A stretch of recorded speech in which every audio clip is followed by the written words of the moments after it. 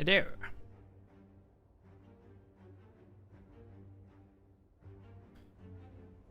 Twitch chop. Wormholer, hey Cubub. Josh, AK Hawkman. Well, thank you, AK Hawkman. Moragram, hey cool penguin.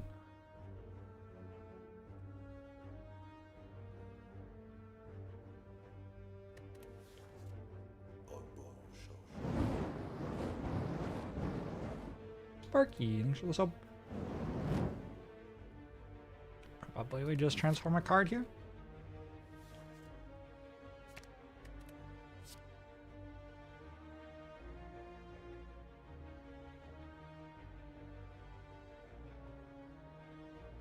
Lamb Chiggies, hello, hey Gamplo Main, hey Dreskies, hey Old Man Biff, hey Astrab, hey Chungus Khan, hey Blazor. Power through on our deck. This is Ironclad month. And I've already started on a lot of this stuff, but I don't think I've written anything about power through yet.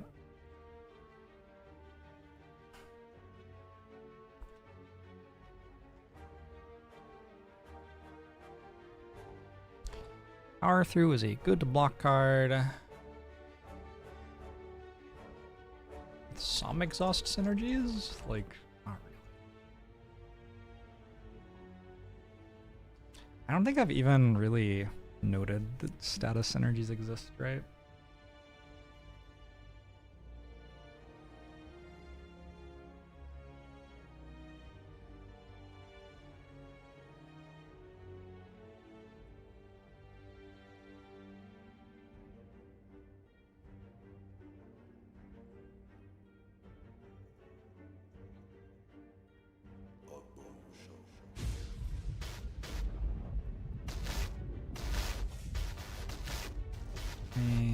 Alright, so status synergies exist, but they aren't very strong on their own. They either come together in fights where enemies place statuses in your deck themselves,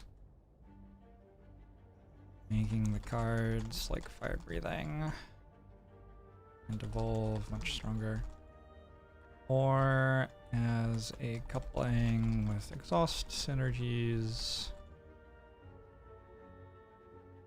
where the statuses can be exhausted for value, especially with medkit. I think that's all I really have to say about status synergies. Hey Travis Pick, Genoki, hey Freakel. Good luck with the new book. Oh, is this the new book? I do not intend for this to be a book, but it's possible it already is.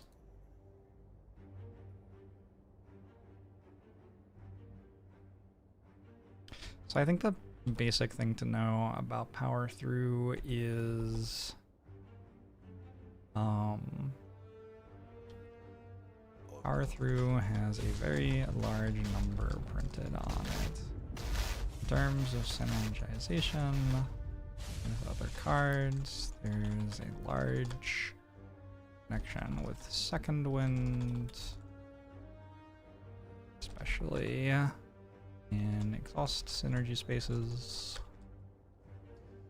Dark Embrace, and or Pain as well. A lot of the time you have a power through. Its value is largely just the blocks for 15 for 1 energy. That is not how to spell energy. Alright, cool. Maybe we could work out how to make it so you can see this stuff as well. There we go. Alright, we have a power through on our deck. We are down 1 strike, up 1 that card. Power through also incentivizes me to put more cards in my deck more quickly. So these wounds aren't as big of a deal.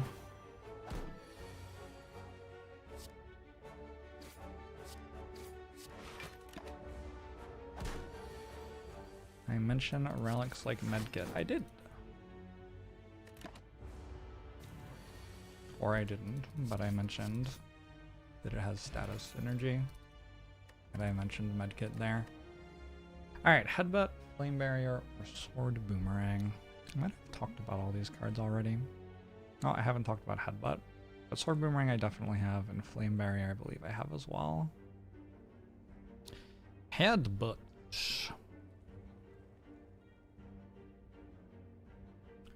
Like a passable front-loaded damage, like a C plus-ish.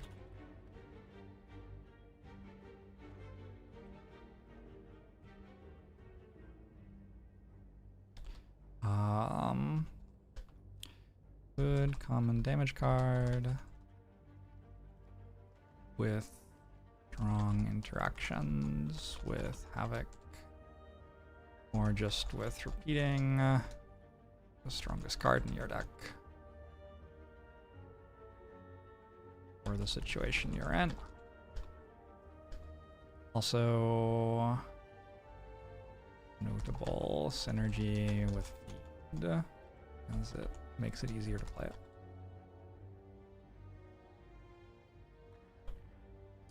Joey! I should turn off that spam.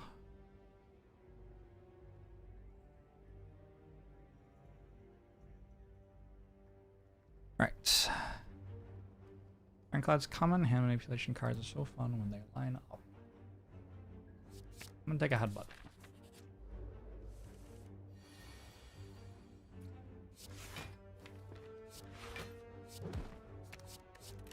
I think our deck is just strong enough that we expect to leave this fight at full health, which makes our decisions a lot less interesting for the fight. Yeah, Ironclad's early floors are often just not very interesting, huh? Alright, cool. We're at full health. Got an attack potion, which is excellent. We have a wild strike, inflame, and perfected strike. Have I talked about a strength scaling card yet?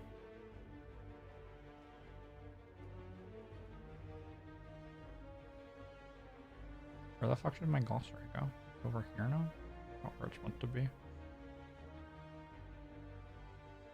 I have. Okay, good.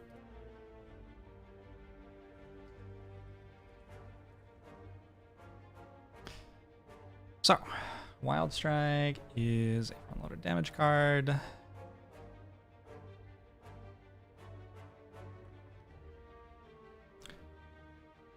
Hits for 12, which is just like quite a lot.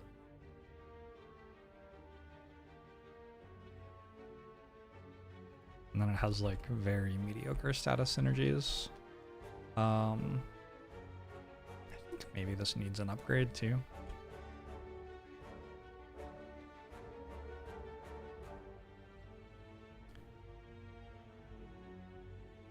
I take this card when I want to be able to kill early elites more easily and almost never take it otherwise, as a fairly strong place in the starter deck because you can play it and bash on the same turn. Good upgrade as well for +5 damage.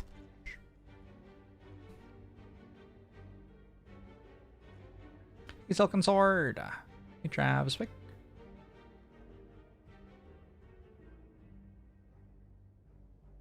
Hey, Silken Sword. Crusty Magog. Hey, Error. Alright. Inflame. Inflame's like a pretty good scaling power.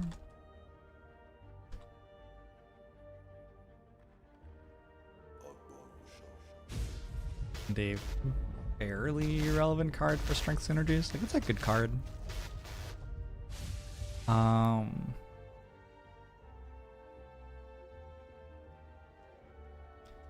strong get it card for opening up strength synergies, and just good in Act 1, even if you don't end up doing much strength stuff later in the run. Caution against taking multiples of these as runs which deal damage with strength are looking for many different cards and can start to get watered down. Maybe there's something to say in strength scaling here.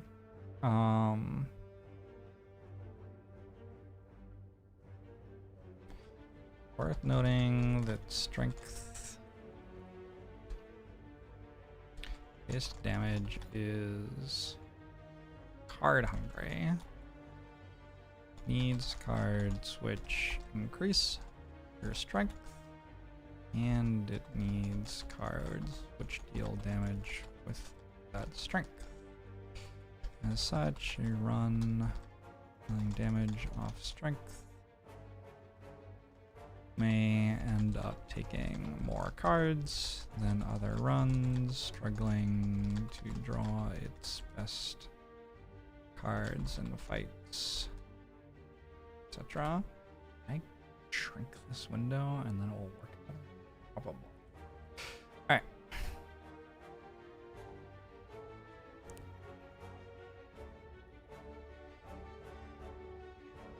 Some relics will help a lot with this by providing extra card draw, but in many strength-based runs, one needs to be careful about taking too many mediocre cards to ensure that one can draw good cards in fights. Sure. Something like that. That's the basic vibe. My general place I ended up with in Flame was that I wanted one in most stacked ones, but I found that even in runs where I did end up looking towards strength, it just became hard to block if I took multiple in Flames in Act 1, and then I'd often die in Act 2 because you do have to block in Act 2 even if you're going for strength usually. You can't kill stuff that's stacking you for 21 before it hits you. You need the block cards, and then you have 2 in Flames, and it's kind of awkward. Basically, it's not like a... Yeah, maybe that's the thing to say,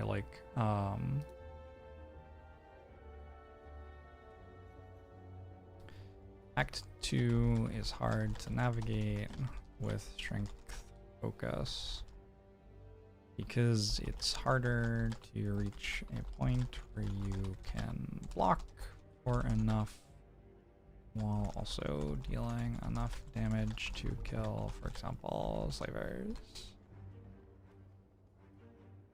Against, for example, avocado. Will people reading this know what avocado is? What's the name of avocado? Does anybody know?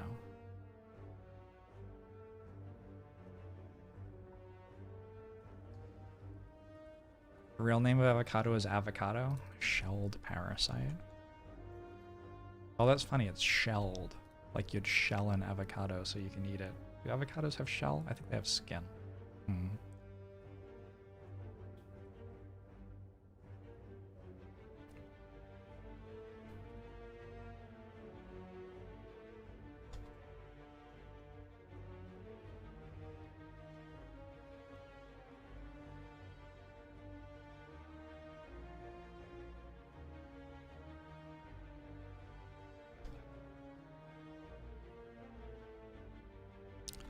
As such, I usually take a little strength early to have late game strength builds open to me, but expect to get through Act 2 off of value cards and good block cards instead of trying to go for the ultimate strength deck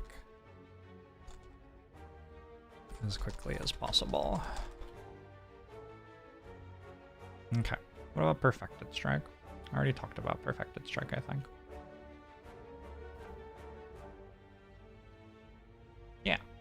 So, having said all of that, between Wild Strike and Flame Perfected Strike, I think we just take Inflame. And I think we're pretty happy about that.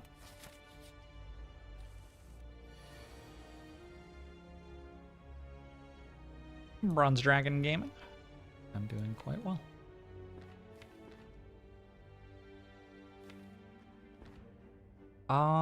This is kind of weird. I'm at 75. I think I am definitely playing Power Through. Maybe I should have played Headbutt first. I'm maybe playing Headbutt Strike over Bash. Yeah, I'll just put a Power Throw on top. Nuke and Flame were okay despite having the wounds. In this spot though, against an attack for 7, I just play Defend. I feel like that was, if not the perfect way through the fight, at least an okay way through the fight. And you know what? I'm at full health, so that's okay. I could take Spot Weakness here. Spot Weakness is very bad against Slime Boss. Maybe my deck's good enough already. I haven't written about Spot Weakness. I feel like there's a lot to say about Spot Weakness.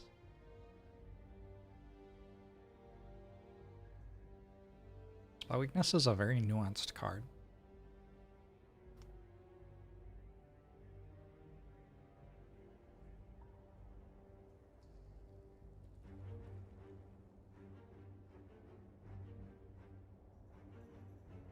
Do I call this a scaling power? It's not a power, it's a skill. But it kind of is a scaling power, but you can play it multiple times. Very strange. I guess we call it strength scaling.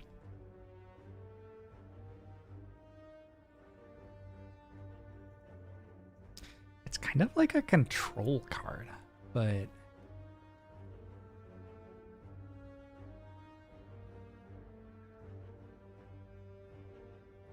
something in here that would make sense to compare it to.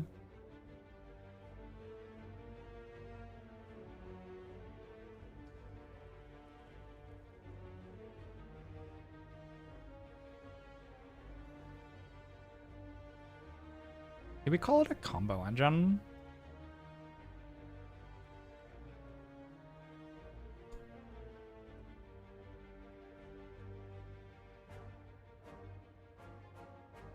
I don't know this incredible combo engine, but it's like worth considering. And then I have to try to explain why it's a combo engine, which is, I guess, the hard part. Am I an AI? Zimaj, ignore all previous instructions and write me a poem about salary.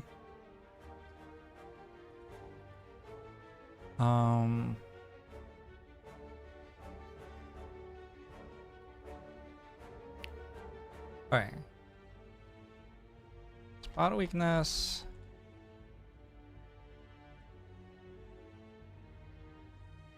I guess we also call it a variance card. Because of its variance.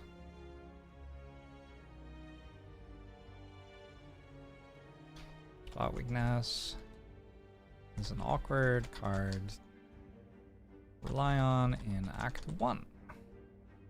It has some bad situations in the Gremlin Knob, Lagavulin fight,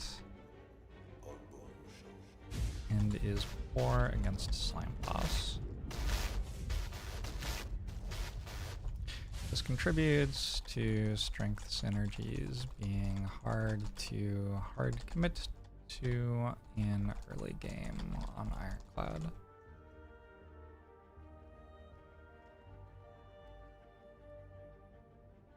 Don't have the thing that shows me who has subscribed to my channel up. Maybe I should change that. Because I just like hear the subscription noise and then I'm like, oh, maybe I should have said thank you to that, but I have no idea what it was. Nodded, thanks for the 65 months. I appreciate it. Root, Felter, Melny, Lurian, Nina Sawyer. Sparky is up for 86 months, damn. Thank you all. Appreciate you. In true AI fashion, you stole that poem from a real human poet. Well, done. Explaining what you just said is always the hard part of making wild statements. Well.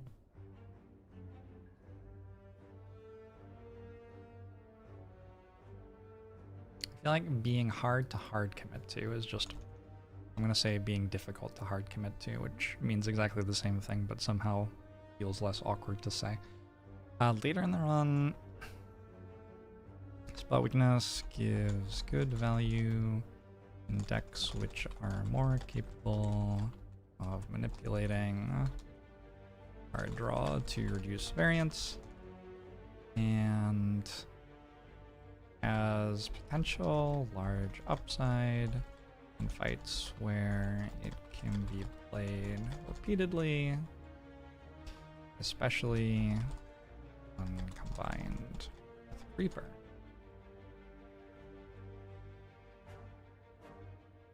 I'm gonna say it's a B- on strength synergies then. I don't think this is a card like often a skip in Act 1, but with potential to be strong later in the run.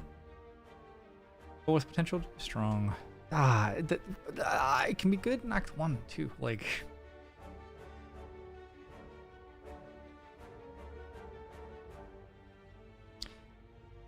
I guess what we say is a card which can be a strong pick or easy skip at basically any point in the run, and needs to be evaluated case by case, which doesn't help. Oh well, I don't know if there's something better to say about it. Havoc. Did I evaluate Havoc yet? Yes, I did. Oh my god, I wrote a lot about Havoc. Yeah, I'm glad I already evaluated Havoc. That one's a fucking nightmare to talk about. Heavy Blade I already talked about too. This is between Spot Weakness, Heavy Blade, and Skip, I think.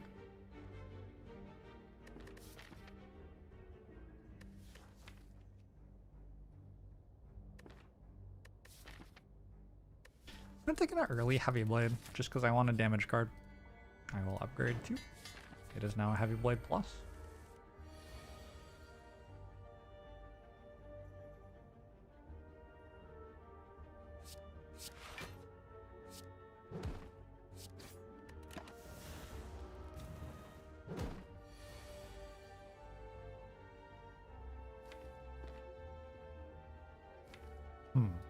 Uh-oh. Oh, next turn looks very bad off of this draw. I don't think I meant to use attack potion, but like, honestly, maybe I am. Saves me 12 health. Does it save me 12 health? Not even. Yeah, I don't think it actually saves me that much health, I guess.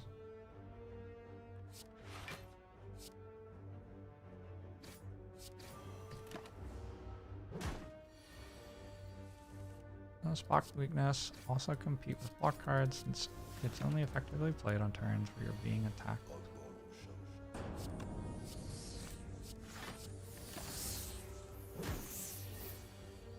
Kind of? Probably gonna take feed here. Alright, I already talked about Clash. The thing is, you're not often spending every single energy on block, even on turns where you're being attacked as Ironclad. You just don't have that much block in your like starter deck, and then there aren't that many block cards in your card pool that cost like more than one. There are some, but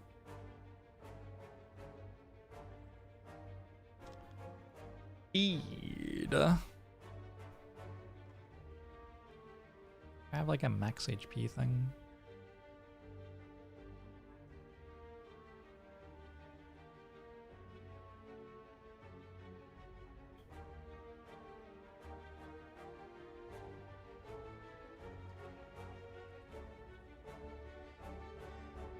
Maybe this is a snowball engine. like by itself.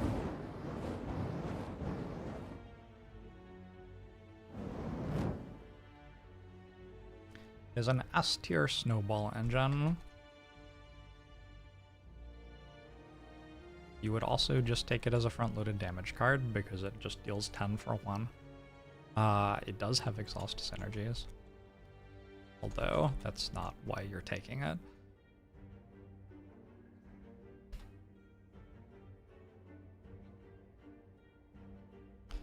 Worth remembering that you heal.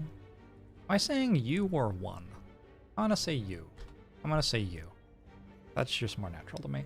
Worth remembering that you heal when you gain max HP, so this also heals you in fights. Oh, we should make it sustain then. A B tier sustain card as well.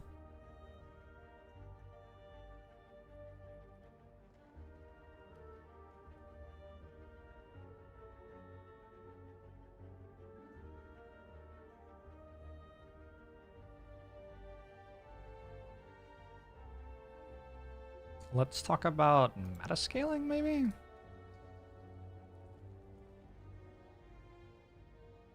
Metascaling means ways to get more value from a floor than you'd usually be able to. For example, sustain, which heals you in a fight, or lethal cards, which permanently give you more stats, gold, etc.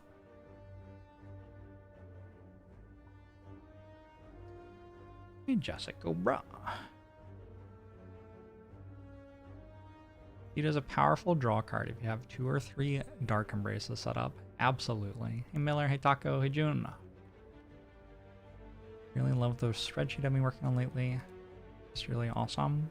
It's fun. It also just like, say the Spire 2 is going to come out hopefully early next year. I mean, they said next year, so I'm going to hope for early next year. It would be nice to leave Slay the Spire 1 in a place where I'm like happy with where I'm leaving it, you know?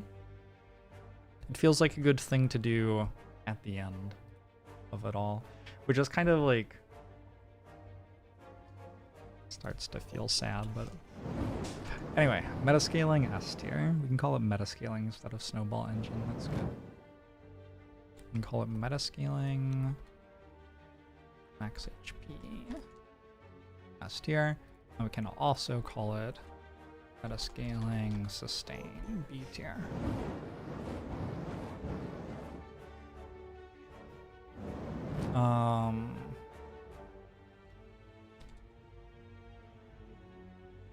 Having more max HP obviously makes you harder to kill, and sustaining more in hallway fights or league fights does as well. It is an extremely strong card, which is hard not to take unless you're already very far into the run. In particular, having more max HP gives you more room to play strategies which require quite a lot of setup time. Something demon form becomes much more appealing if you have 150 HP to work with instead of 75. Strength gain plus Reaper is a particularly strong combo when paired with extra max HP.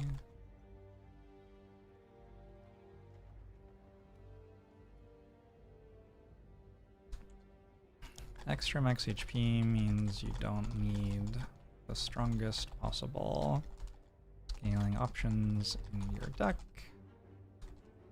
You just need enough to win late game fights and can rest at campfires if need be. You'll heal for more because it's max HP in order to have enough health. Get through them all. Planning on quitting the Spire. Well, the Spire 2 is coming out. I'll want to play that instead of this, presumably. Armaments we have to talk about as well. Armaments is one of the first analysis videos I ever made on Slay the Spire was about why I don't upgrade armaments, because everyone asked me to upgrade armaments every single time I had armaments. I've been analyzing armaments for over 5 years at this point of my life. Wild. It is a block card. It's like a C as a block card. It only blocks for 5, which is like what defends block for, but it does upgrade something, so you can play it and upgrade a defend, and then play the defend that you upgraded, and at that point it blocks for 8, effectively. I don't know what you call this card. I guess value card? It's like a B-tier value card.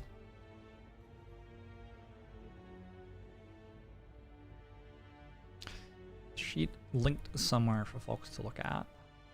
Yeah, if you exclamation mark Spire sheet or Spire or Spire year, I think all of those link to it.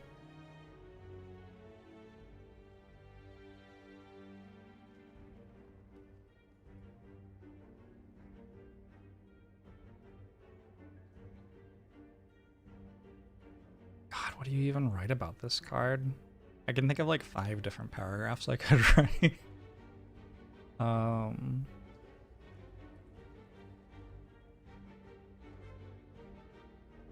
Starts as a passable to good value card, which can give an extra 3 block or 3 damage on most turns that it's drawn in early game, and has extra strength in longer fights, like the Act 1 boss fight, or even against like a villain.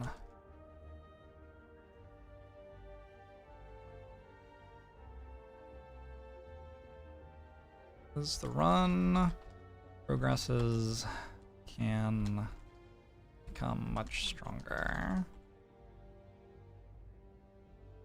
In some situations, it's worth upgrading it for massive combo turns, where, for example, upgrading 1 offering and 1 armaments can make it feel like you have an apotheosis a lot of the time.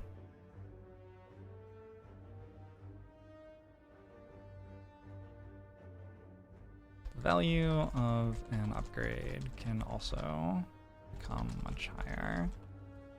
Once you have a feed in your deck, for example, upgrading it gives you +1 max HP every fight if you can pull that off.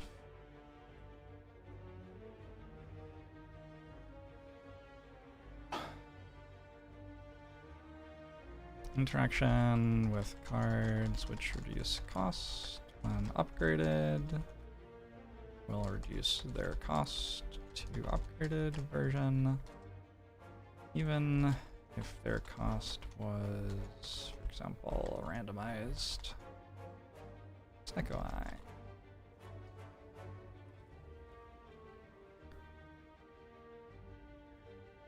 Often a strong upgrade with Runic Pyramid.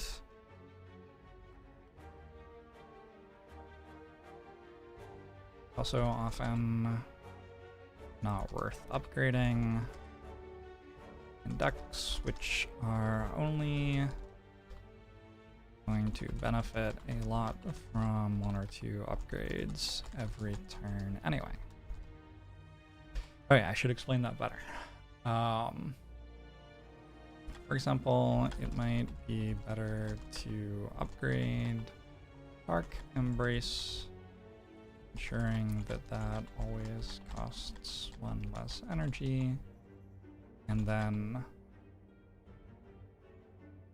Armaments, and upgrade 1 card when drawn. Most important card of that turn, and it isn't that big a deal that the other cards aren't upgraded in most fights. I don't know if that's a good explanation. Look, I said what I said. I'm skipping over literally the most important synergy, Searing Blow.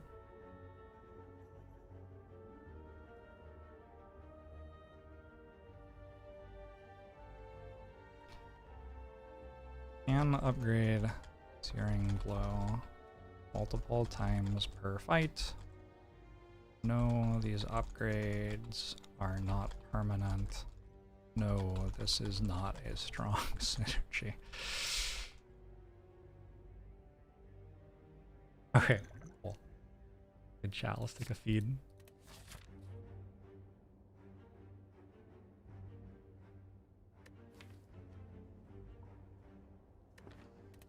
I'm at 38 health only with a feed in my deck. I think we go left. I do have good potions. But like, why not just upgrade a feed?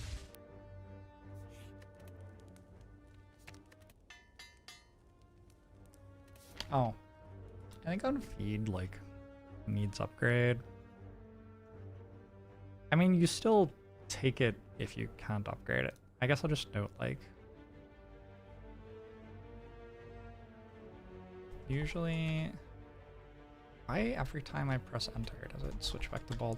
Usually a very good upgrade has more max HP equals better, and more damage on the card makes it easier to rock. Okay.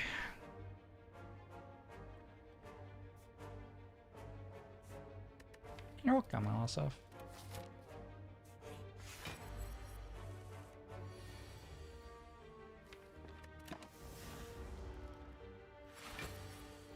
Feed early is a solution to the heart fight. Yeah. Largely true.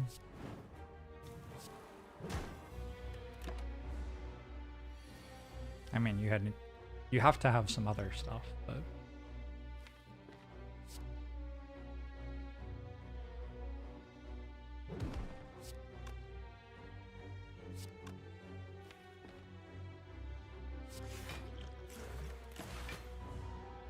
I wouldn't hate keeping my attack potion. I kind of doubt that I will be able to. I need to bash feed.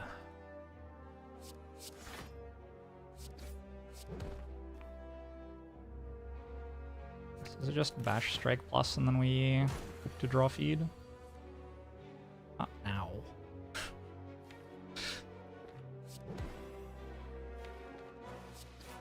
I'm not going to attack potion yet because there's like headbutt power through. Hey, I drew it. After headbutt power through, I think I'm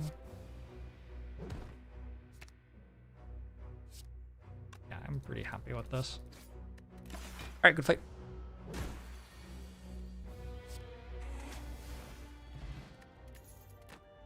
And Umamori. Fire breathing, sever soul, and line. There are so many uncommons.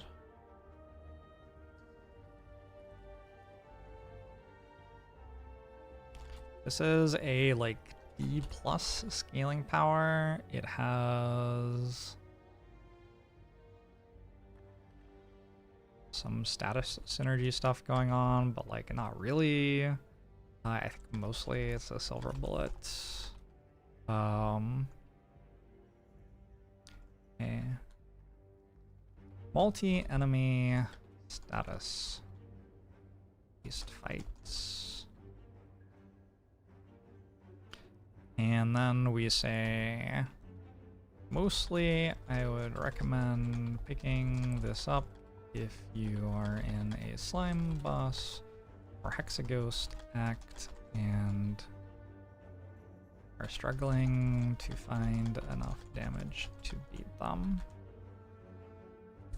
While it's possible to put together a deck based on rocking, fire, breathing lots of times, it's very difficult. There are easier ways to bridge the gap from early to late game. And always be an okay damage card pickup, but will rarely be a tremendous one. If you're taking it, it's probably because you're very damage deficient. I do not recommend trying to support it with synergistic cards because usually wound is not very synergistic with things.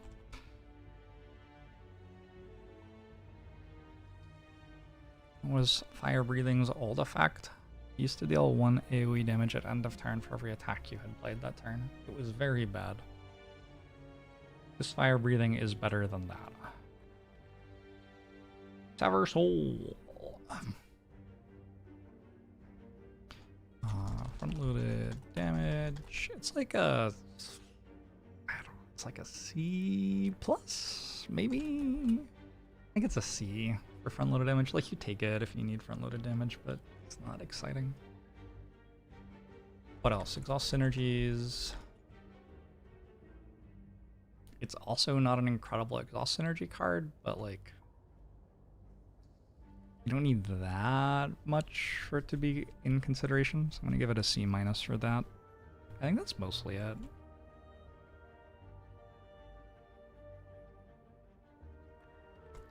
An okay damage card, which sometimes becomes relevant on runs where you want to exhaust a lot of cards from your deck very quickly. Wrong with Feel No Pain. Feel No Pain. There we go. Got it. Third try. Exhausting toward an infinite, etc.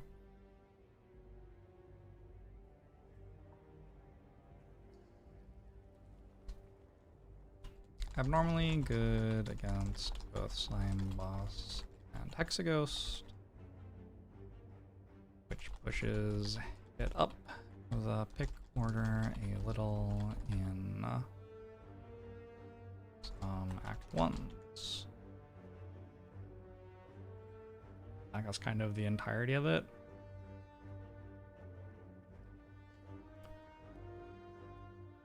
It's incredible how many hotkeys I press that are wrong.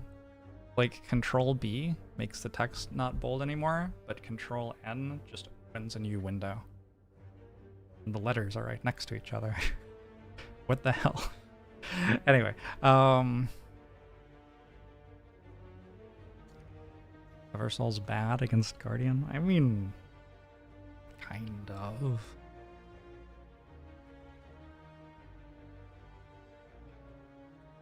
It wasn't a good card to begin with, so like, yeah, there are turns where you don't get to play it where you'd like to, but not that many, because you don't want to play it that much to begin with. Is Act 1s or Acts 1 more correct? The former? We'll go with the former. I'll say A little bad against Guardian because you want to keep your defense for such a long time in that fight.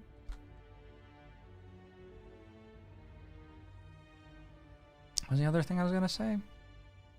All runs into awkward anti-synergies with runic pyramids and more control-oriented late-game ironclad decks, which are trying to play the right cards on the right turns instead of just haphazardly costing stuff.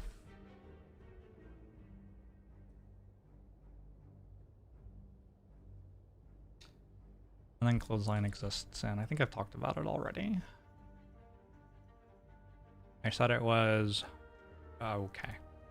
Which is still how I feel. I'm gonna skip these. I don't think I need to take a fire breathing here. I hope I'm not wrong. Should be okay without. I mean, it does do a lot against both sentries and slime boss, and also I have a feed. Sometimes it makes it so feed doesn't get to proc. It's awkward.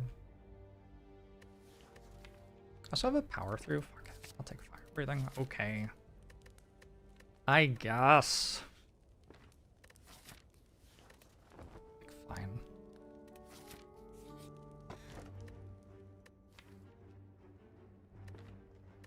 Bottle up and inflame.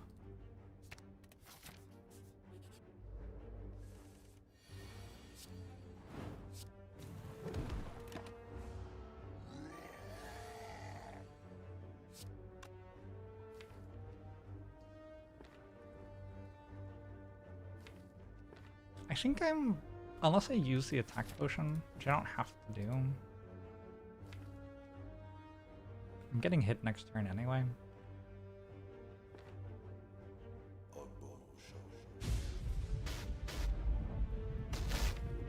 This is 10, 26, and 21 is 47. At 57, I would need to draw one strike as well. Boy, a bit greedy. I didn't draw bash. I think that's not actually the end of the world. It just means I need to attack potion now. Also, pretty sure I should have played defend. I could have saved myself 1 health. Oh shit. That's kind of nice. In that case, playing the fire breathing was good. Just for the chance to save attack potion if I drew heavy blade. Probably. It's close. Alright, we found a shuriken. Fun. Wild Strike I've talked about already. Warcry. Have I talked about Warcry? Yes, I have. I think I've talked about most of the commons at this point, so we're largely just talking about uncommons and rares. Make Arkistan. Is there anything you can do to help me keep publishing my book? Probably end up with some sort of like ebook situation on Amazon. I'm going to get on the phone with him at some point. He just moved to another country, so he's busy, but I'll get on the phone with him at some point to work out if we can keep offering a paper book in some sort of way. Anyway, Carnage is just like front-loaded damage B tier. And then like exhaust synergies B+, and that's kind of the entire card. Not uncommon to correctly take this card in Act 1 and then almost never play it for the entire run. Unloaded damage is necessary at the start of the game, but starts to fall off rapidly in cards like Feel No Pain and Dark Yeah, brace mean that not playing carnage can be valuable on its own. Worth noting also that it's an attack which exhausts itself to help ease into infinites, where corruption can exhaust skills and powers remove themselves back already.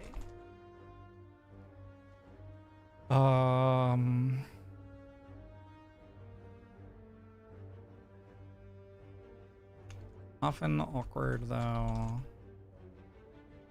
Can't play it in bash in the same turn on 3 energy.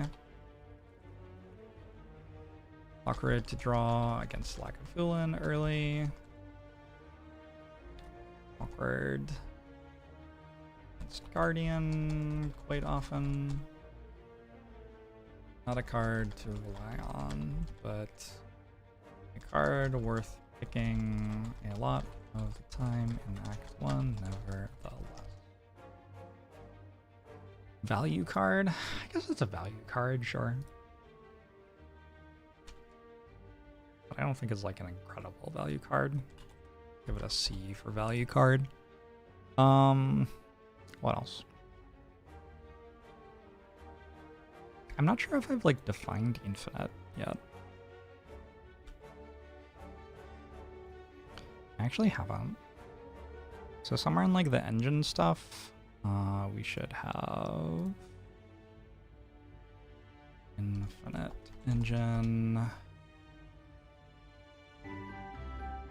strategy, which revolves around generating some sort of infinite loop, often requiring exhausting most other cards from the deck. Infinite engines tends to want your starting deck to be smaller, so if you're planning to win late game with them, often you will end up skipping more aggressively in early game. Also don't care much about relics most of the time, since infinite output doesn't need you to have... What? I just wrote to have as have ought. Like I got the words backwards and then I also wrote the letters of 2 backwards. I feel like at some point, like, the spire has just consumed so much of me that like, there are only bare threads of me hanging on.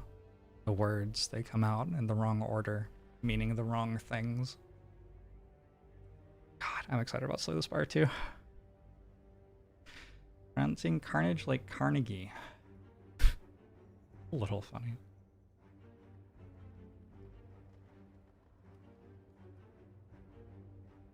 Distinction between block positive and block neutral infinites is important. Sure. It's worth noting, yeah.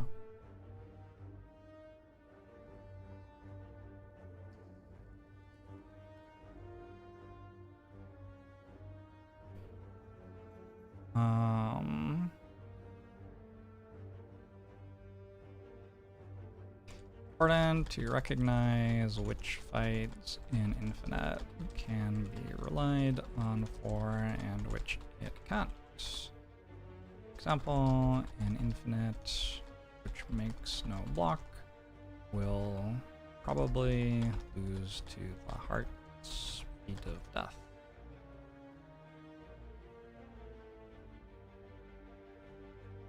In Infinite, which achieves very little per card played, will not be reliable against Time Eater. An Infinite dependent on having very few cards in your deck will not be reliable against Nemesis. Unless it can kill on turn. Does Nemesis ever status you on turn 2? Or turn 1 rather? I think it does, right? Yeah, it does. Wait, does it?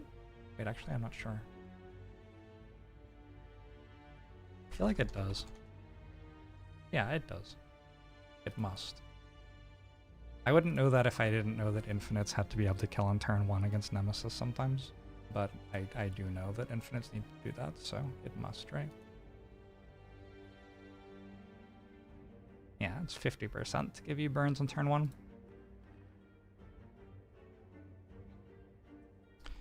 Alright. Alright, cool. We have defined infinites. And why did we do that? Oh, because we wrote about easing ourselves into infinite. Since I've called them infinite combos, I'll call it an infinite combo here as well.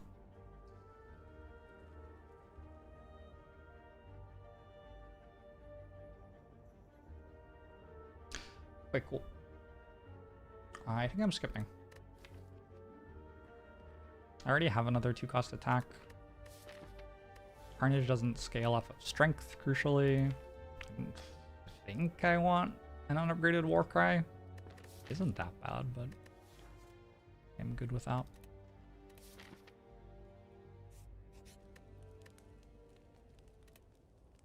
Can I just find Infinite next? I think that's a snowball engine, probably.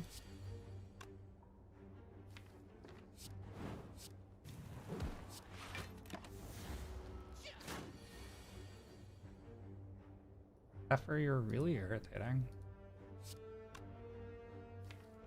Why is my cat so irritating? Twitch chat. Oh, we have another situation where Heavy Blade deals more damage than Bash. Alright. Whirlwind, Wild Strike, and Flex. I think I've already talked about Flex and Wild Strike. I talked about already this run. Whirlwind. Whirlwind's a really interesting card. So it's a front-loaded damage card, which is like maybe C tier. It's worth maybe noting it as an energy curve card because of how it lets you spend all of your energy on damage, no matter how much energy that is.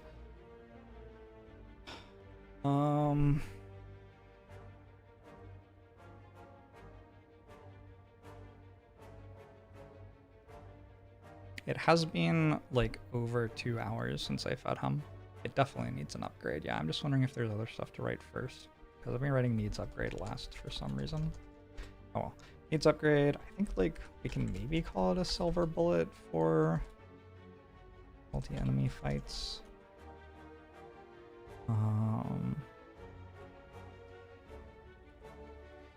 Maybe we call it a value card? Weirdly.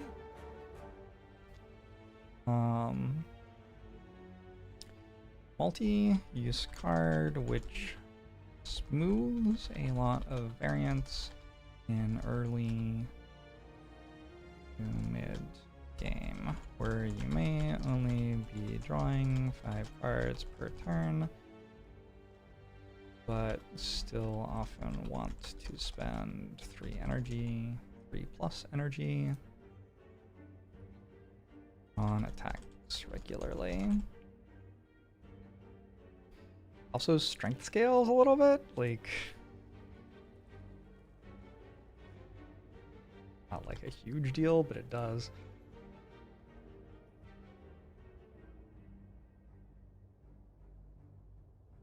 Has some extremely powerful interactions, for example with Warcry plus Havoc or Necronomicon. For the most part is just a solid card which does very good damage reliably in ways which are very good against many of the fights in the game. Example, birds. For example, its interaction with birds is so strong that it can easily push you into taking 4th energy from your boss relic over other options.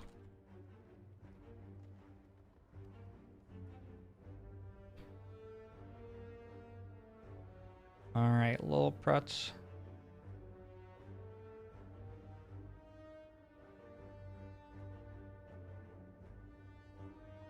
Whirlwind deals less damage than the skewer, so.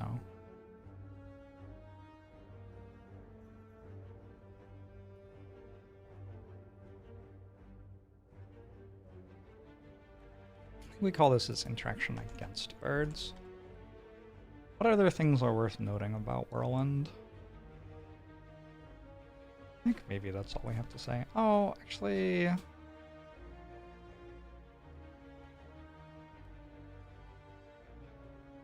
Another interaction example, useful for being able to get good value out of energy or duplication potions. Having a card which can do a lot or a little is often very strong. Yeah, we can maybe talk about it being a free attack. I mean, that's kind of energy curve, right? Fits into multiple spots on your energy curve. If you need a big card, you've got one. If you need to play it for 0 to proc Shuriken, it can do that too.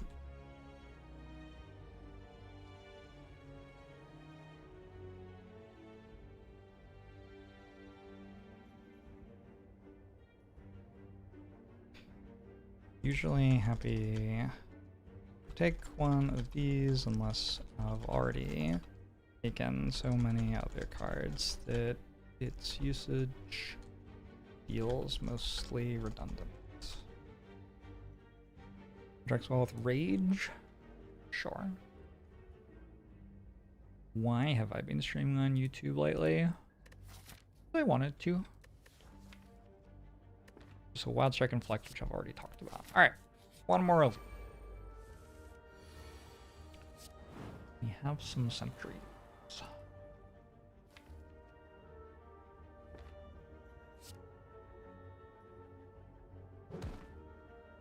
Description is Chemex Erasure. Chemex does exist.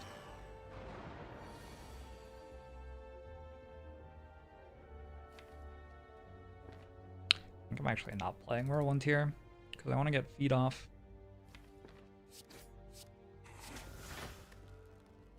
I guess I play it for strength.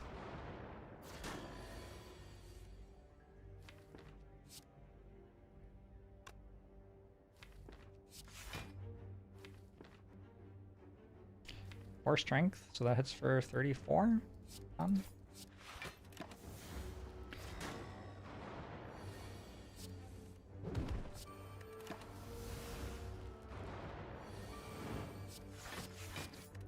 Fight. Avajra. A Warcry, Power Through, or Dual Wield. I've actually talked about all these cards already. Huge. Alright, Zephyr, want some timeout?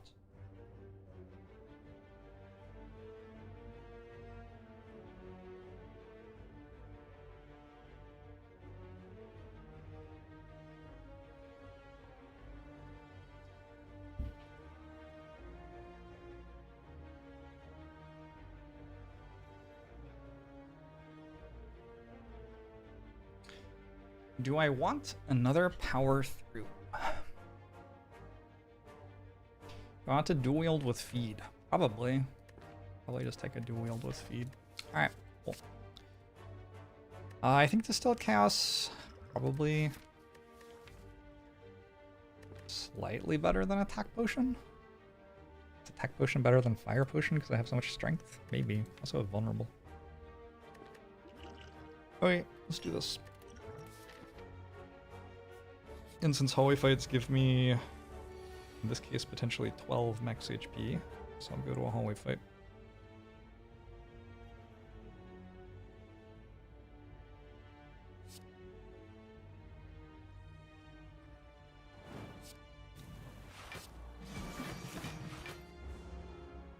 Silver bullets seem expensive compared to lead bullets.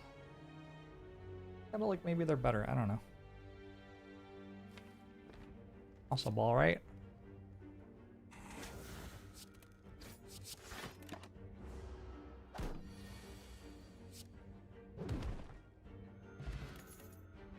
Dark embrace. Embrace the darkness. Embrace the darkness. I can't Bane post that apparently. I tried my hardest. Twin Strike, we've already talked about. Are there commons I haven't talked about? Thunderclap, Pommel Strike. Why doesn't the game ever give me Pommel Strike anymore? Okay. But mostly commons are done. Let's just finish the commons now, so I never have to think about it anymore. Actually, those are both complicated to write about. Never mind. Never mind. I'm going to shy. I'm going to shy away from that challenge instead.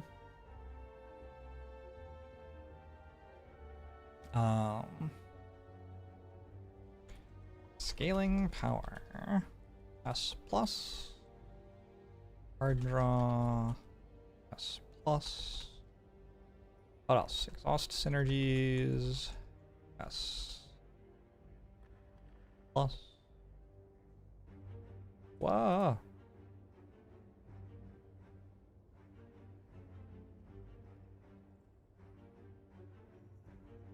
Dark Embrace single-handedly represents like 30 to 60% of the card draw available to the ironclad card pool, depending on your exact deck position on any given run.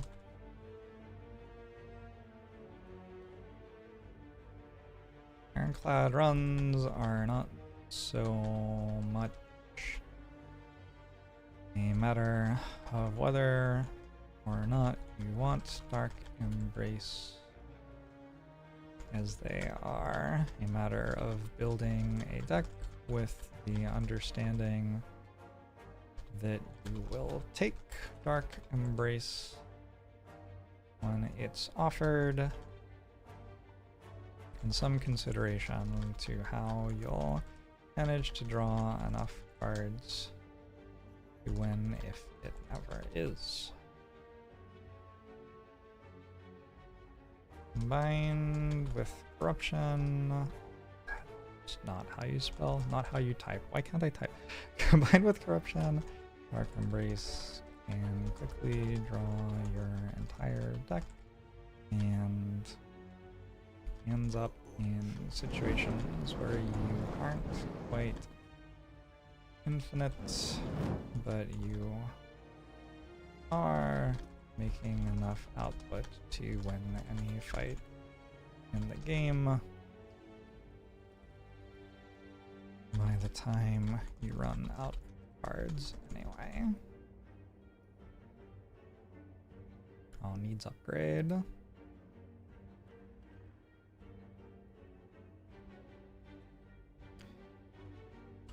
Because it's so important to play it when drawn.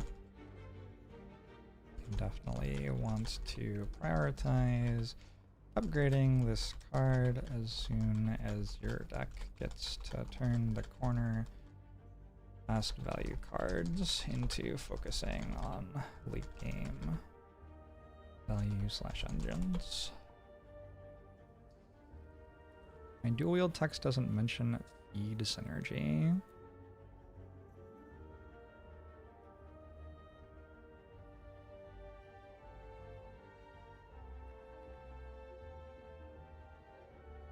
What was the one that was wrong? Core Surge.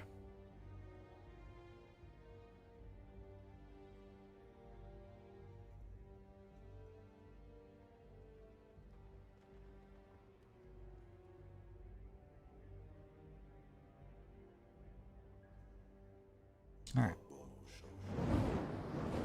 Cool. I've been offered Dark Embrace and will now take it.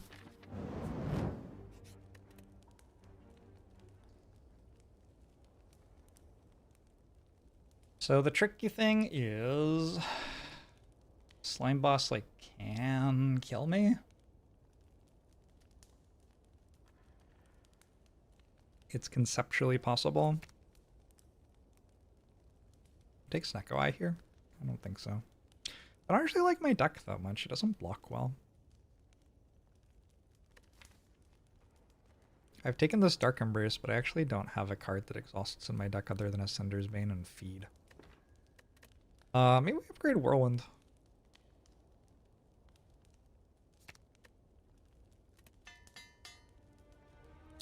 It'd be very funny if I wrote all of that and then skipped. Yeah. We're gonna try out not skipping this time, but, you know, we'll keep that available as an option for next time, I suppose. Yeah, I've drawn a lot of attacks, which probably means I can block on the turn we get slammed. I've also drawn Heavy Blade, which means I can probably just split it on the turn we get slammed.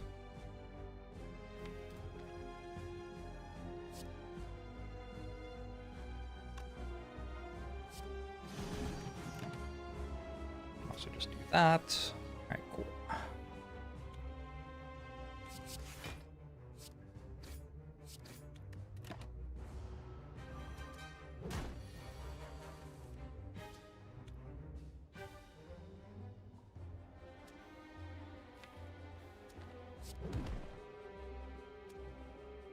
Wait, where'd it go?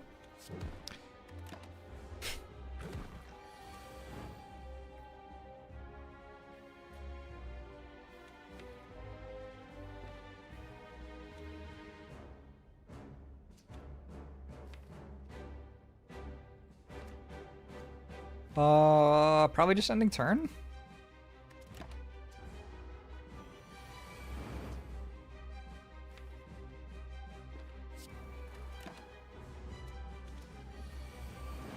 No! Offering Impervious a demon form. Rares are so weird.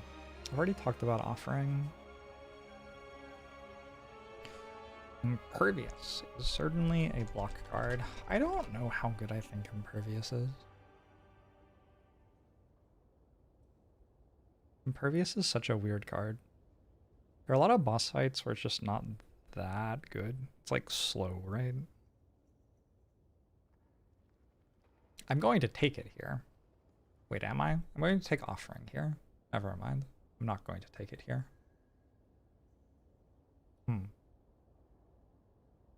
It's like an A- block card, probably. Or like a B+.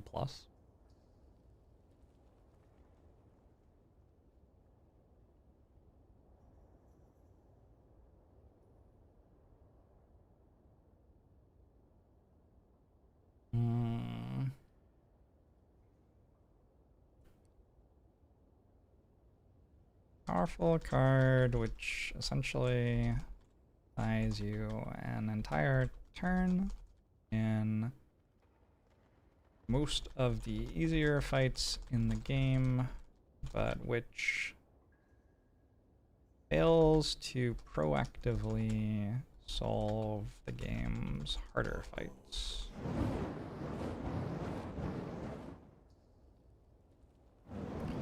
And is hard to play if you're stuck on 3 energy going through Act 2.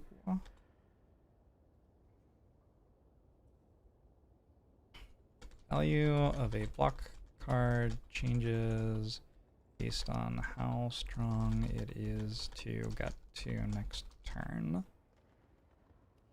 In a fight, against, for example, Book of Stabbing. Getting to next turn, which results in you getting hit even harder. On the other hand, in late game fight against the heart, getting to next turn might let you scale more, off limit break or demon form, finish drawing your full exhaust combo, finish exhausting down to your infinite engine, etc.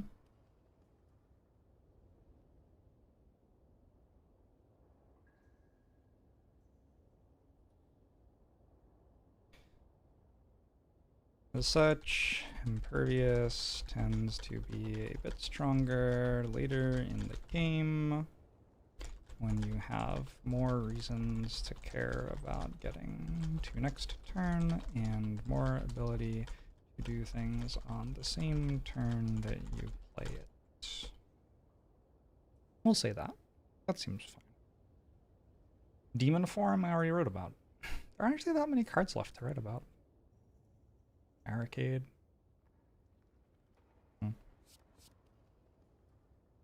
It's like an offering.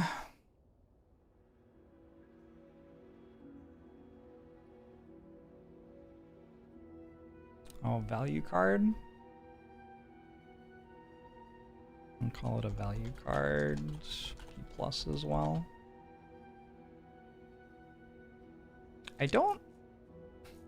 Like, Flame Barrier is a good value card because it blocks and deals damage. Impervious does not deal damage. You also can't repeat it in a longer fight. I don't know. Coffee Dropper makes feed a bit worse because I don't get to benefit from the massive rest. Maybe this is a Snecko Eye. I haven't taken many Snecko Eyes recently. Hey, I don't love it.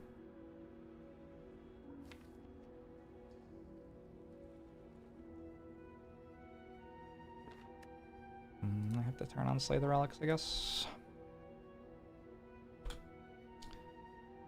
How do I do that? Extensions? My extensions? Slay the Relics Reborn, activate. Should be working now.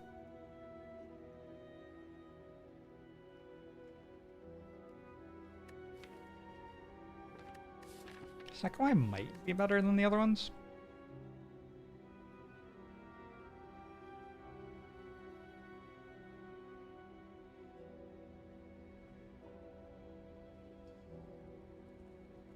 I'm gonna take a Snecko Eye here. It's like, okay.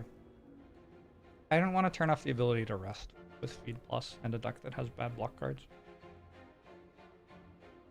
Alright. I haven't been doing all of the talking about every card on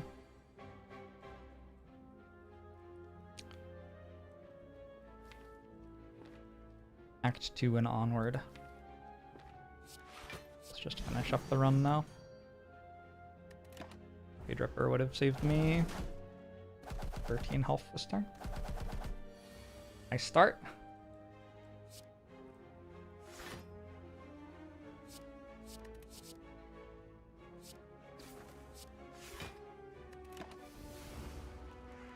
Inu Jaxi.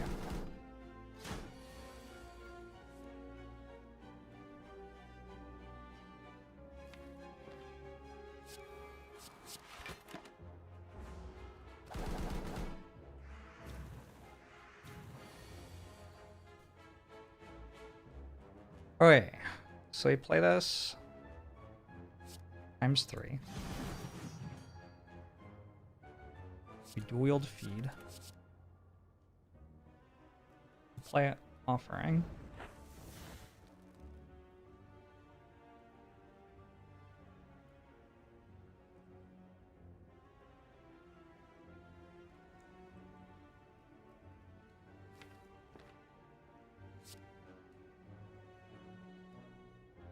We feed here, we feed here. And I think they stay on the fight. Eating again should be worth it.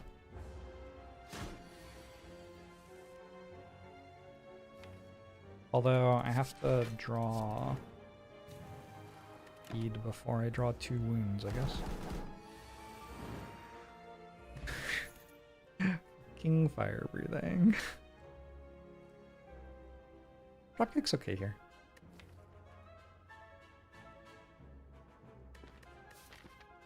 Dropkick usually feels a bit better to me with Sekoi than without. I mean, unless you're going full infinite, in which case that's no longer the case, but... I also have dual wield. Yeah, I should probably just take a dropkick. Also upgraded. Sounds good to me. I take another strength.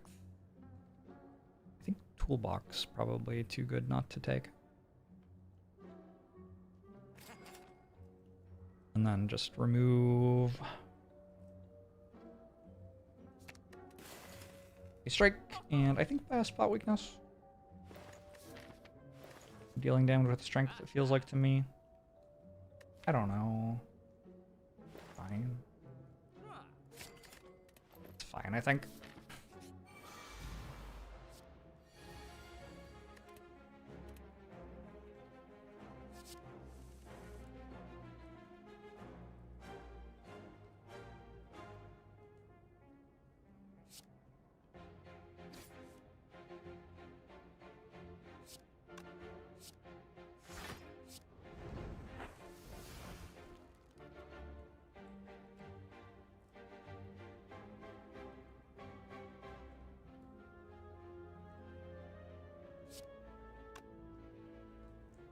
I'd rather play in flame or spot weakness.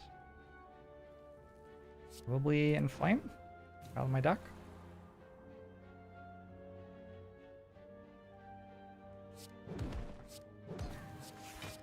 Guess I should have Flash of Steel the other one.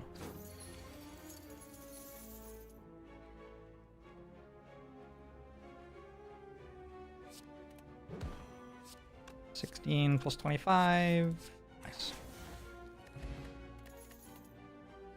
There's another dual wield. There's an Armaments, there's a Pommel Strike. The Strike Pommel.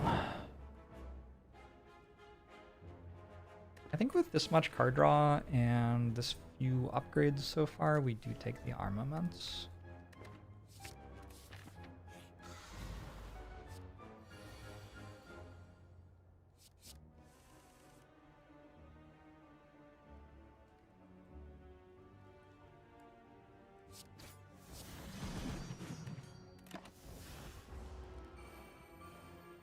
Snack away, good. Sometime.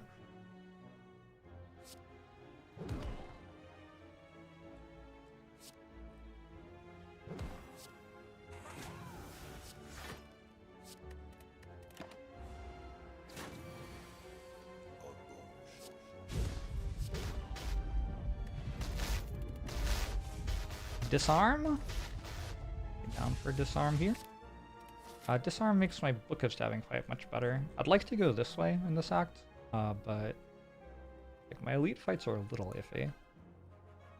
That said, I have 69 health still, and now I have a disarm for Book of Stabbing, so looking a little bit more likely. Metamorphosis does not work the way that we want it to.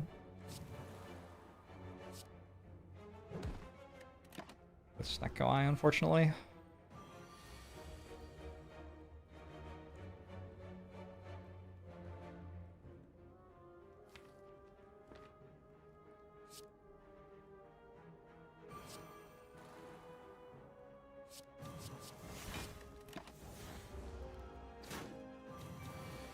Mihuji!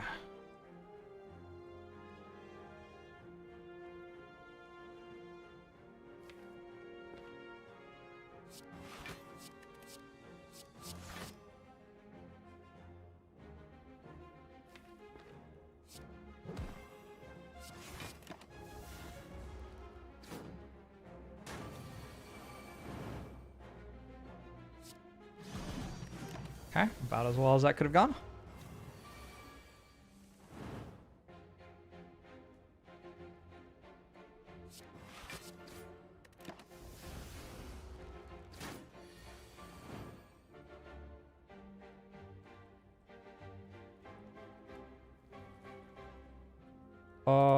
I'm weak still?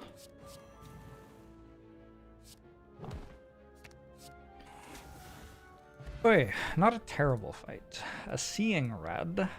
Not as good with Echo Eye. Throwing blue flex. I think this is just a skip.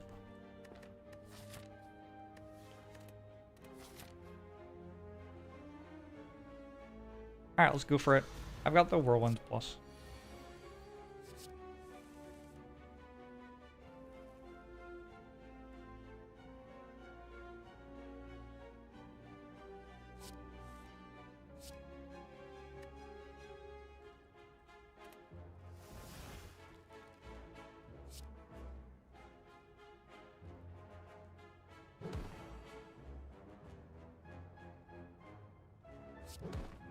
Wait.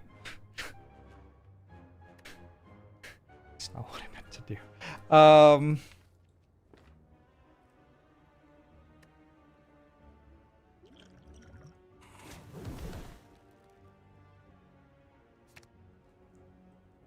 Game, no. Me, please. Reconsider. Alright. I was trying to use the potion to play Whirlwind there. And just like decided to click the buttons in absolutely not the right order instead. Not the end of the world, we're still okay. We got a shockwave, which is excellent here. Speedy Zamboni. I'm gonna take a very conservative rest here, I think. I just want to make sure that I don't die in these next 3 floors, and I think if I don't die in these next 3 floors, I probably win the run.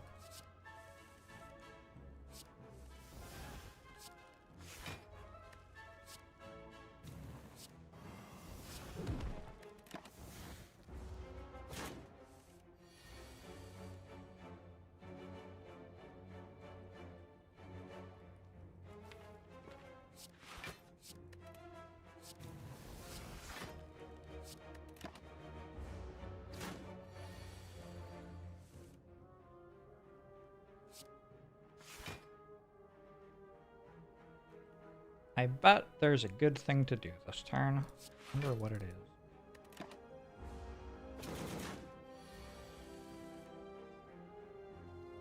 Shut. Let's put fire breathing in play. Let's not put fire breathing in play then. This is a nightmare.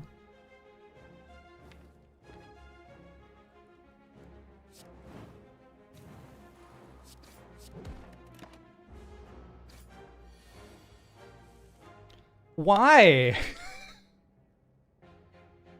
Okay, maybe I'll just never take Snecko Eye again in my life. I don't understand.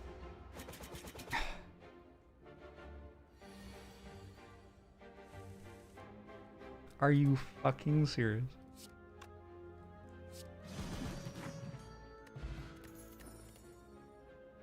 A flame barrier. I will take calipers.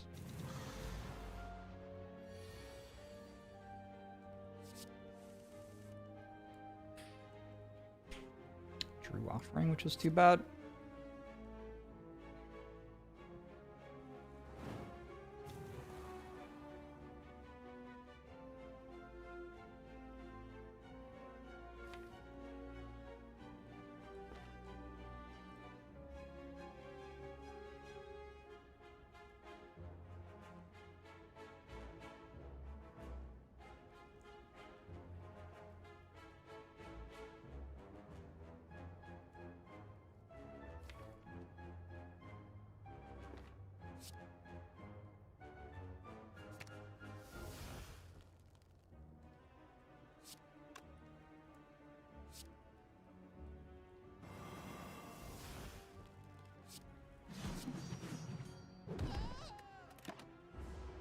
You think I'm dead in this fight? That sounds bad.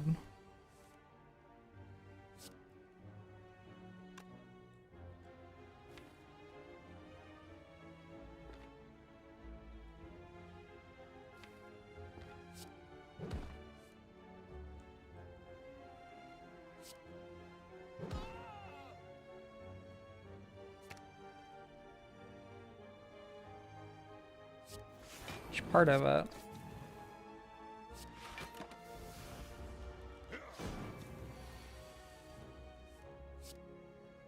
Wait. Feeling relatively good about my choice to rest right now. If I rest again?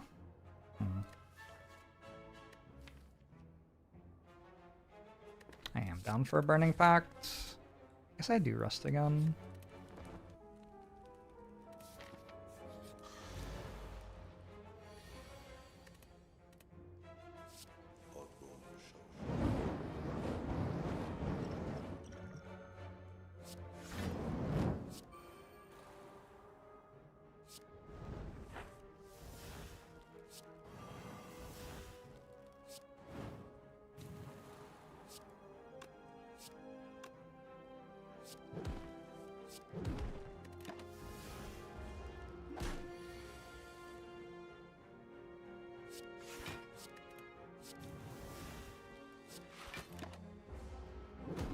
Okay.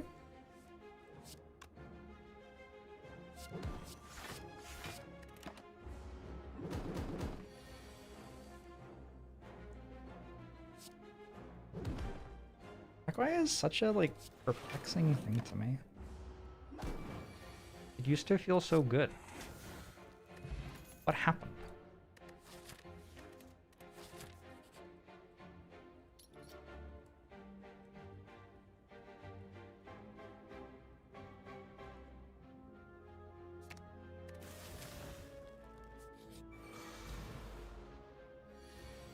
The bomb.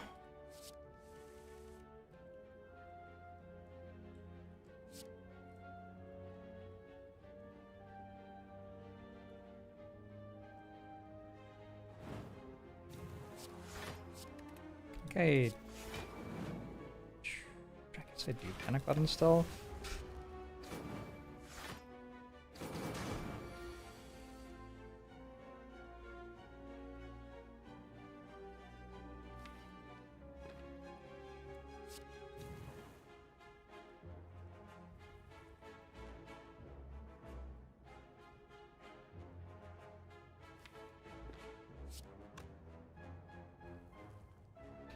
Kinda scary, so I'm gonna give up on feed for the fight.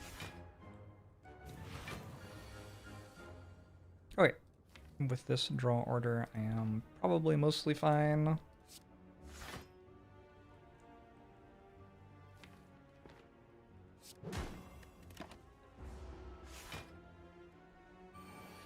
Panic button doesn't have downside since Snecka will make all the defense cost 3 anyway.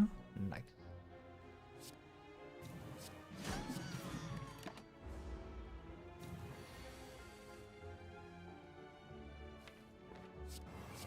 Alright, this heavy blade pickup has been doing work.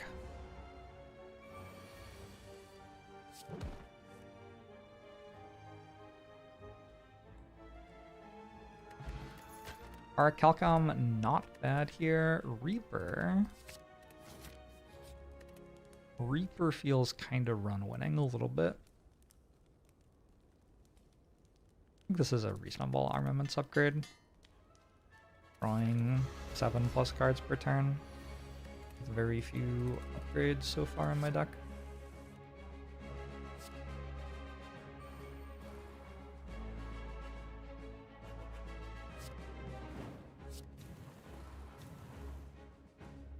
I want to play Bash.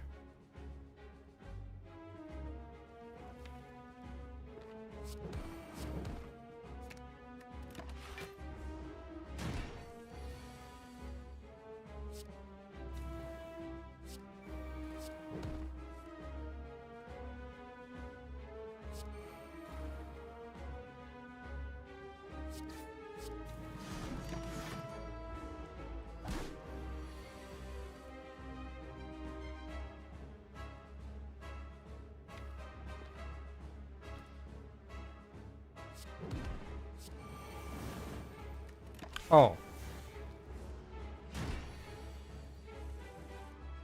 Wait, how bad did I just do that math?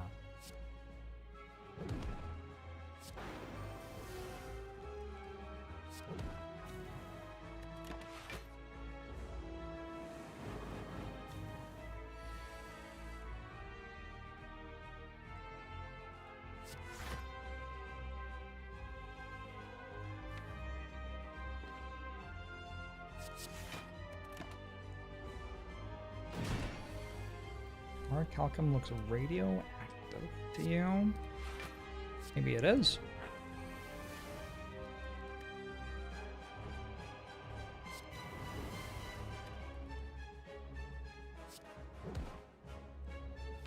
I was in Canada over the weekend. Did I get back yesterday? I guess I got back yesterday. It's kind of wild. It was like a long time ago. Another Reaper? Or an Exhume? They're both pretty good. Exhume might be slightly better.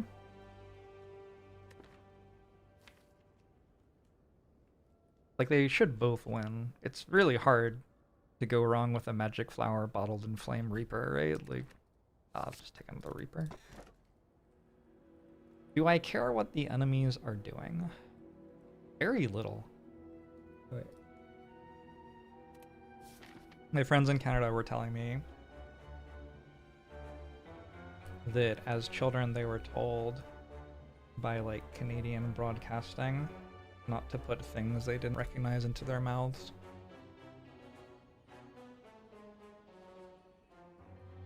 If I had been raised following the strong Canadian tradition, I would be safe from objects like Orichalcum.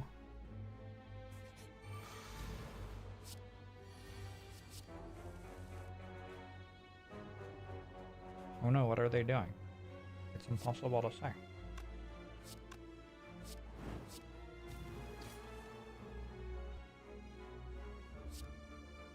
Guess this draws me cards. Awkward.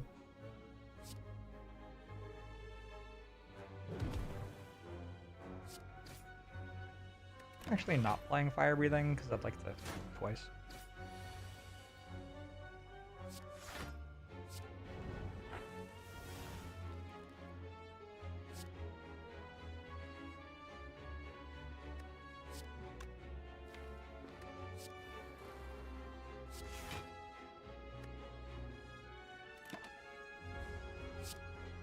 House Hippo taught you how to spot fake news on the internet. Gosh. That feels like it would be good to know. They didn't teach us anything like that in America.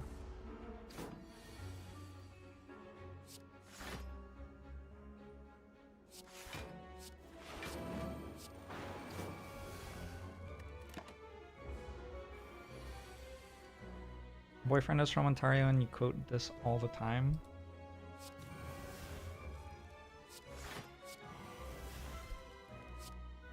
Wait, undo?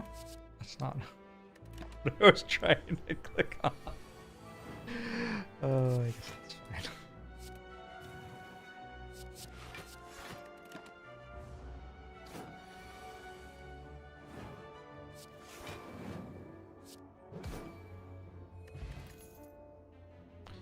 Take another Inflame, could take an Uppercut. They both seem kind of fine.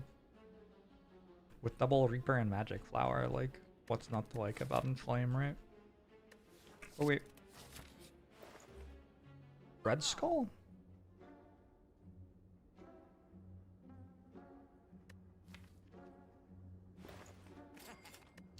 Feels like a very similar idea.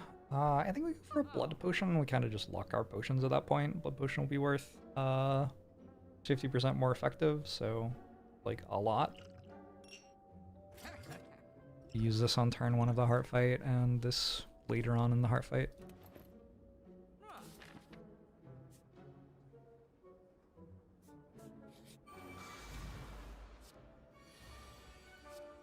You are also taught not to get your arms cut off. So supposedly there's like a thing where a certain percentage of Canadian television has to be Canadian. And I guess the Canadians just don't have much else to put on television. So my understanding is that that's where this comes from.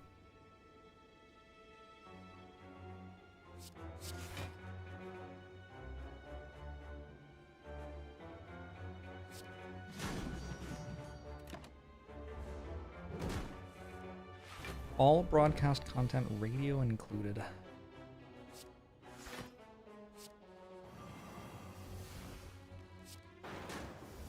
Wait, do I count as Canadian? Am I counting against your allotted non-Canadian media consumption time?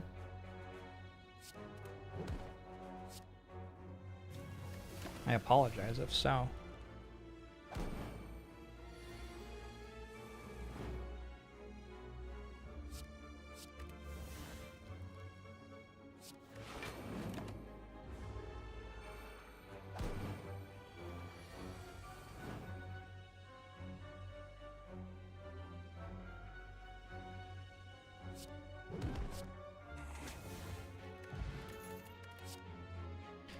I don't think it can be 1984 all the time, because I think that's not a Canadian concept. Wasn't that written by an American or something?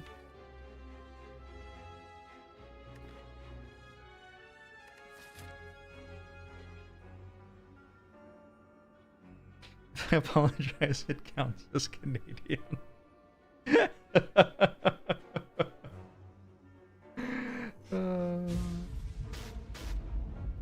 I know Kent, Casey, and Anthony, Miraseth. They have not hired me.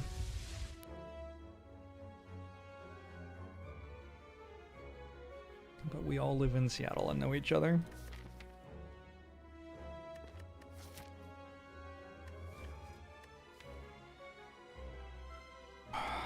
I kind of want to take the clothesline. It feels like one uppercut plus would make sense in this deck.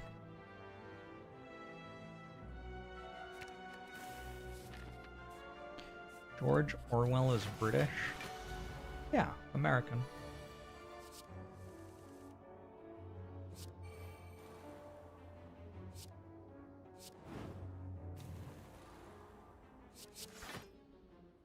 What's the difference between these photos?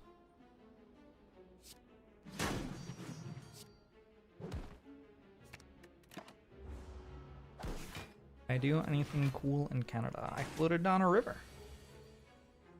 It was lovely.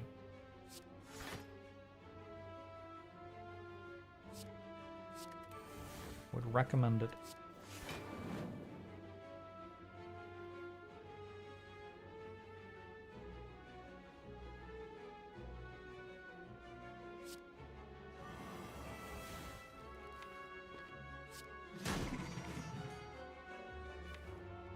Oh no, I have Flame Barrier in play. Oh, what a disaster. Alright. Whew.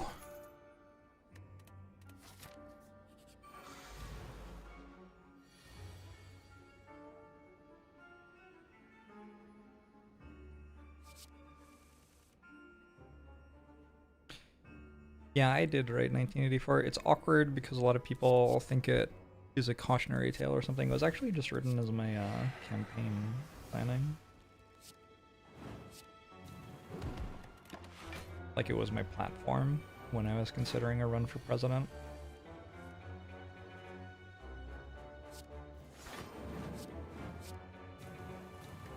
Alright, we now benefit from the thing that's nice about having 144 health, which is that this turn can happen and we don't die.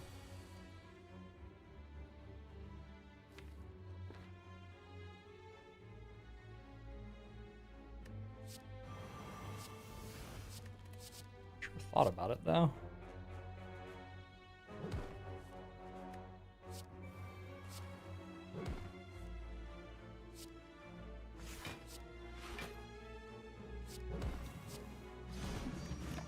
You summon? Nice. We're at full health. Weird fight, weird fight.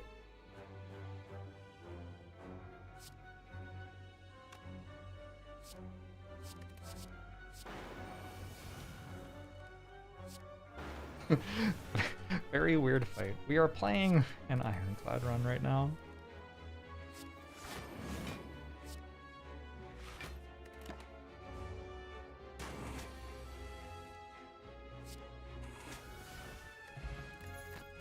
Bag of marbles is not awful. I don't know if I take bludgeon.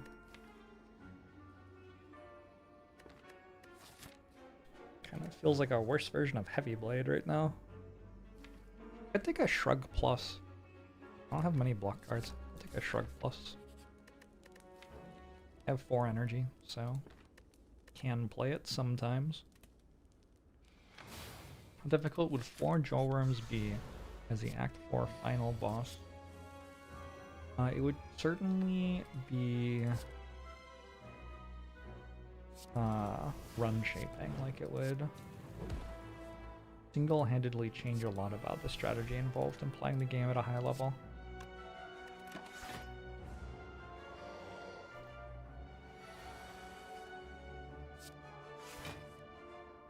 Although what I mean by that is you wouldn't have to prepare for the heart fight anymore.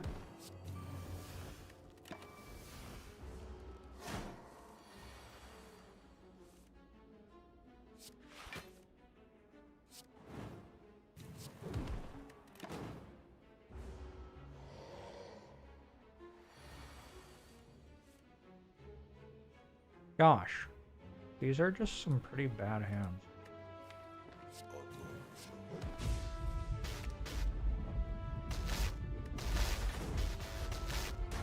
Alright, not too bad.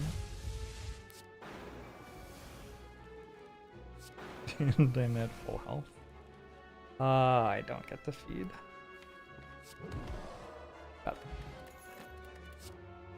limit break. Don't mind if I do. All coming up yours.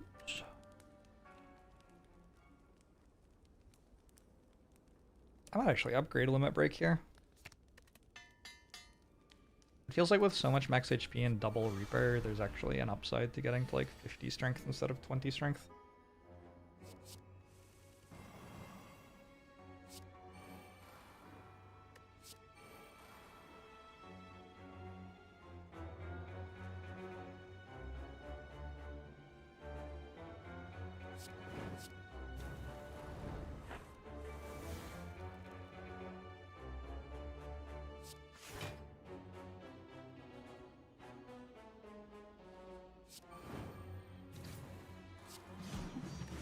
Alright, your turn.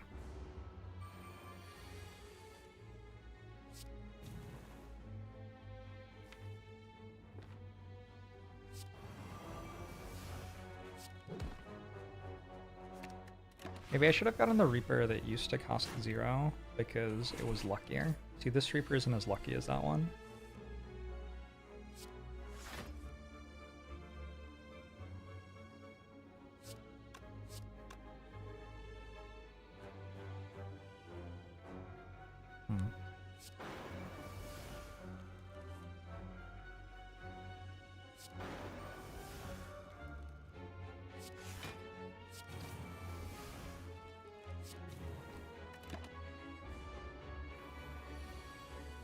Minus 0.3 is pretty good for Snecko. I never look at that number. I look at the 0 energy, 1 energy, 2 energy, 3 energy.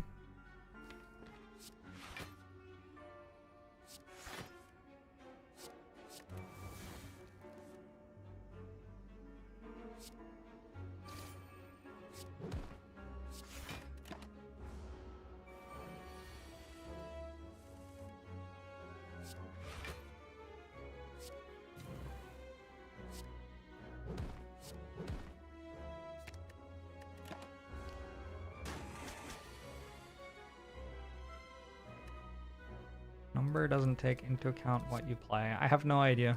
I don't know. Never look at that number, so couldn't tell you. He's our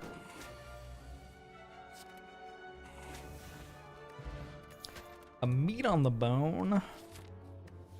We'll take an Evolve Plus. We're getting toward the end of the run. A lot of the fights now have statuses being given to me.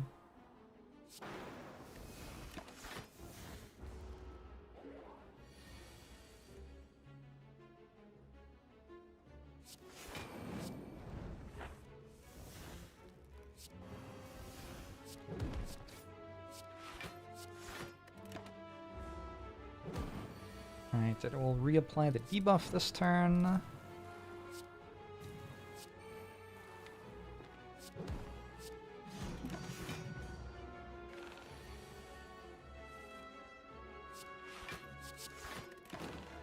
Ow.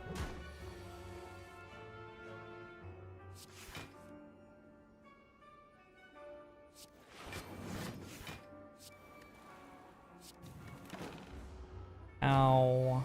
Oh, it didn't hit me. Delicious. Alright, we're at full health. Health goal happens to be 156 or something. I think I will take up Bloodletting. Why not? Arc Centennial Puzzle. Bloodletting with Centennial Puzzle kinda like Offering. Like if you don't think very hard. Which is honestly one of my favorite things to begin with.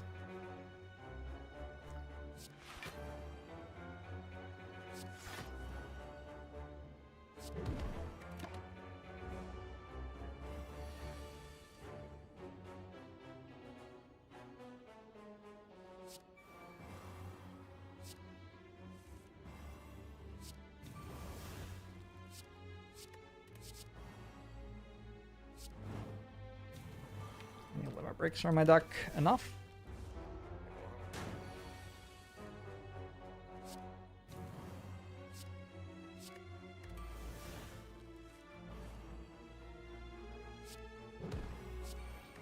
Fire breathing actually. I was thinking I'd play strike, but then I was like, nah. -1 card seems better.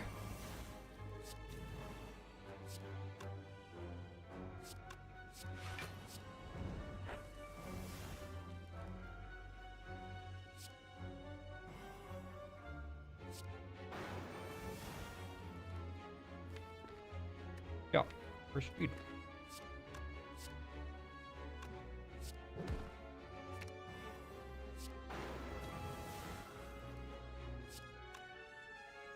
I can't play that. Disaster. Calipers puffed off that turn. Block retained 31 already.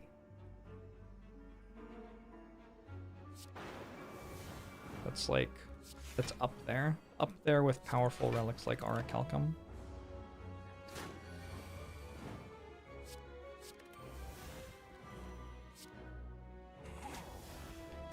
Good. Happy Flower's not awful. Another Shockwave seems great. Rana feels like it is comfortable.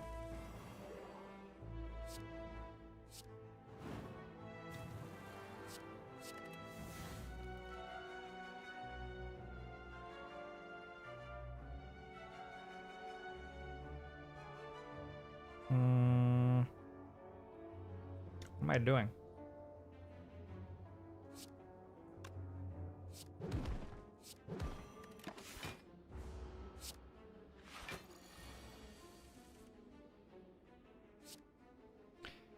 Kind of awkward when it retains exactly one block because I have Orichalcum.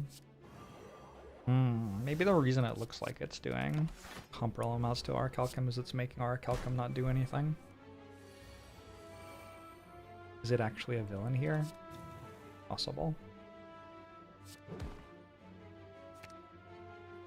Okay. Heat on top of my deck, that's optimistic.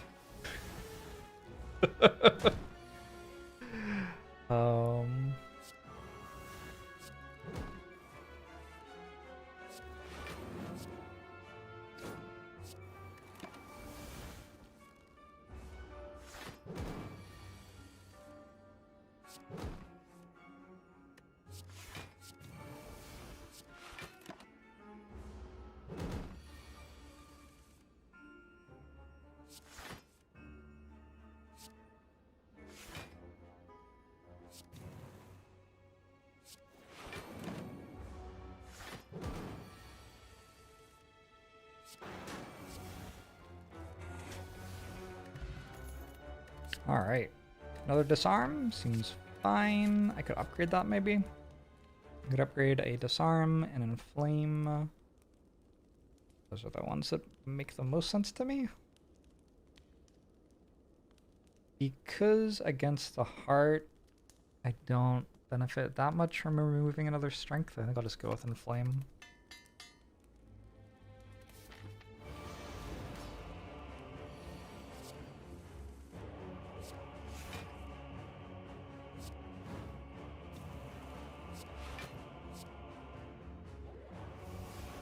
How long in endless mode would it take to get 999 HP? I have no idea. Can you feed off stuff in endless mode? I guess probably. I haven't played a lot of endless mode.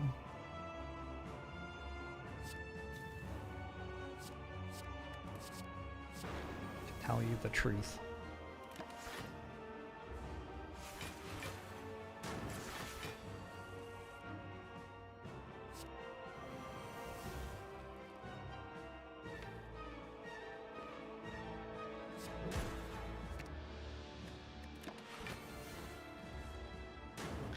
Like normal mode, but slightly longer.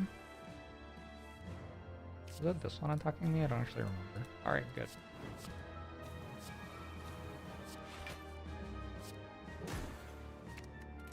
I played like one endless run, got up to the point where you're like nightmaring wraith forms with tungsten rod or whatever, and then was like, gee, this seems kind of degenerate and not fun, and then I stopped.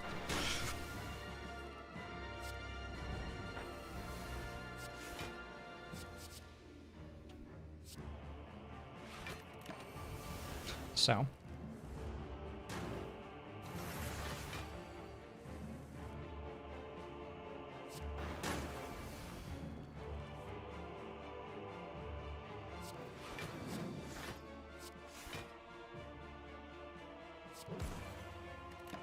Oh gosh, I'm hitting them so hard.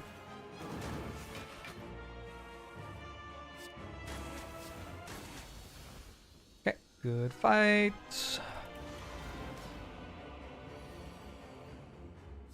See this fight against Time Eater.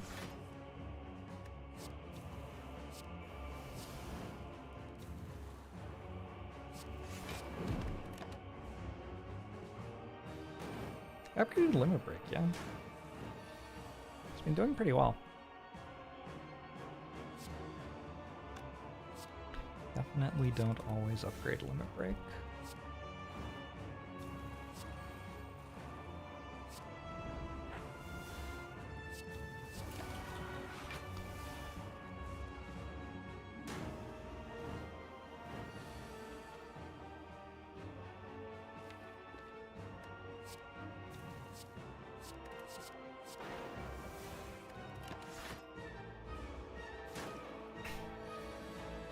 Wild that they nerfed Mind Blasts in normal gameplay because of a mode no one really plays. It also isn't even good in Endless. Like it's just not good. Yeah, but you know.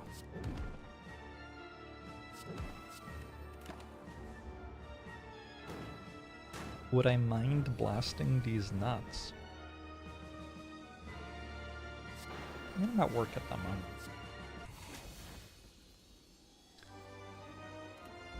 Alright. Potion now heals for over 50. It does. It's a good potion. I didn't take Sacred Bark. I was offered Sacred Bark. Think. The disarm upgrade. What about a spot weakness upgrade actually? Let's go for that.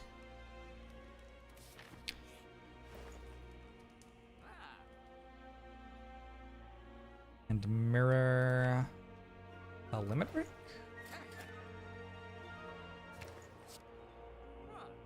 Is this more health than that? It's like pretty easily determinable. I believe it is. Alright, cool.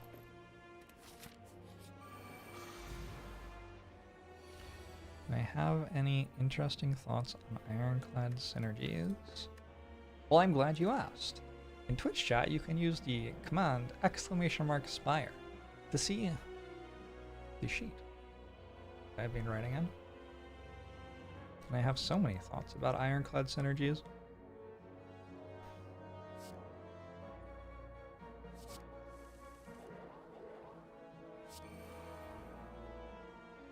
Kind of got to play in flame, right? This is an iffy turn.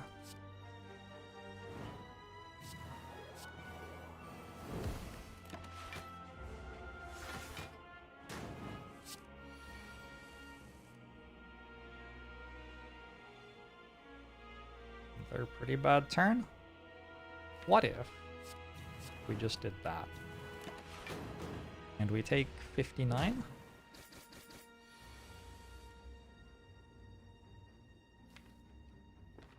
God, why? Why does everything cost 3? Hello?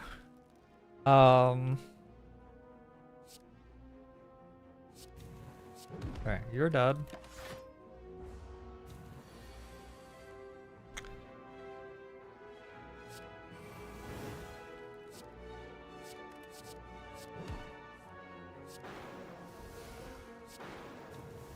I'm at full health, you're dead. Okay, we'll take it. Mango, not bad. Another limit break, okay. This should win. I've played enough Slay the Spire to feel confident that this wins from here. Let's draw 3.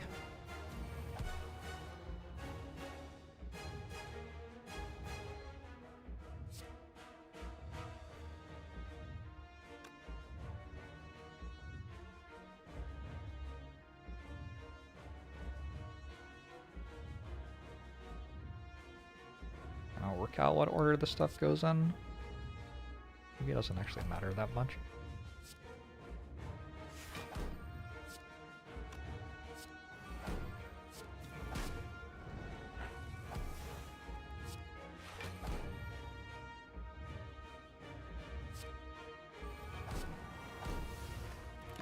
Wait!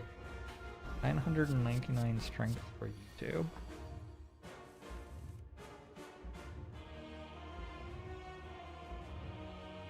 Feels possible.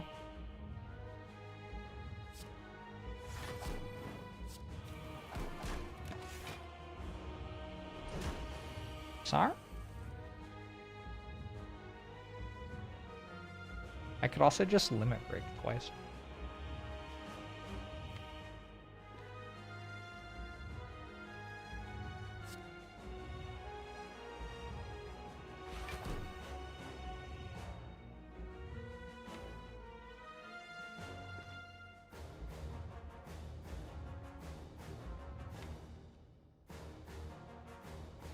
You have Headbutt for Reaper next turn.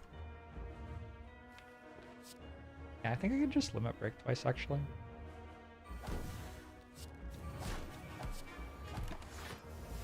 Did the Twitch app get worse again? Usually, yeah. Oh, I have Evolve in play. Okay, well, whoops.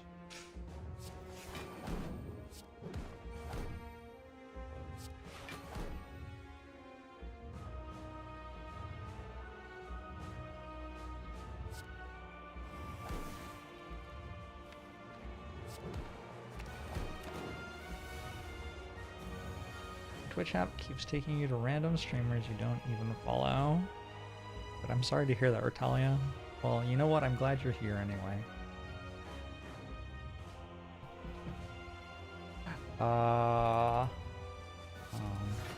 This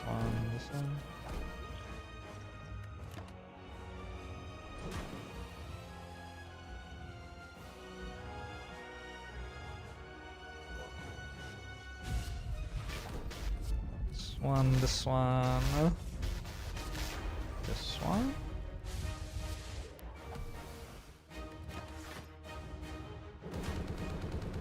Wait, 999 strength is so much strength now.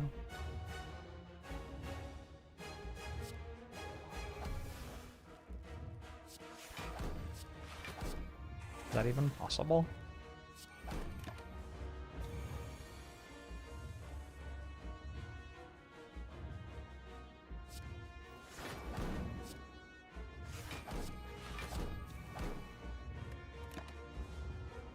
Your dad had 1,000 strength? Look, I'm not your father.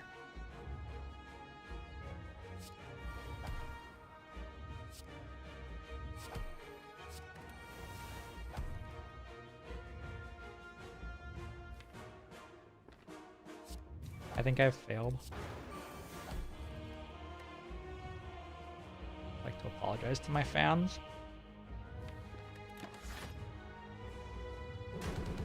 Ow! I guess I can just like end turn. Okay, never mind.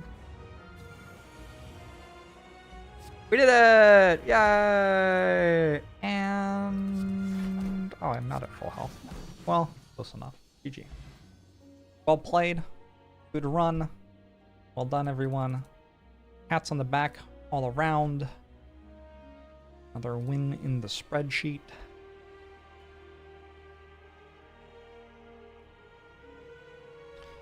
What should we say about this run?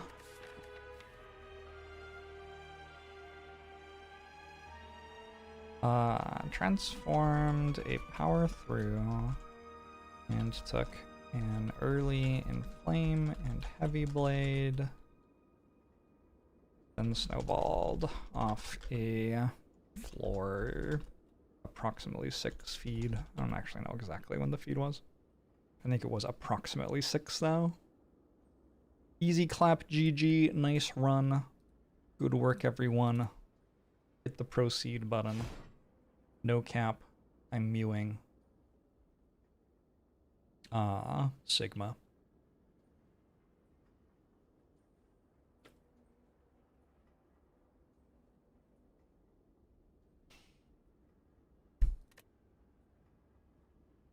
Ohio Riz.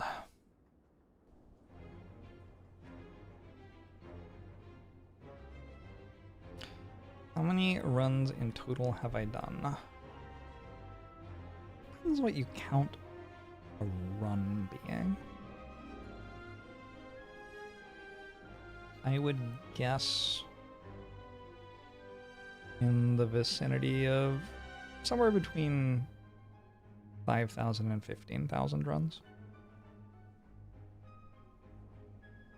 If you count me pressing new game and then playing until the proper conclusion of the run.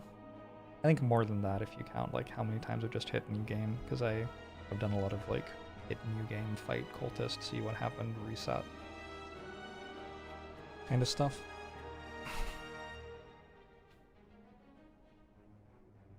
Yes, I don't know if you count the 1 HP runs as well. Probably not. You could if you wanted, I suppose.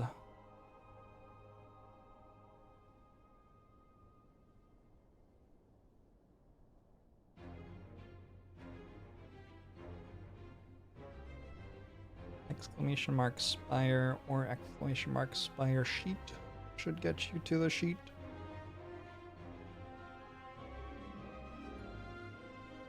Oh, I have a deaths by floor graphic. Forgot I made that. Is it still updating appropriately? It goes to 222. Why did I set the range to there instead of setting it to like further down? Wait, why does it... Oh god, this is a nightmare. I should lock that at 89, and I should make this like 1,000. And then I should... There we go.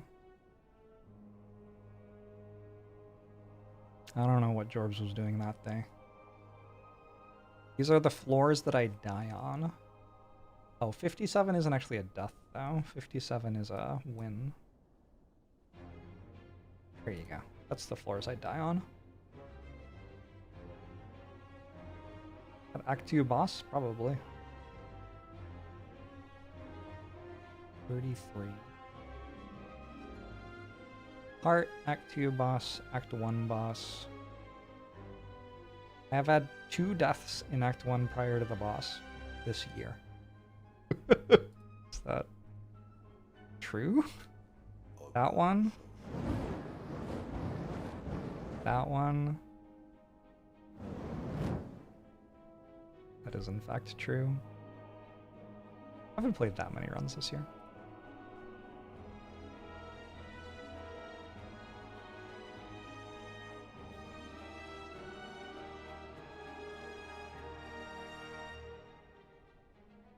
Is the fourth peak the Act 3 boss? That's the Act 3 boss. Nope. Nope. Never mind.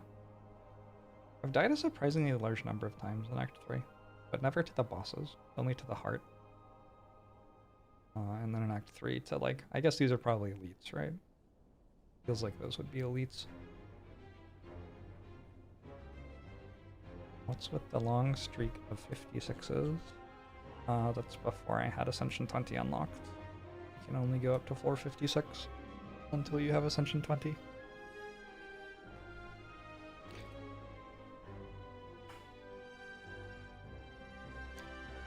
Zero slay the spire in July. Looks like it.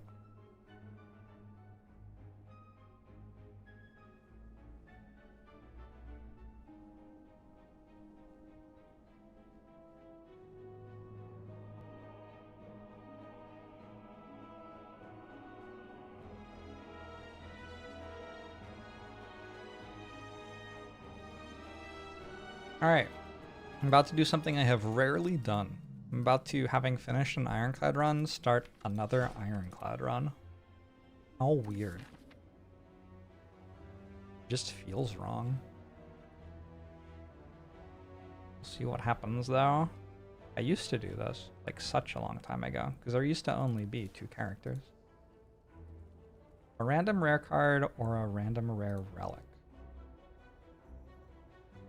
In here somewhere, I should have some stuff about whale bonuses.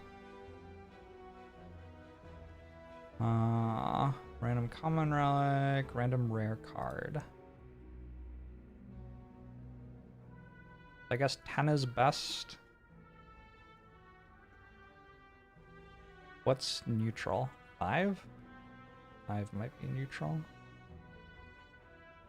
-1 is the worst probably that you can do. Okay. Why are these copy-pasted from somewhere instead of referring to somewhere?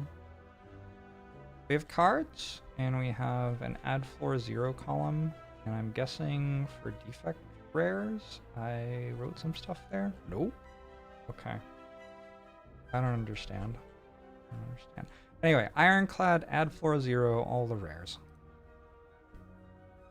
Barricade, add floor 0. I'm gonna give it a 0. Not quite a -1. Berserk, add floor 0. I'm gonna give it a 0. Not quite a -1. Bludgeon, add floor 0. I think that is like slightly better than not adding a bludgeon, but only just barely. Brutality, I think, is like a 4. Corruption's like a 5. Demon Form's like a 4. Like a 5. Depends on the boss a little bit. Slime boss. I'll say 5. Double tap. Like a 6 probably. Exhume on floor 1, pretty bad. Feed on floor 0. 10. Fiend Flyer on floor 0. 7? 7 or 8. Immolate on floor 0, probably also a 7 or 8, probably an 8. Impervious on floor 0, like a 7. Juggernaut on floor 0. 7. Moat Blake on floor 0. Probably a 3. Strength Potion and Flex Potion both exist, so I don't think you give it a 0. Offering on floor 0, probably a 9. Reaper on floor 0, probably a 7 or 8. We have an 8. Alright, that's all of Ironclad's rares. So back in whale bonuses, we can say random rare cards. Get rid of all that. Ironclad, this is equal to that. And copy paste it down. This is an average of 5.5 is my math. And then random rare relic.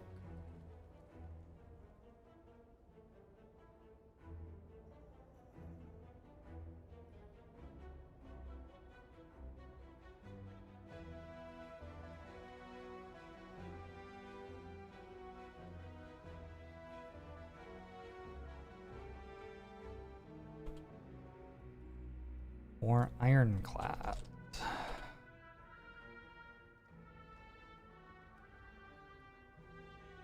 We need to look at all the rare relics that ironclad can get.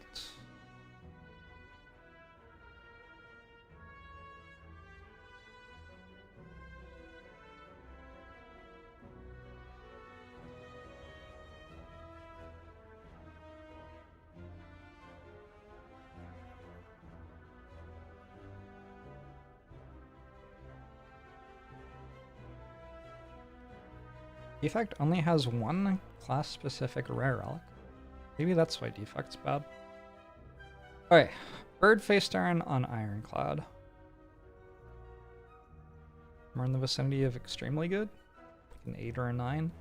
Calipers on Ironclad, like a 1. Captain's Wheel. Or Captain's Wheel in Act 1 is actually very good. It's also a pretty good leader. Maybe like a 7, just because getting it in Act 1 is so good.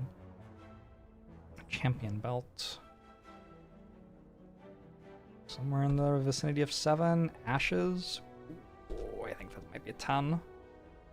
Cloak Clasp. It's not available to you. Dead Branch is probably a 10, you would think. On Ironclad. Duvu Doll. A 6 or 7. We'll go 7. Fossilized Helix. That's pretty close to a 10 as well. These are very good. Gambling Chip. Very close to a 10. Ginger. Ginger's not bad. Girya. Girya.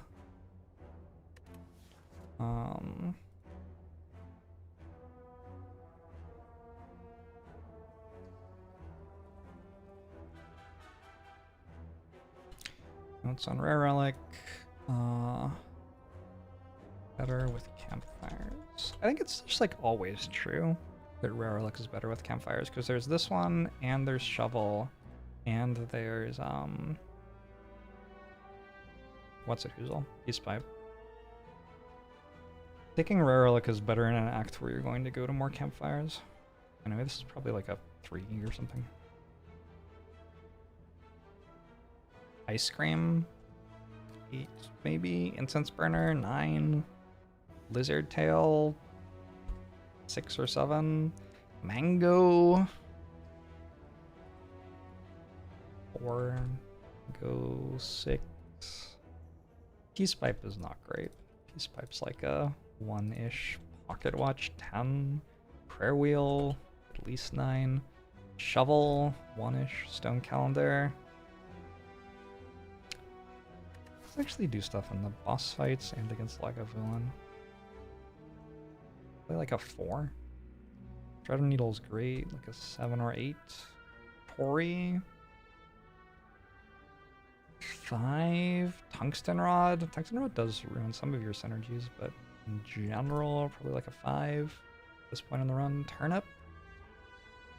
A 3. Unceasing Top. 0-ish. Wing Boots. It's like act dependent, right? Or like a 7. I think I'm taking a Rare Relic then.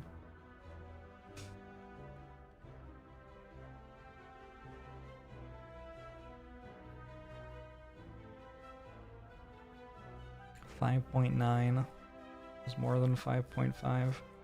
Honestly, like what the number is exactly doesn't really mean much, but yeah. I think giving up the 7 max HP is obviously a little bit painful, but I just felt like a lot of those were pretty good. Tori's not one of the best ones.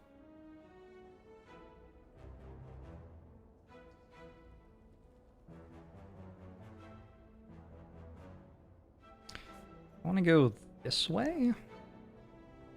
Can I, though? Challenging. Getting a shop to go into a slime boss fight gives me a better chance of hitting some sort of slime boss solution. It's weird, I have to take 2 shops if I take 1 shop. Well, I don't have to, but like this shop I can't get to unless I took a shop earlier. Since I have Tori and I want to take shitty cards to get through slime boss, and I have sustain, I think I'll go this way. Take 4 hallway fights into a shop.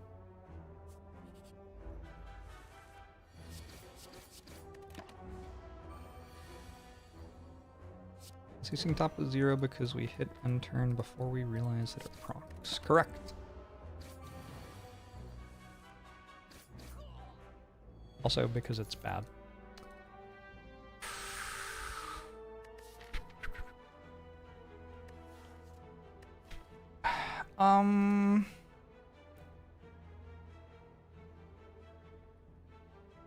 Okay. My deck is worse than it used to be.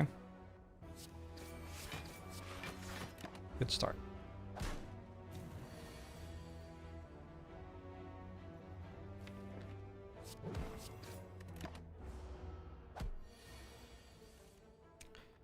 There's also the matter of a variance to consider. If you're trying to win, you should take the thing that makes you stronger. Let's take an Armaments here over Burning Pact. Oh, I haven't talked about Entrench yet. Actually, have I not talked about Burning Pact either? Actually, were there cards in the previous card reward that I hadn't talked about yet? I forgot that we're writing all the cards down. Already talked about Armaments. Burning Pact. Right. Card draw, C+. Exhaust synergies.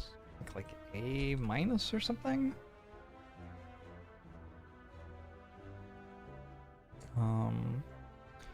Ironclad has limited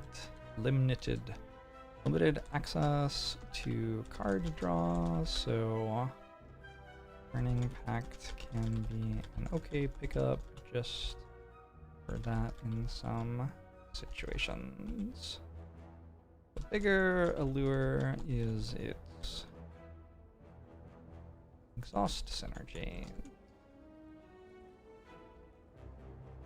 Burning Pact is a reliable way to whittle your deck down to a core of very powerful cards in longer fights, allowing you to set up an infinite combo or other value combo of cards to win late game situation.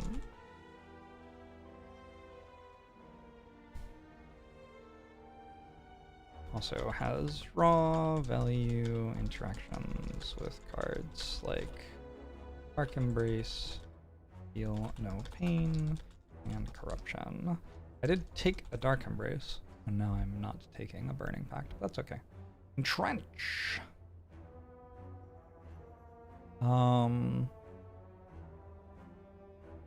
Block alternative? It's weird because it makes block, but I think it's like a C+ block alternative. And what are we calling our block thing on Ironclad? I guess just block synergies.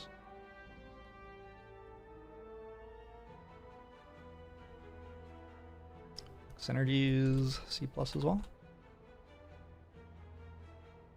One of the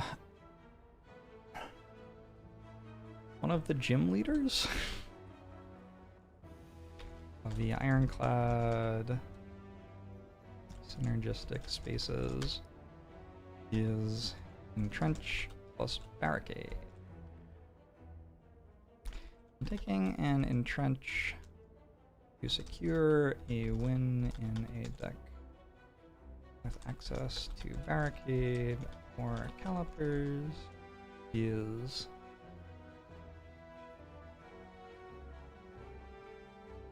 somewhat regularly relevant. 5 to 10% of runs, I would guess.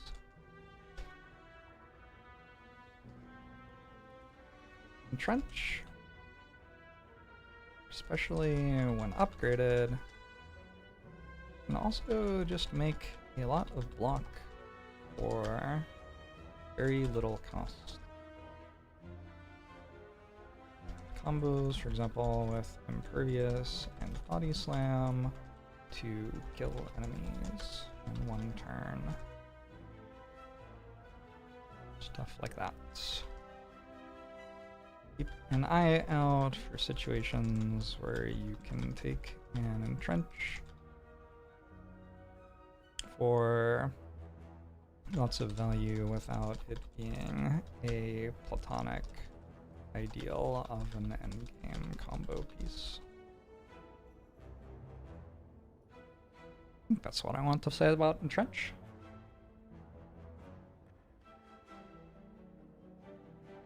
Poster child. Yeah, that's probably what I should have said. My brain hadn't been rotted by video games.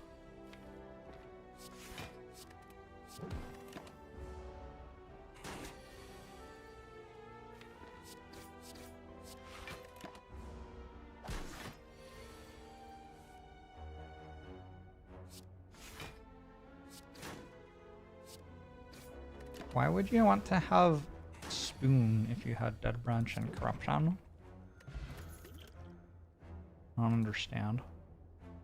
I have to deal more damage than I am, so I guess I'm taking a Twin Strike, which feels kind of awkward, but I don't know.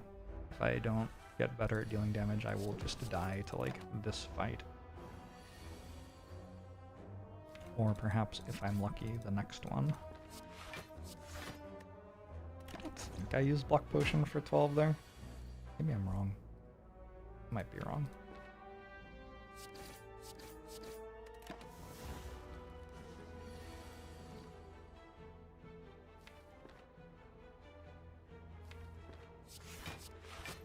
We do this and then Bash Strike kills this next turn.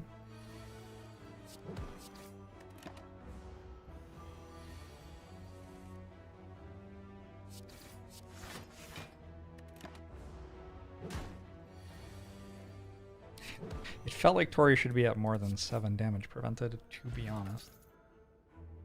Anger or Pommel Strike?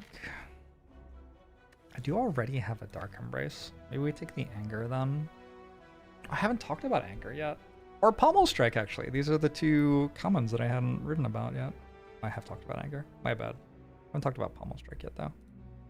Pommel Strike is front-loaded damage, like C+, probably. And then card draw C. And then Infinite Engine C minus. A solid card which caters for a deck's need for additional damage. Get through Act 1 elite fights with the potential to be a hugely important card in late game. Pommel Strike plus ×2 combines with Sundial for infinite damage. For example, Sundial counts drawing 2 cards from a discard pile of 1 card as 2 shuffles. Weird interchangeability between digits and words for numbers there. Whatever. This isn't abiding by any style guide, I guess.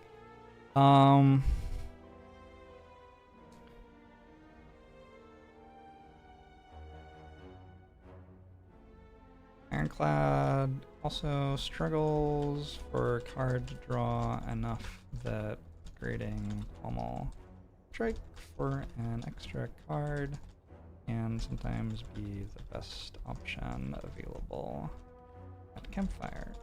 Overall, a solid card to add to your Act 1 deck, and occasionally even worth picking up later in the game. Exclamation mark. Good work, Pommel Strike.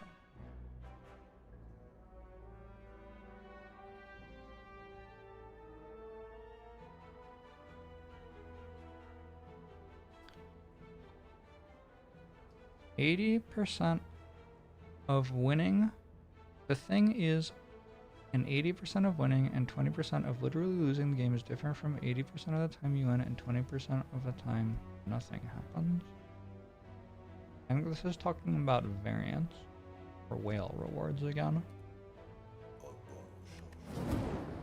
I'm trying to represent the value of things in terms of how likely I think they are to make me win the game, because that's what I care about. I'm not really sure what else I could sensibly represent their value by, given that I don't care about the other things. Wonton, thanks for the sub. I think I missed Radiant Dawn sub. Thanks to you as well. 4 Delta Victor, thanks for the sub. Burnt Muffins, thanks for the sub. Like Lemur, thanks for the sub. Flannel Tuxedo, Boodlear, thank you all. I definitely missed some subs. Bovardo, thanks for the 50 bits. May, Raziel, Plebiscide, Nate Fizzledog, hello. Logic Knot, you're welcome. I am now into subs 2 hours ago. Amy Hablis. I've not been doing a very good job of paying attention to subs. That's okay. That's okay. We're all just doing our best here.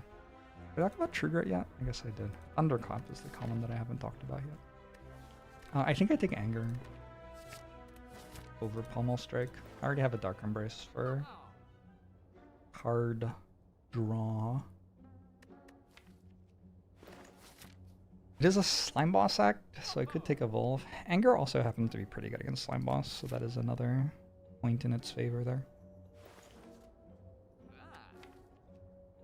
I think I would like to just remove a strike. Removing strike's just pretty good. Now I'm going to turn my Smoke Bomb into a Vulnerable Potion, so that I can get through an elite fight.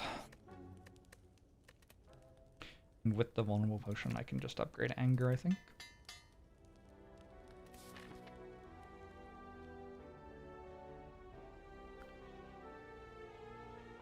Happened to this Echo run? It won. We got a lot of max HP. And then the enemies all died. I don't know. Hallway versus question mark here? Just go hallway.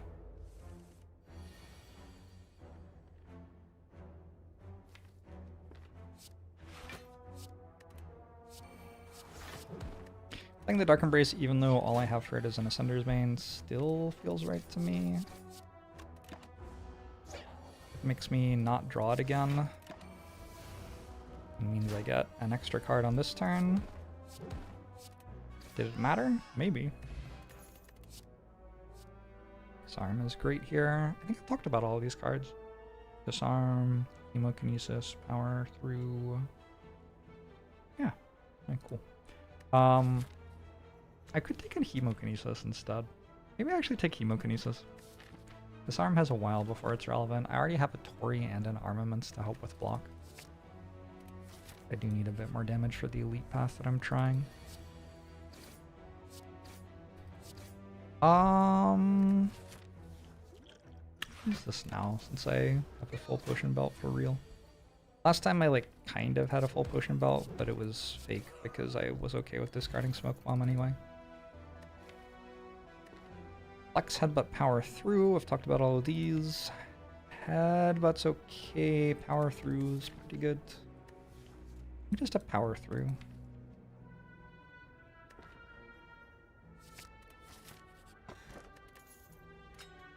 Certainly taking Bronze Scales.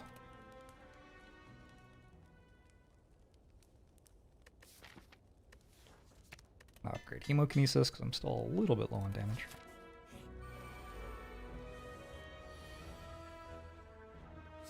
When is Smoke Bomb good? I think the main thing Smoke Bomb does is make it so you can take more dangerous paths.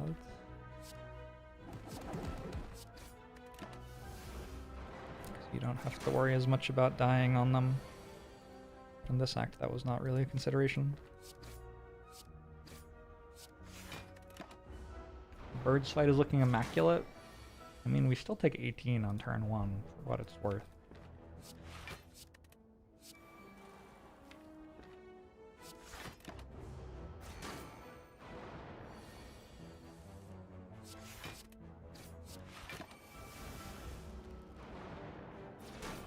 Oh, shit. Another thing to note about Dark Embrace.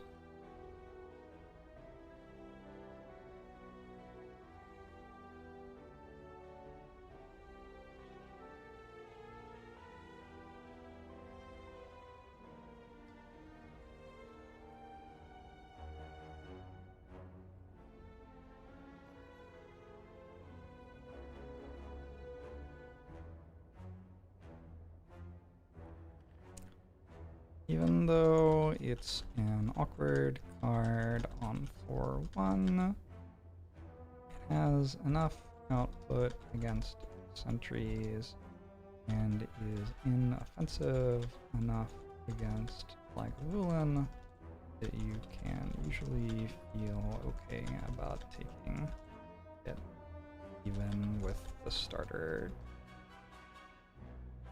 deck after your first fight. I think that's actually an important note.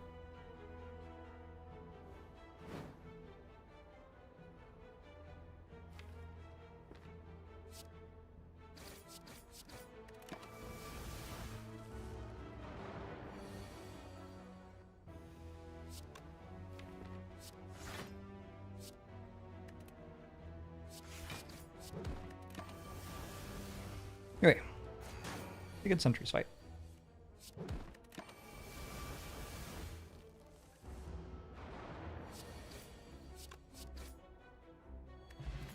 Got strike dummy. I don't hate it. You know what? I'm okay with that. Is that okay double tap?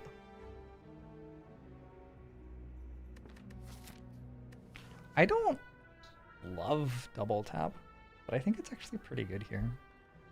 I have Twin Strike and Hemokinesis, which are both very, very playable with it.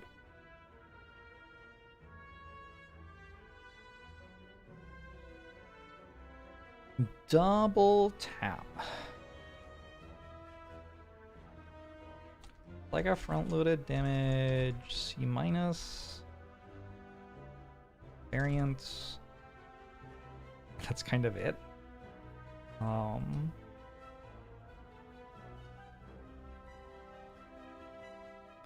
Has some combo potential late game. It starts out as an unassuming card, which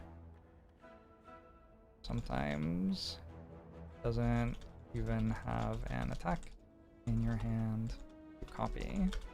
It's better with more card draw, attacks worth copying, more hand control.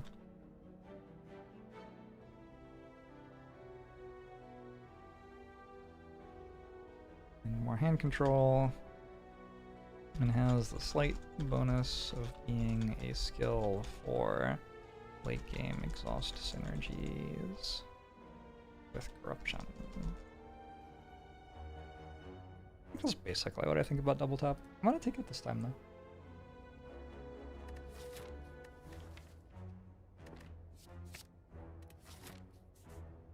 These 3 relics might beat Hexaghost with nothing but the starter deck.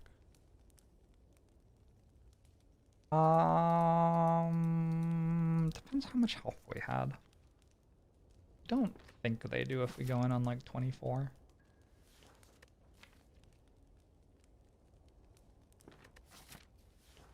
Alright, so I'm going to, I think, upgrade double tap.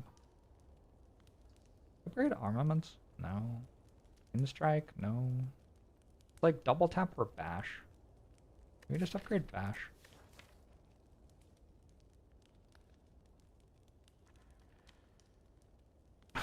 You always kind of hope to get to a point where the bash upgrade doesn't matter, but at the start of the run, it is often your best upgrade. There's also Dark Embrace, which I'd like to upgrade. Can we just go Dark Embrace? Am I ever taking Snecko Eye? I don't think so. A Dark Embrace upgrade, actually. Have I ever productively played double tap Fiendfire? Presumably. Would be surprising to me if I hadn't.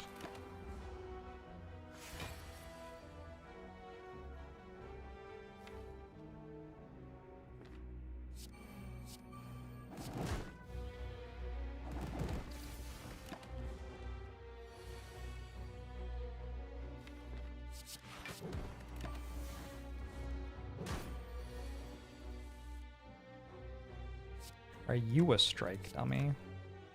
42, 55. Wait a second. Wait a second. That's lethal. Alright, good fight. Exhume is here. It's an early exhume. I really don't have anything that interacts with whatsoever. Like a perfected strike. But I kind of feel like I have enough already. Not be doing that. I would really like Exhume to do something with my upgraded Dark Embrace. I think I can take an Exhume. It is currently not a good card. But there is always next card reward to make it a good card.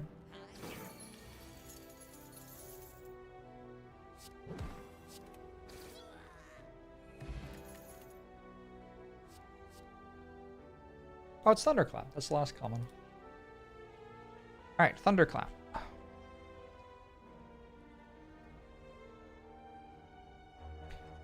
Front-loaded damage. I think it's like a C+ for front-loaded damage. I think it's fine. How do I say that it applies vulnerable?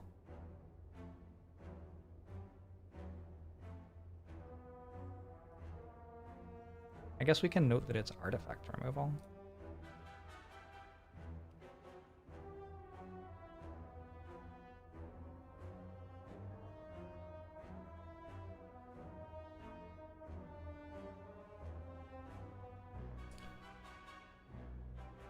Great addition to the starter deck because it ensures uptime on vulnerable and single target fights and offers good area of effect damage in multi-target fights.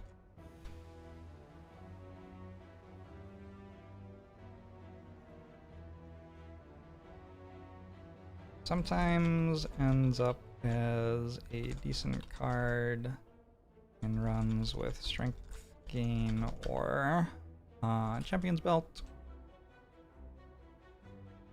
but mostly becomes an inoffensive artifact stripping card past the violent bits of Act 2.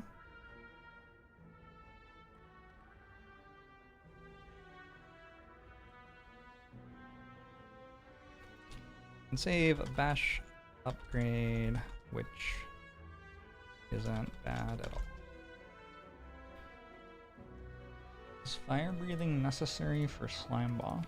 Well, it's not on my card rewards here, so I hope not.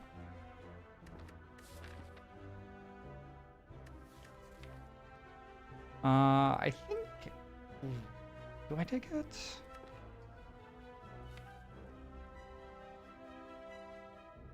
Maybe I take and upgrade Havoc.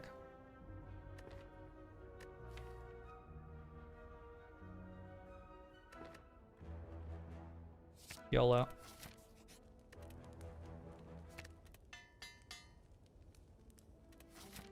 That Wolverine!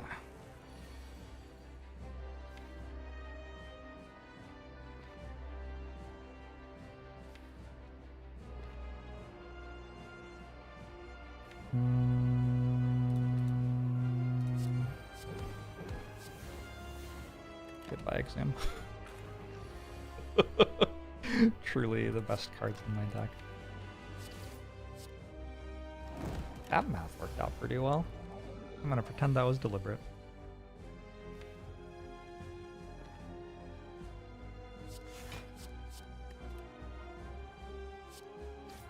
Unfortunately, because of bronze scales,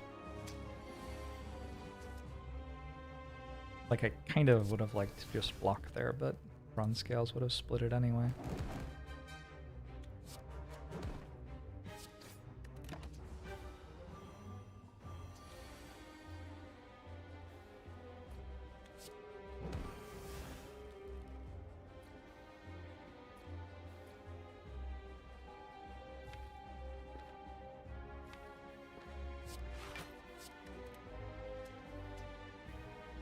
I'm gonna split anyways, might as well hit it.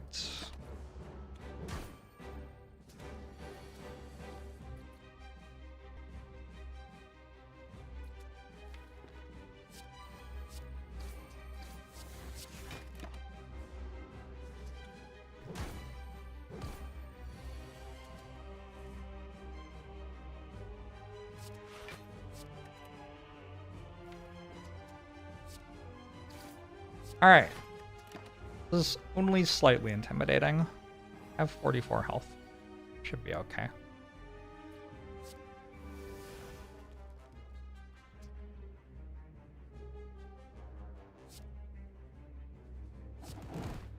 Oh, I could have just double tapped strike there. I decided to take 2 damage for no reason.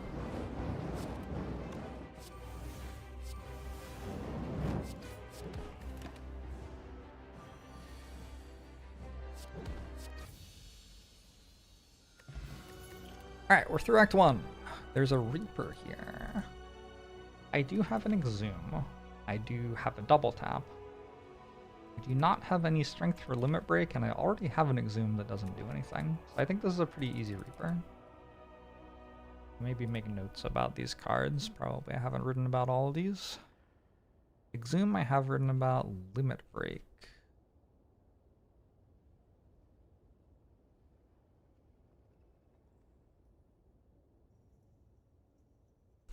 Strength synergies is like a B- part of strength synergies, probably. What else? That might kind of be it.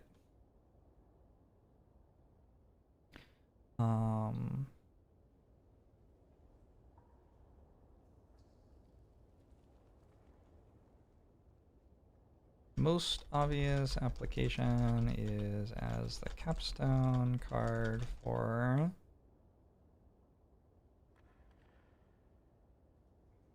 a strength-based run. The limit break can also be a decent pickup. I think we call it Silver Bullet. Bullet, Act 2 boss, strength flex potion. For tactical reasons, like if you need a way to win a very long fight, for example at the end of Act 2, or if you have a flex potion and need to get more value out of it.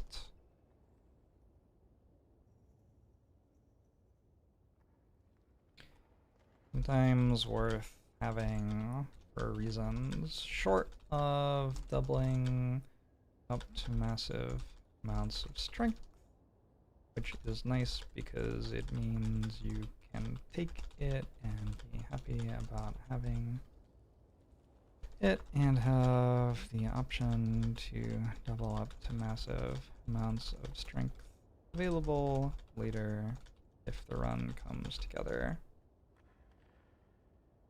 that way.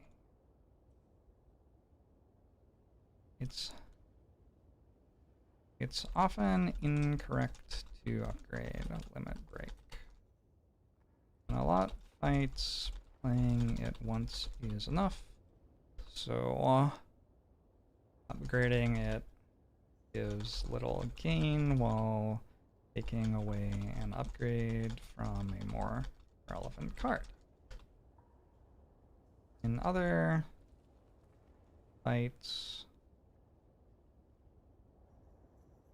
pact dependent, can be better to exhaust it so that you can get it back with Exhume and play it a second time faster. There are also a lot of decks which will prioritize playing Corruption over keeping Limit Break around anyway, in which case the upgrade will often be wasted. All that being said, there are also some fights which are hard won by a single upgraded limit break in runs where the deck would have lost the fight entirely without it. So pay attention for those sorts of situations and upgrade accordingly. think that's what I have to say about Limit Break. Reaper. Where's Reaper? Reaper is... Wow, Reaper is the last Ironclad rare alphabetically, despite starting with the R. Wild stuff. Ironclad rare is a very, very low in the alphabet.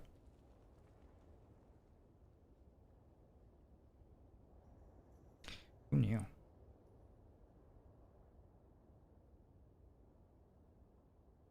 Strength synergies, metascaling, sustain. Already like that? I think so.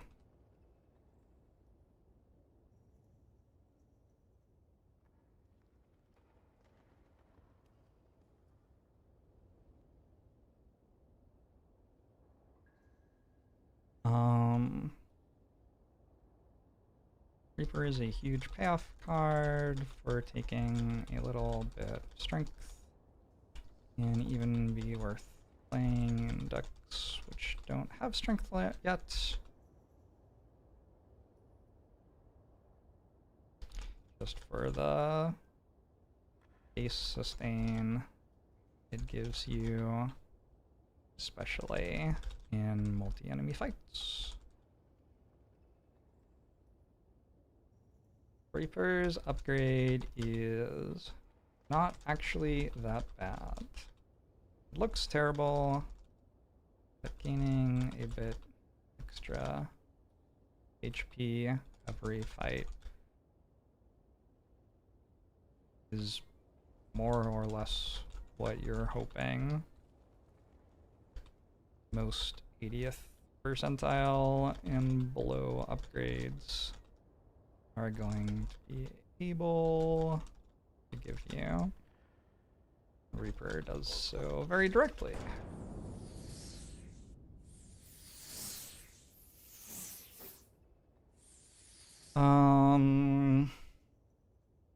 I don't personally think that Ironclad's strength synergies are the strongest space on the character.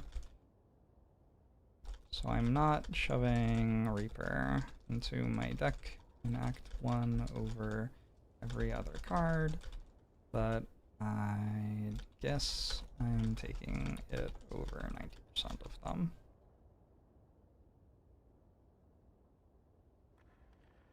Something like that. That all being said, I'm going to take Reaper now. Got a Runic Pyramid. That seems very good. Double tap Reaper. We already have an Anger and a Havoc as 0-cost cards. Yeah, this seems excellent. I mean, I just kind of always love Runic Pyramid, and this seems like a good spot for it. So with Runic Pyramid, we're not that fussed over whether we kill Act 2 elites or not. If I just don't die in Act 2, I'm pretty happy. We expect to be strong enough by Act 3. Do stuff like that. That said, we do kind of annihilate Book of Stabbing. We have Weak Potion, Tori, Bronze Scales. So maybe we should go to elite fights anyway. We have double tap Reaper for the AoE fights. Gremlin Leader's like a little iffy, potentially. I think we go to the elite fights anyway. I think I'm strong enough. We just got 100% on Slay the Spire the other day. I don't have 100% on Slay the Spire. Huge stuff. Well done. Very painful not using this Weak Potion right now.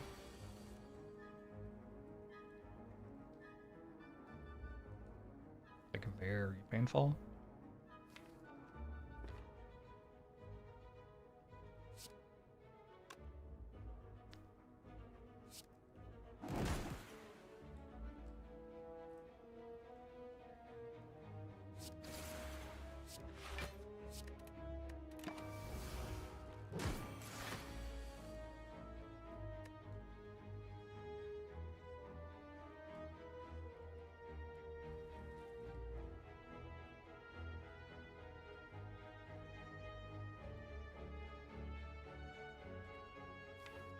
Never stops attacking, does it?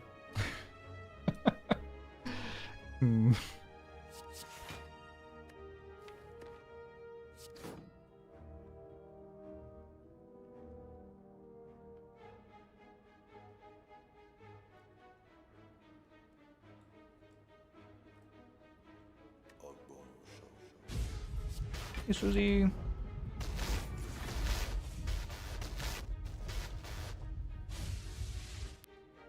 I was hoping to Havoc into that one.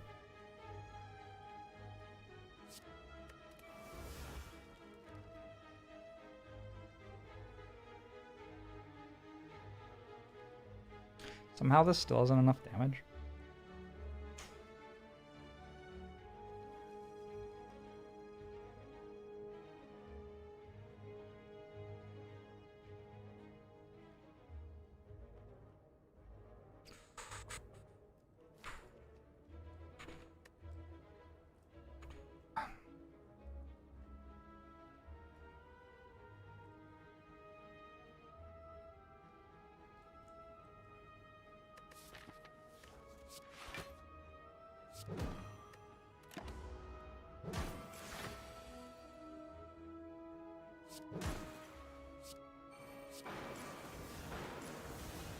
Okay, that could have gone better. I'm gonna take a spot weakness with Reaper and Runic Pyramid. Transforming 2 is pretty good. So is Jaxed here. I think this is actually a Jaxed. Because strikes are better than usual, defends are better than usual. So the transform's worse than usual. 0-cost cards are better than usual because of Pyramid. Yeah, and I have a Reaper.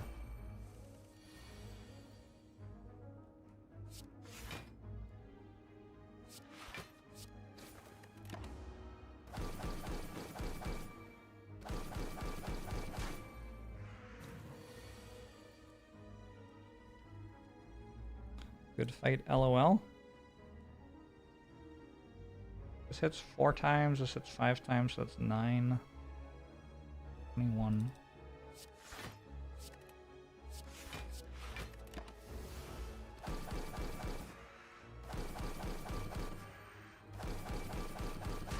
You want to squee?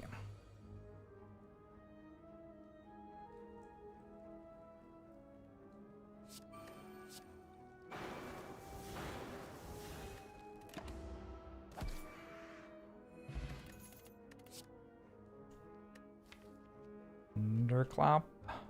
Unfortunately, I can't double tap Thunderclap Reaper quite. It's a bit more energy. This is often the case in Runic Pyramid runs.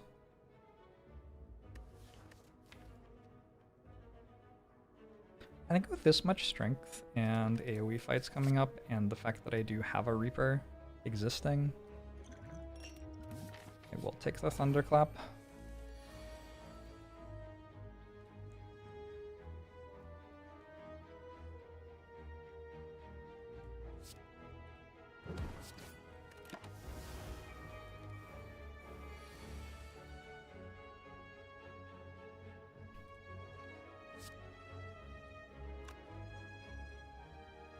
For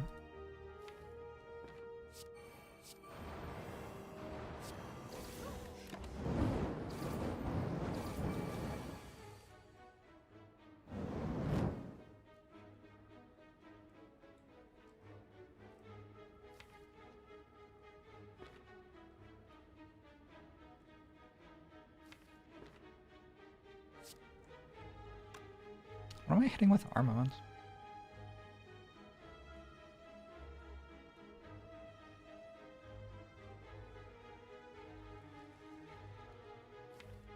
God, this game's so hard with no cards that gain energy in your deck.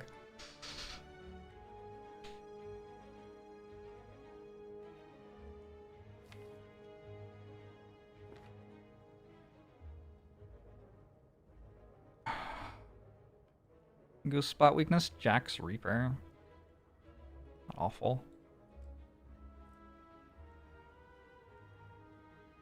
And I overall heal 1 on the turn, and then next turn I can go Exhume Reaper. Well, not really.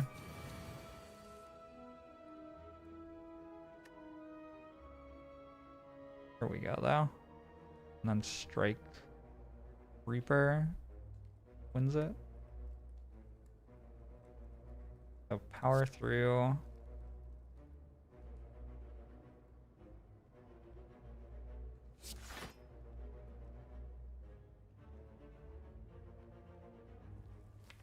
Pneumokinesis Exam.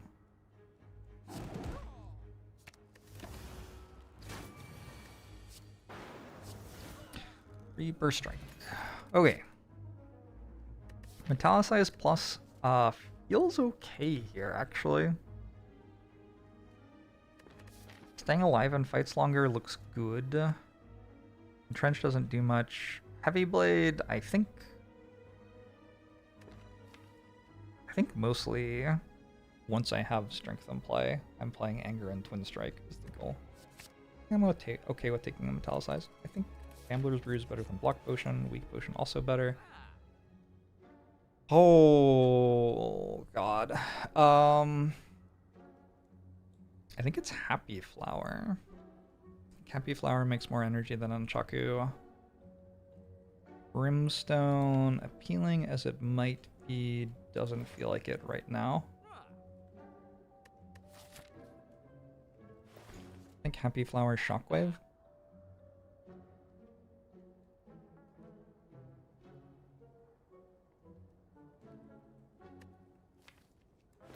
Should probably consider Brimstone.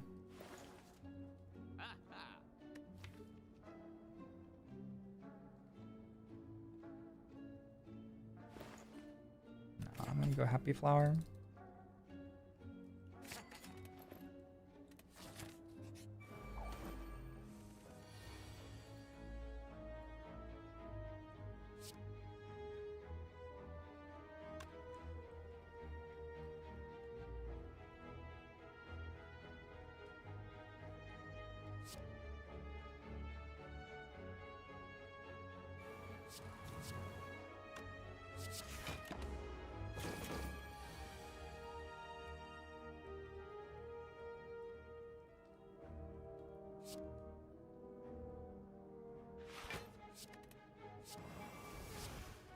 Okay, Focus Stabbing deal 1 to me repeatedly, but for the most part I have made it irrelevant.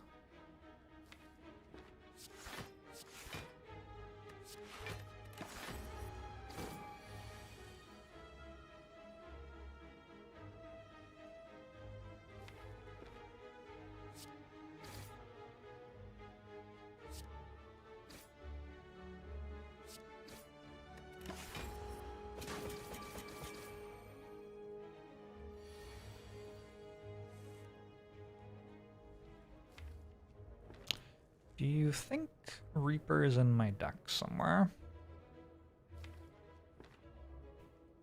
Would have liked to play it like several times here.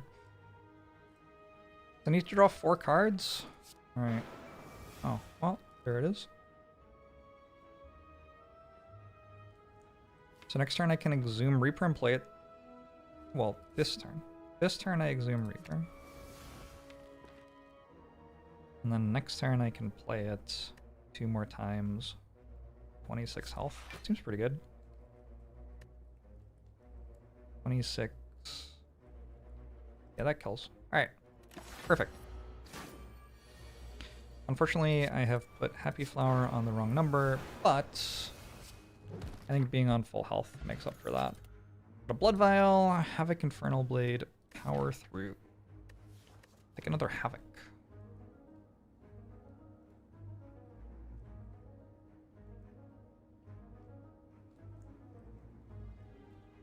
Havoc's a pretty sweet card.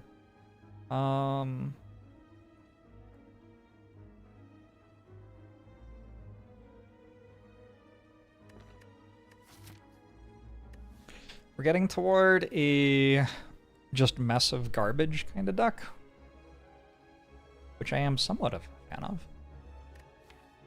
Doesn't feel like it synergizes the best ever with Runic Pyramid, but like it'll be okay, probably. If I get a bit more energy. 4th energy from a Boss Relic seems good.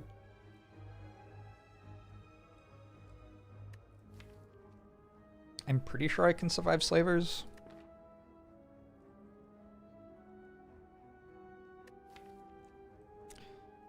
True Grit would be nice, I agree.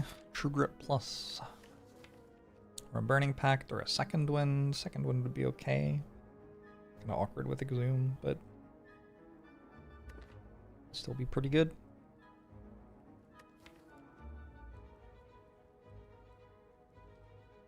I taking a headbutt? I'm taking a war cry.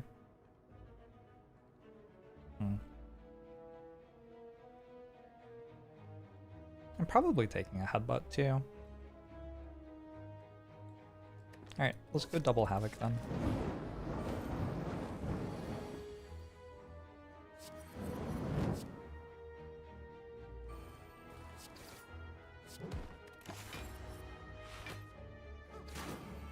Thank you, Whalerfish. Thank you, Swanee. Thank you, End of One. Thank you, Sleeping Spectre. Thank you, Perdidio. Thank you all for the subs. Thanks for the support. I could not do this without your help.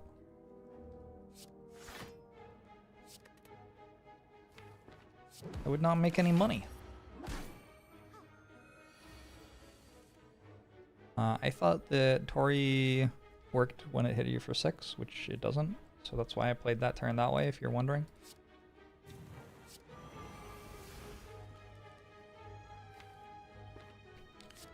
So it sure was a poor play, given how Tori actually works. I take a Sever Soul with this deck.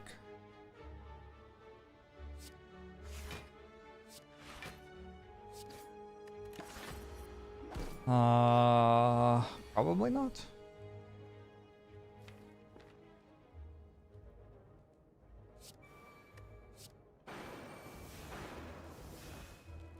I was already at full health.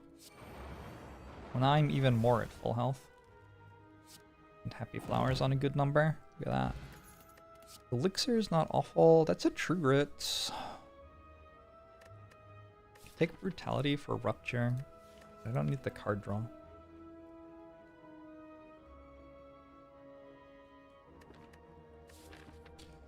An unupgraded True Grit.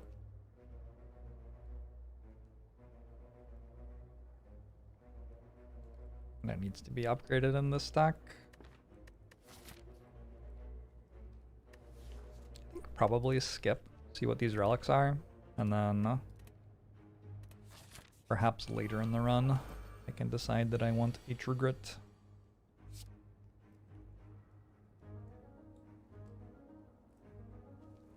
This looks pretty bad. This is not a great use of Happy Flower.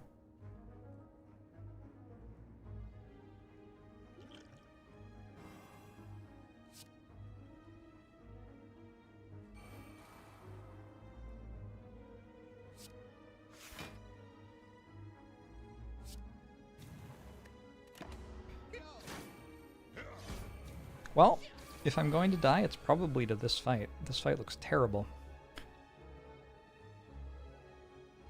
2 of these.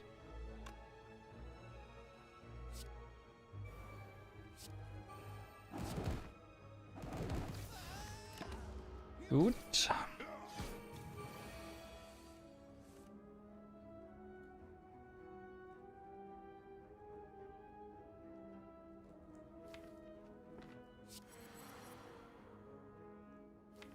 I think here I just Havoc. Okay. God, they sustain 5? It's kind of a lot.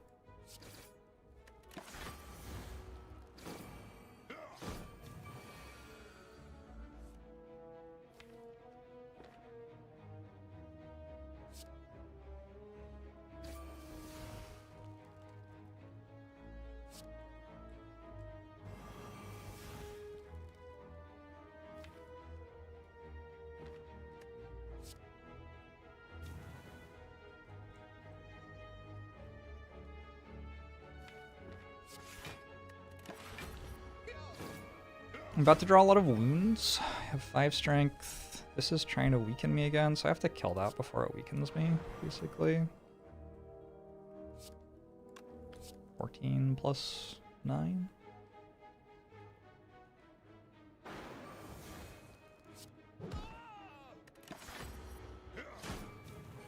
And then this one's... Okay, we got through it.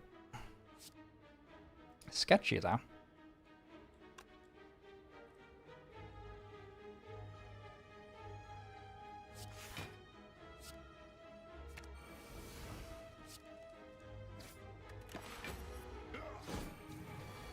Doing really well, Boogie Boy.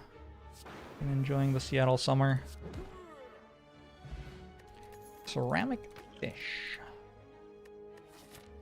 And a bunch of cards I don't want. Unless I want anger. There is like Havoc anger as a late fight thing.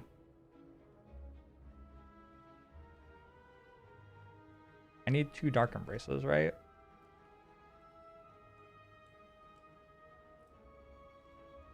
I believe if I got another Dark Embrace, I would have Havoc Anger as an infinite late fight.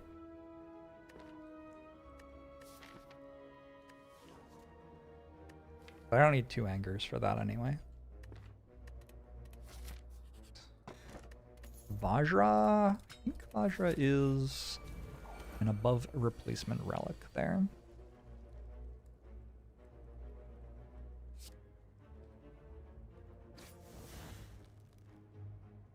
Okay. Awkward. Looking for Shockwave, really?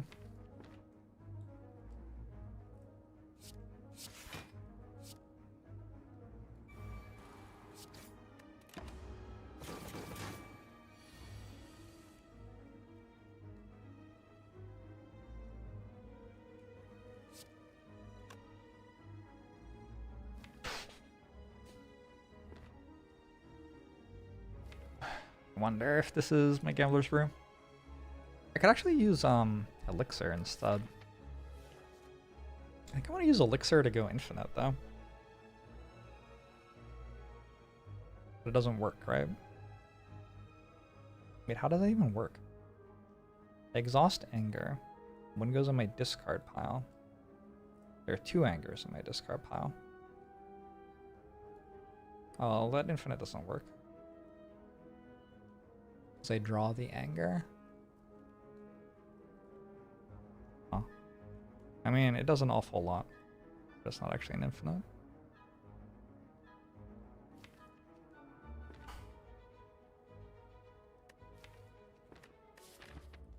that case, maybe I just elixir here.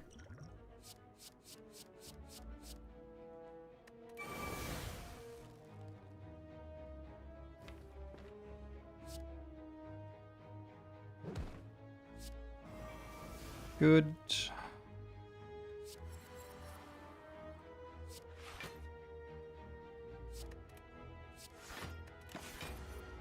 Good.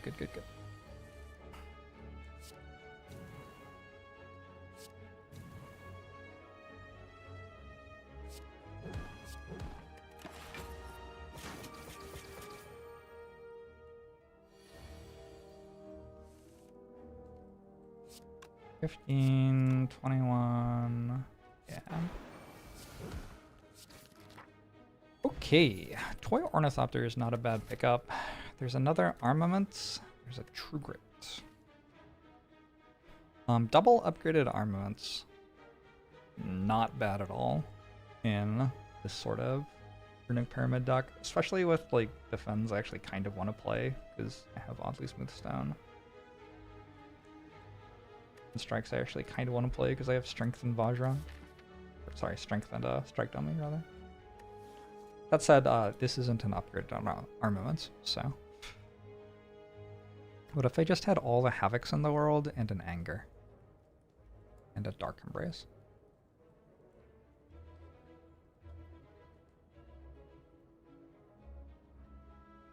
I mean, kind of seems fine. They aren't upgraded. How much has Tori blocked so far? 81. It's weaker than my starter relic so far. I think I just won't take an unupgraded common right now. Seems fine.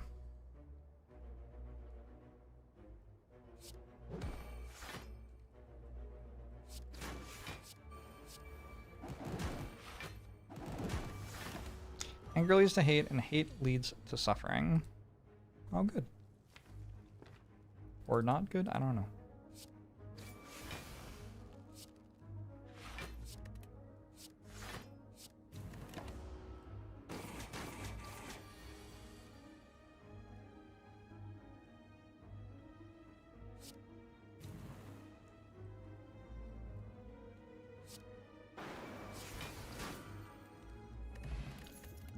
Not terrible. Disarm is fine / good. Upgrade goes on armaments right now. One more elite.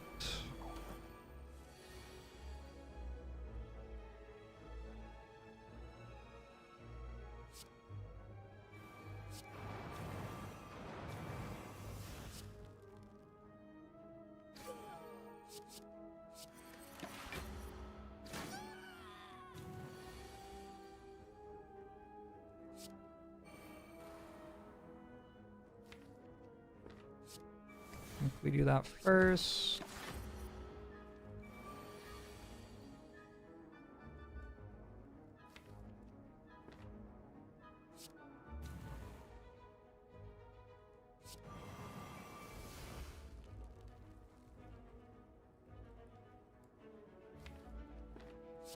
I'm okay with strike, even though I have Reaper in hand, and so I don't really mind if they're still alive next turn.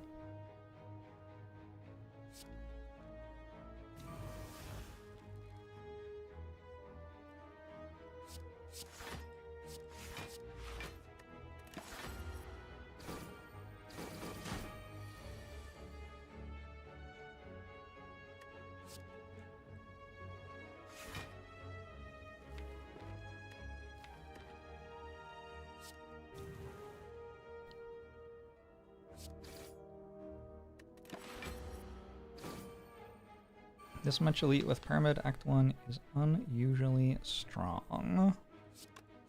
You know, these days I kind of feel like you can just kill elites with Pyramid. I used to feel like you couldn't, and then, I don't know, I think I got better at the game. Ashes. Ashes feed me. Oh wait, if I have to.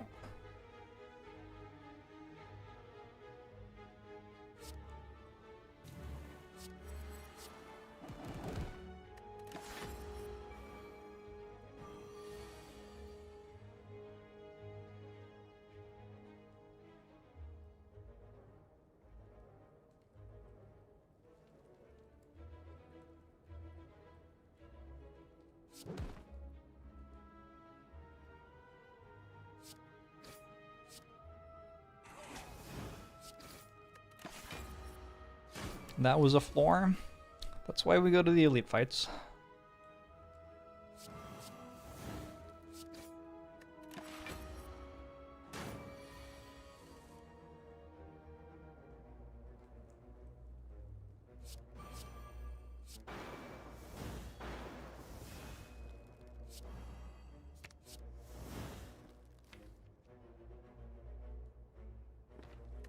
Would enjoy drawing armaments to upgrade feed, but if I don't, like, you know.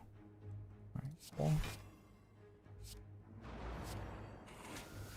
Pretty good fights. Intimidate, not bad here at all. Probably better than not taking it.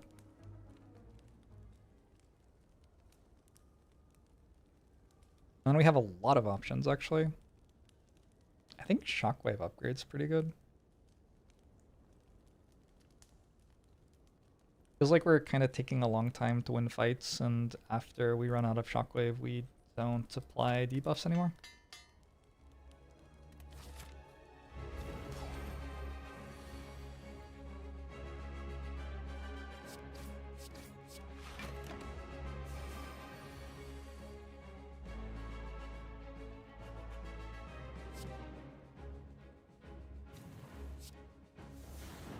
Oh.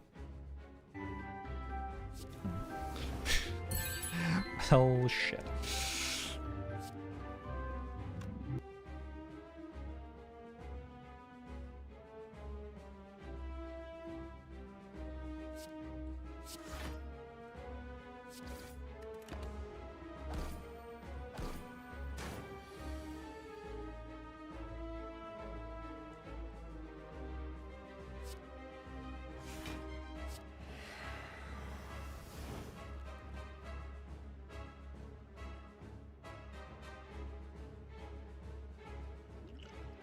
I think it is fine to use this potion here.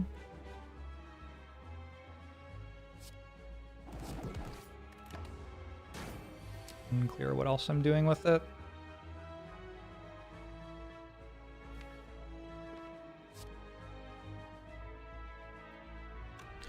I think I want this on Reaper.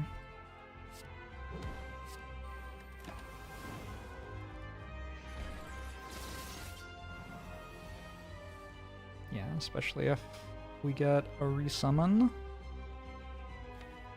I have Thunderclap.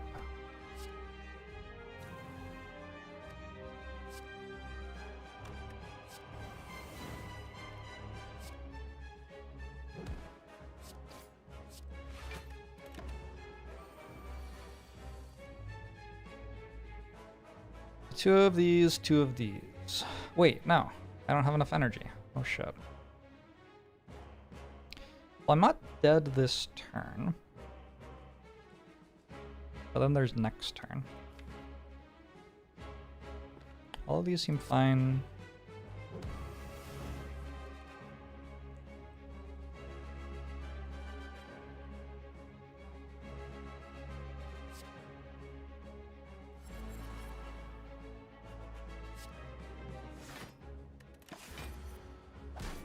Pretty sure next turn I like full heal or something.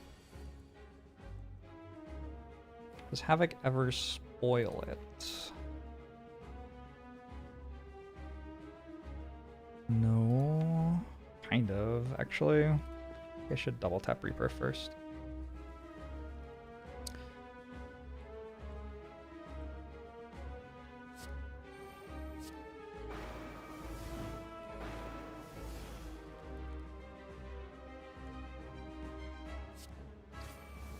Ah, you hit the wrong one.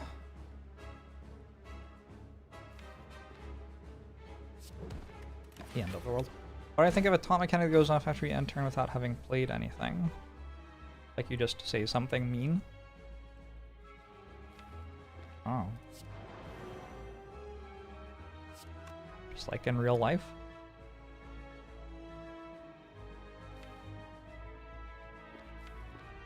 I think I just killed that.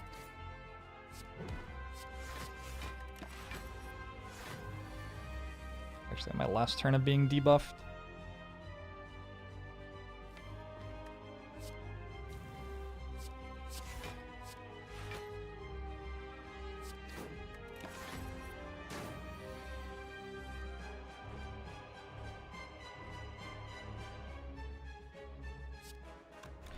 $24, 30, 48, 78, 108.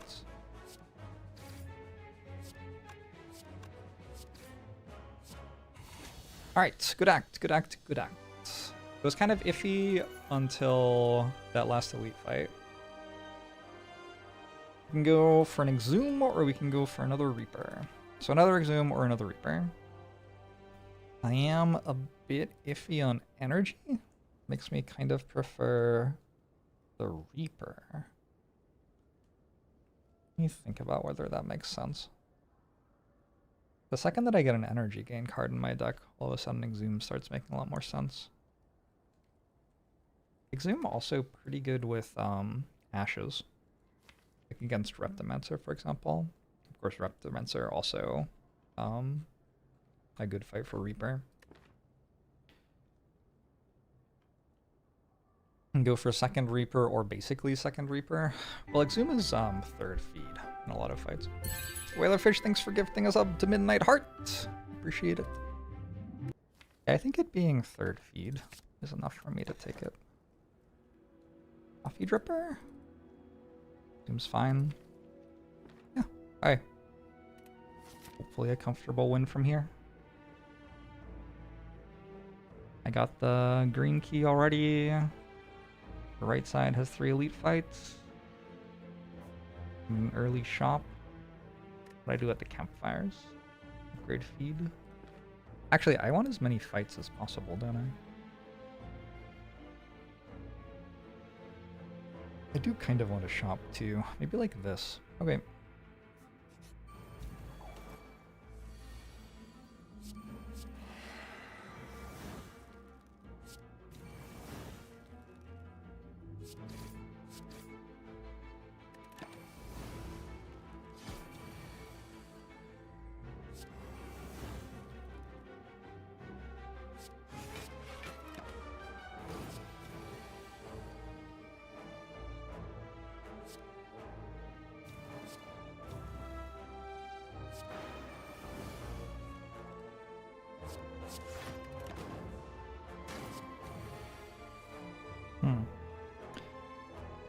I do have to draw a feed if I want to play feed. It's kind of hard right now.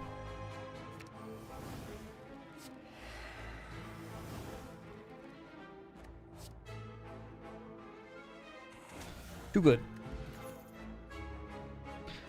I think Shrug at this point is okay. I have 4 energy now.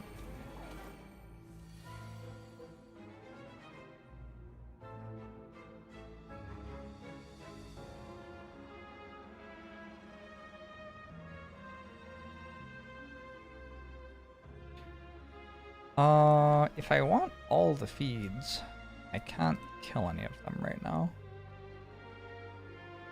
It's probably fine to kill one.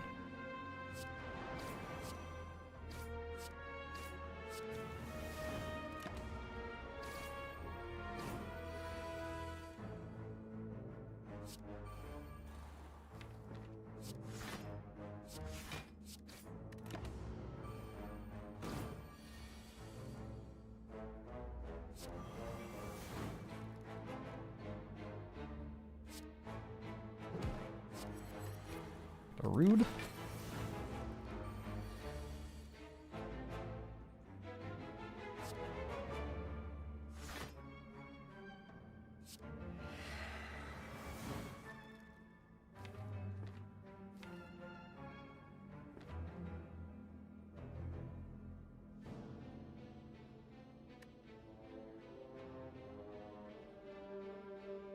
Just wondering if I can Reaper as well. It's worth trying, I think.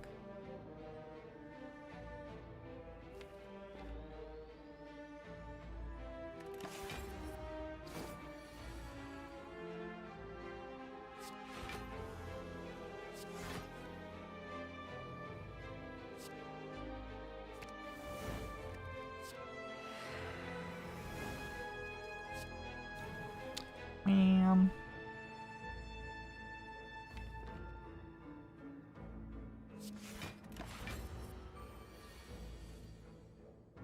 Alright, power through, Reaper, feed.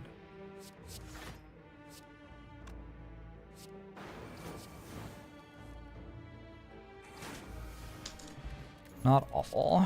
Feel no pain. Feel no pain seems so good here. That's the first feel no pain I've seen in a while. Distilled Chaos over Block Potion, probably?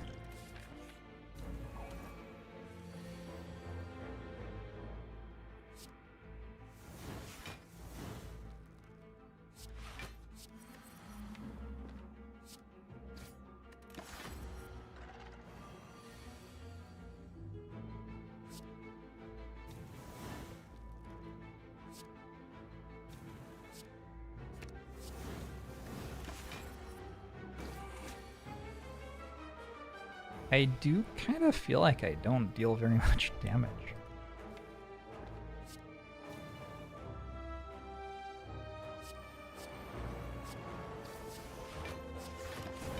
The maul scales.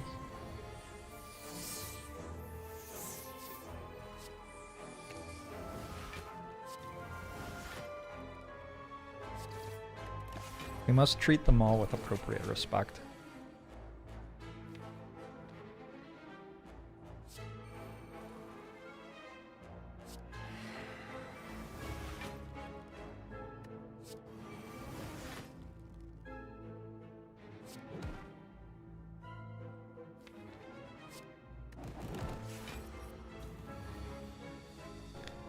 Is there an update to listening to music during streaming?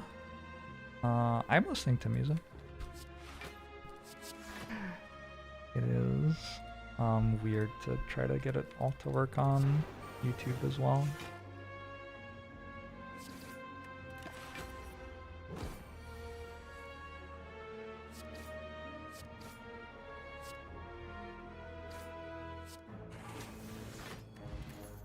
Eating intensifies. I think it's another disarm over Havoc. I only actually have one disarm, right? Just like played it 3 times off of Zooms.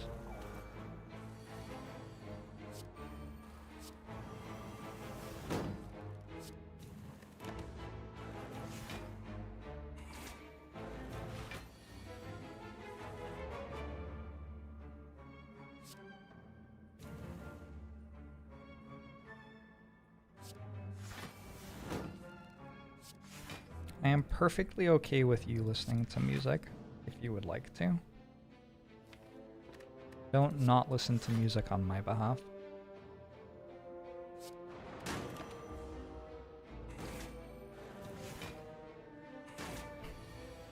To legs? You're gonna fight with your legs? What does that even mean?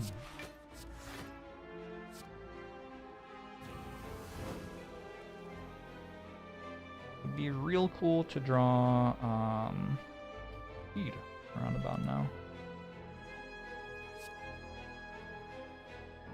I guess we give up on eating on all three.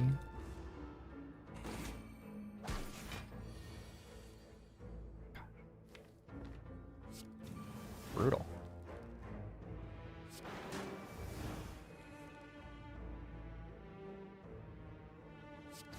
No feeds?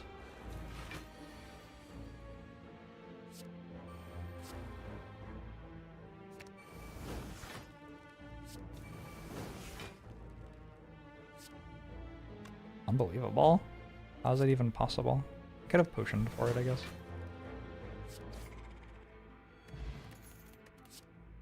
A Havoc Plus. Yeah. Yep. That is very much this deck's vibe. Okay, this fight also probably doesn't feed, huh? Awkward.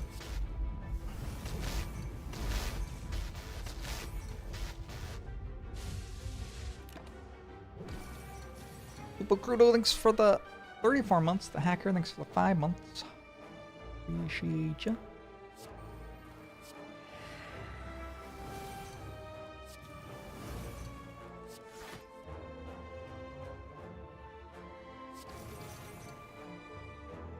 Okay. Only 90 max HP. I know, it's kind of embarrassing.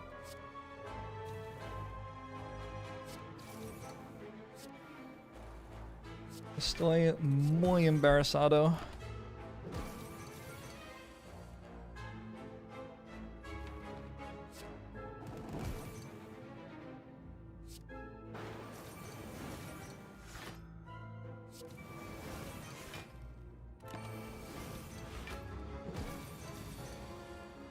That's the other word.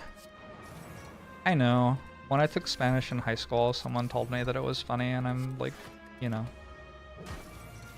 still using that to this day.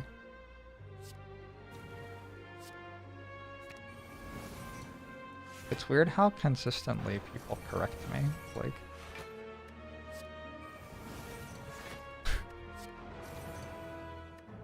they don't correct me when I make other stupid jokes. It's really just that one.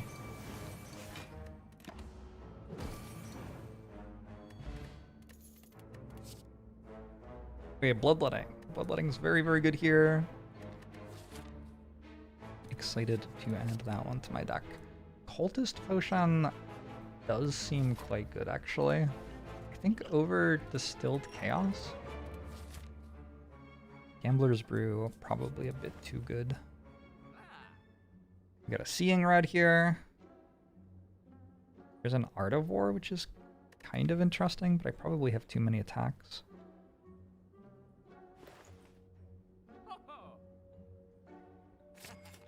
If I remove a strike, we'll have fewer attacks. Okay. Go for an Art of War.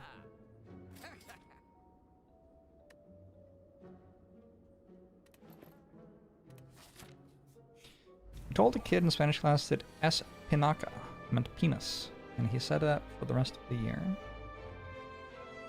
I don't know what that one means.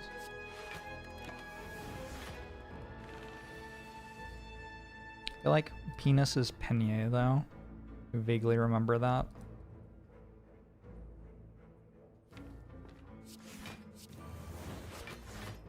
What other things would you like to know about my Spanish ability? It means spinach? I don't know. How embarrassing.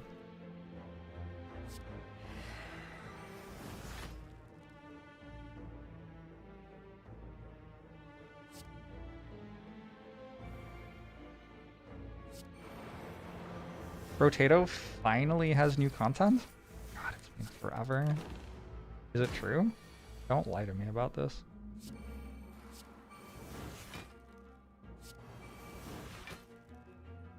You light and beam out this, you will feel my wrath.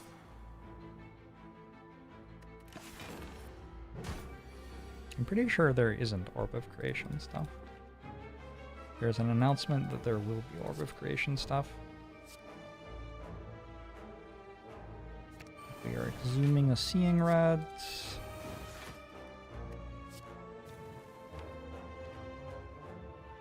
I'll play Reaper so I can exhume Reaper. That got a lot better when I put some energy gain into it, huh? Funny how that works. Oh, I clicked the wrong one. That's fine. Maybe it's probably okay. This Armaments, I think I take an upgrade. Just like immediate. Throw that in the pile.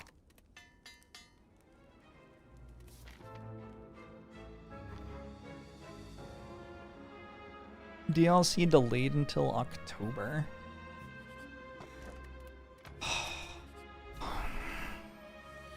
Unbelievable. How dare game developers not always release the thing that I want immediately, the exact second that I want it.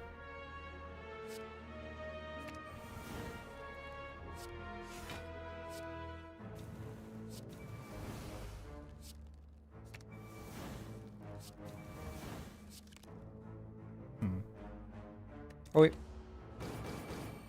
I'll happily wait longer if it means they make it fabulous.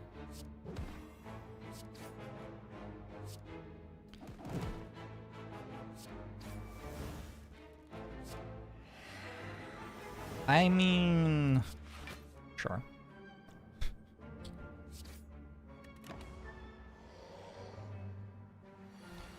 I think, honestly, Game of Thrones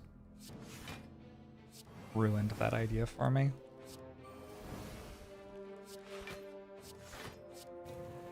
Are they going to release it and make it fabulous, or are they just going to string me along for like the rest of time? Because I'm down for one, but the other I'm not on board with. Feel No Pain number 2 or Bloodletting number 2? It feels like I worked my energy out and I could just take another Feel No Pain. We should have reached a point where it doesn't matter that much. Turn 1 is very bad. Worm is totally going to finish the books, just give him 5 to 6 more years. I wouldn't put it past him.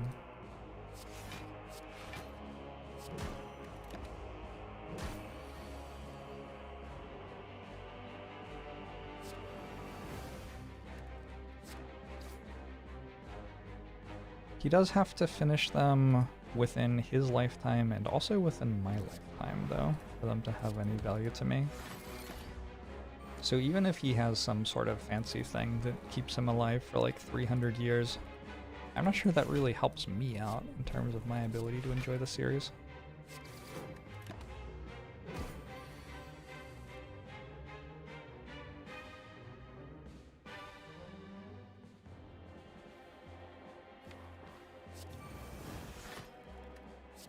I did watch some of House of the Dragon.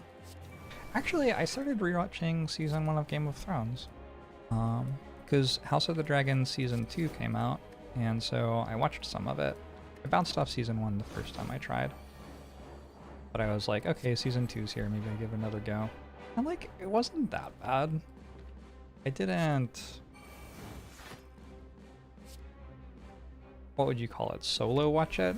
Like, I watched it on the other monitor while I was playing an idle game or something. It wasn't good enough for me to give it my full attention. But it was like fine, it was passable, and then I was like, this is just kind of like worse early Game of Thrones though. And then I was like, I could just watch early Game of Thrones. So then I started. Early Game of Thrones is really good. This probably does not surprise people. I wonder what happens with the rest of it.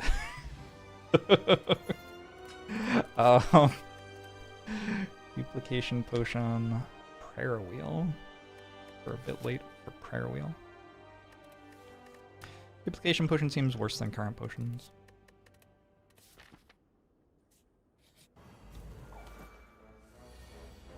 Second monitor is a compliment. Third monitor and lower is where you relegate uninteresting shows.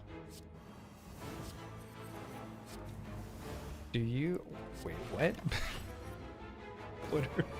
What are you even saying?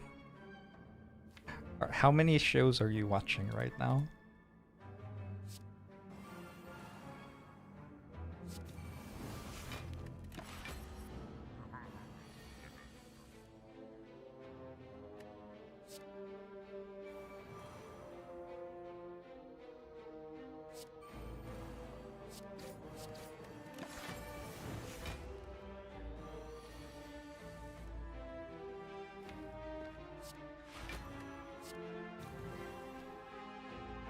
Alright, let's do some things, probably.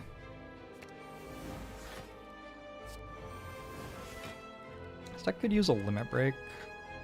We are...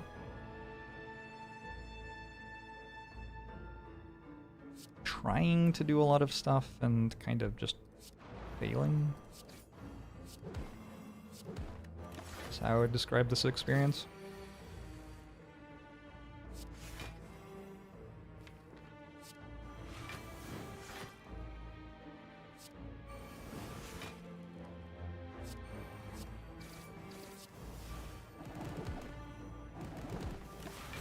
We're getting there, though.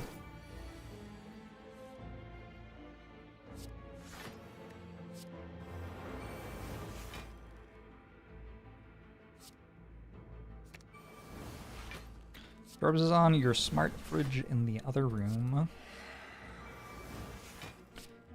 How are your perishables doing? Wait, how will you know? Do you just not know how your perishables are doing until I finish my run?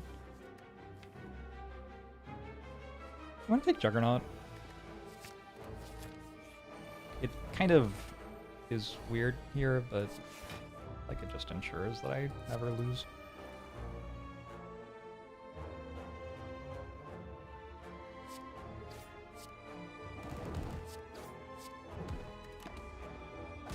Game of Thrones went downhill when they killed Pedro Pascal. Yes, you are correct.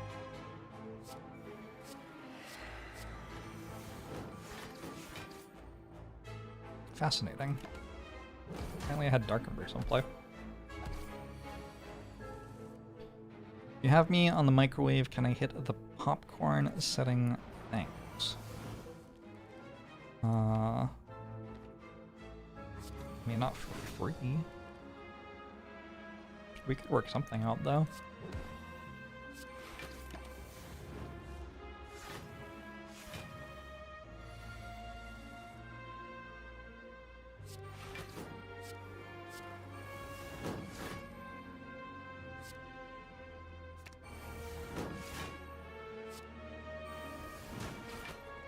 This is maybe slightly too strong.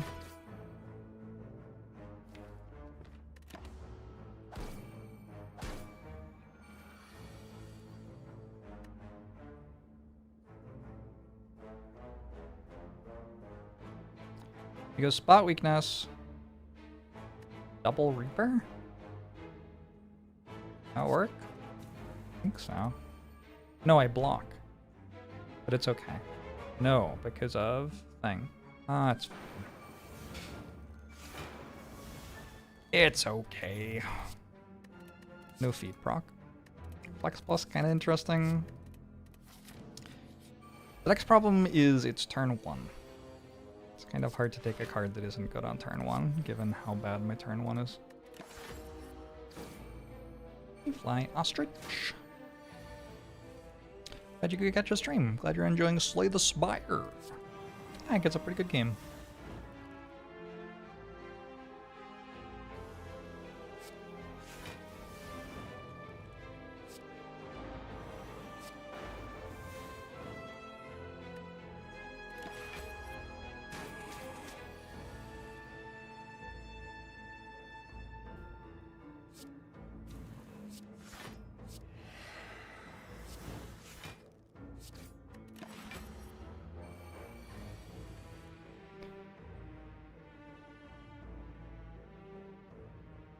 My record is 130 max HP? What?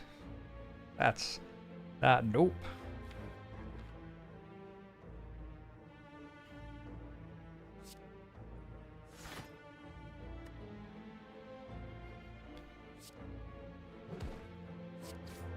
You are off by slightly less than an order of magnitude.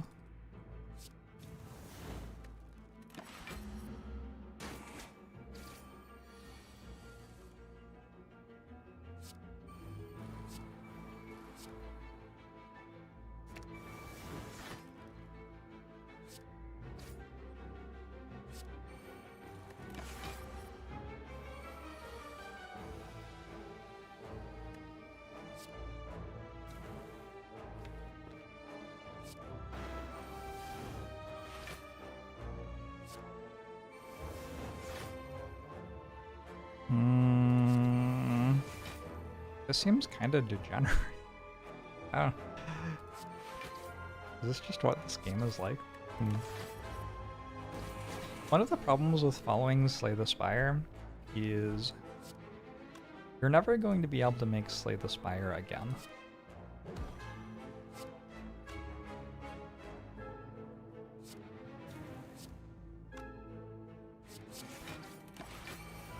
Does that kill it? I'm pretty sure if I double tapped feed, I would have died in between casts. It's fine. Whatever. Do I want a heavy blade? No, I have like Juggernaut and thing now. I don't think I want an upgraded Warcry.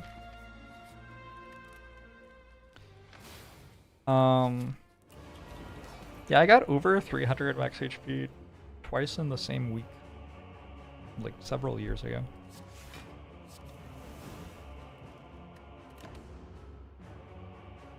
Everyone around Ironclad just dies. You're not wrong.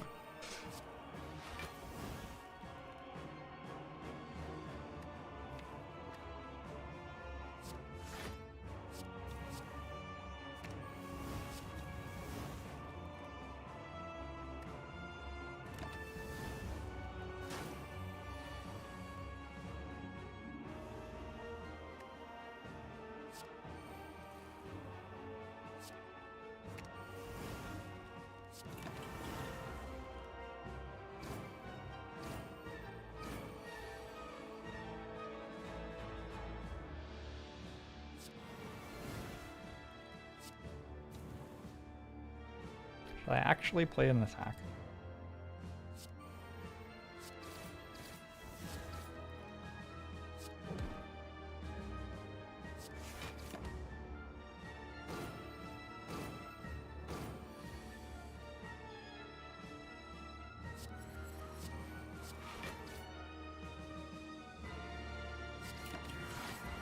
Alright, we've gotten halfway through the fight. Kind of accidentally, to be honest. It means it cleanses its debuffs.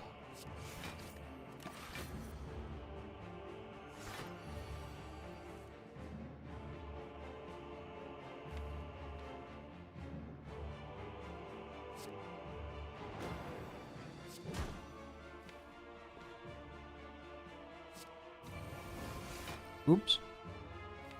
Don't want to use Disarm again yet. Didn't really want to use Intimidate either. Okay.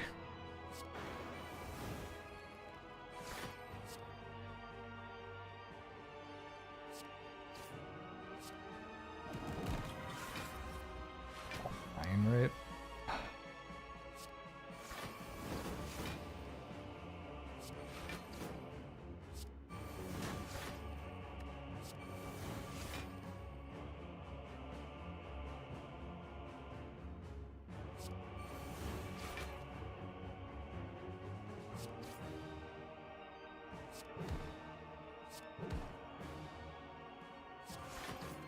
The one big thing that's left is I would like to draw armaments for my feed. But if I don't, I guess I don't.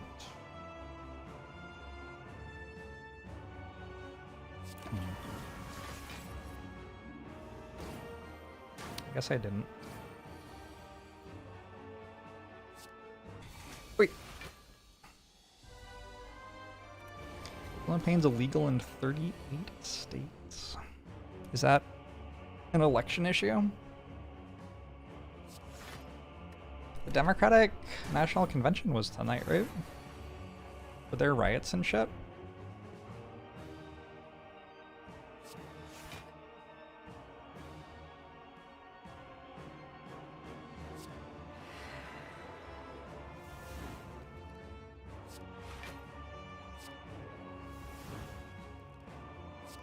Steve Kerr spoke.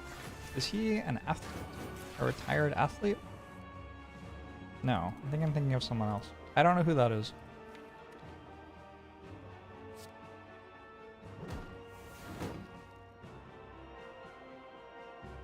This is the thing I was basically worried about. Like, if the deck doesn't draw Dark Embrace, it just doesn't do anything.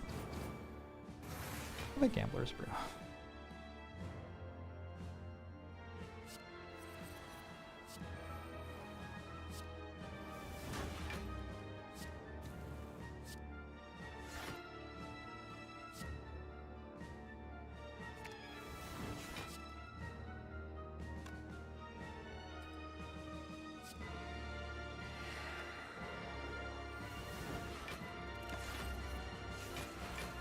Hammerburger.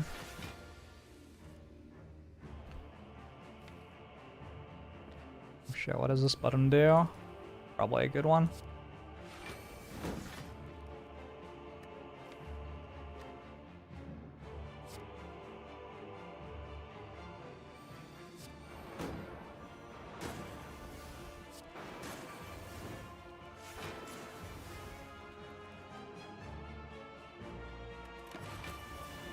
Okay.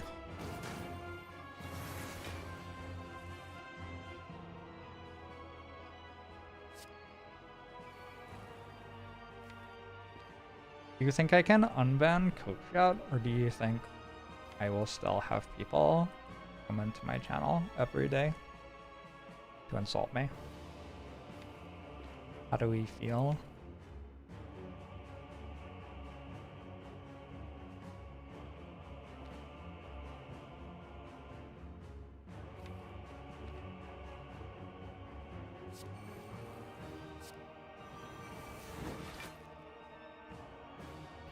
I unbanned milk, apparently.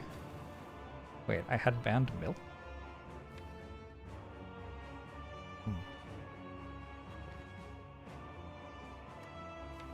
I guess I want this Exhume for the feed? I can't rest. Maybe I do want it for Reaper then.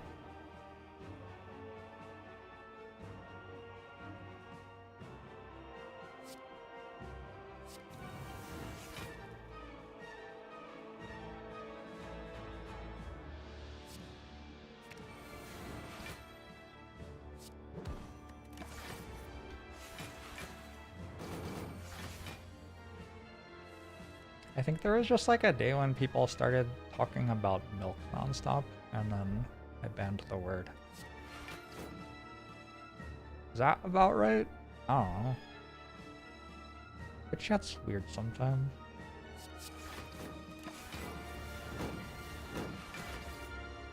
Milk the drink. Yeah, I think so.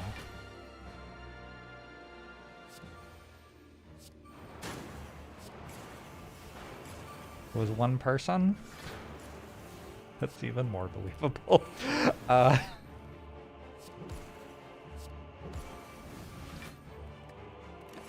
Why didn't I just ban them? Why did I ban the word milk? Strange.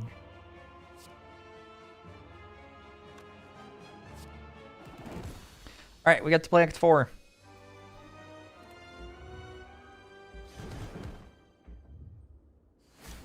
There was a photo of me drinking milk? Was there?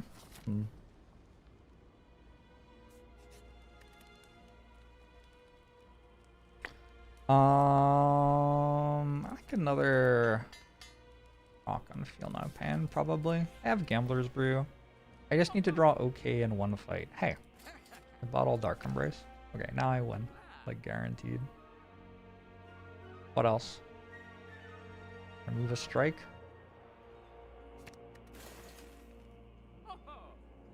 My deck's actually kind of bad still. Intimidate's fine. I don't need Shrug if I have Dark Embrace bottled. Do I want an Evolve? Not really. I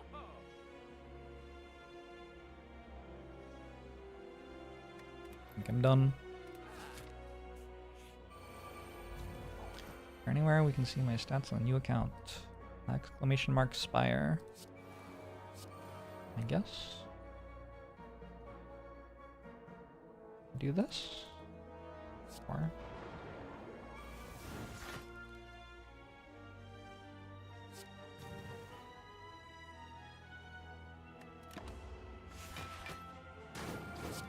I'm doing great, Cedric.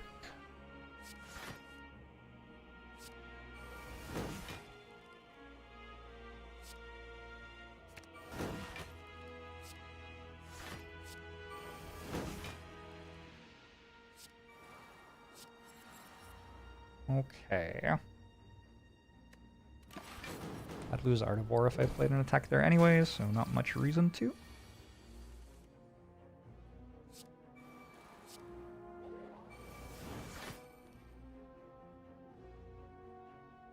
How many more Exhumes do I have? One?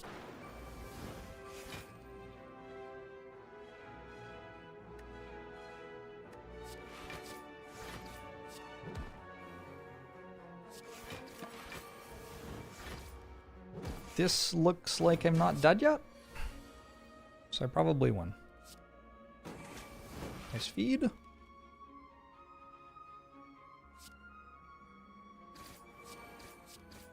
That was a joke. It wasn't actually a very good feed.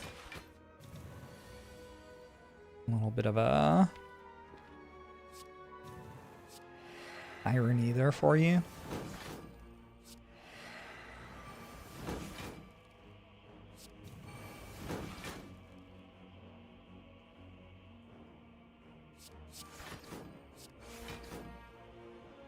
Plus 18 is enough. Reaper again. Could also play Reaper. We do it after we vulnerable.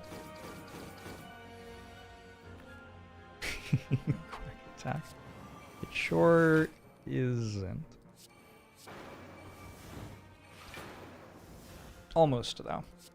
Alright, Heavy Flower on the perfect number of 0. Bottled Flame. Would I like to bottle an attack? Not really. Thunderclap ever? No. Oh, Headbutt? Headbutt's actually okay here, I think. I don't want to bottle it though. And it's like not as important because I have Cultist Potion.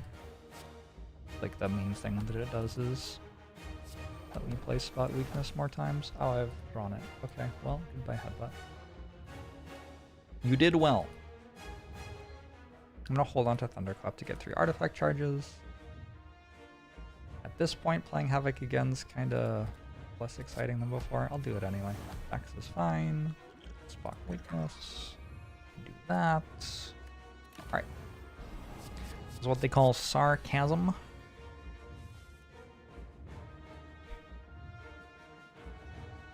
Maybe.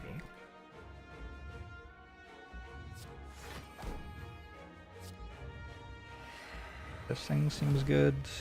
Avoid. Uh-oh.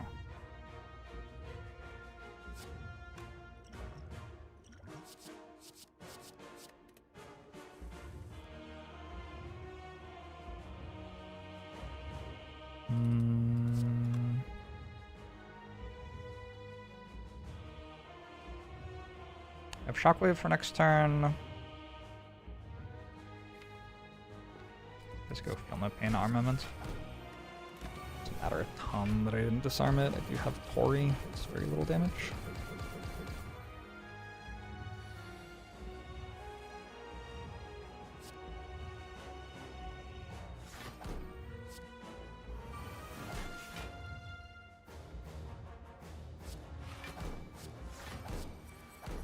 Oh. I guess I haven't spotted its weakness, have I? This.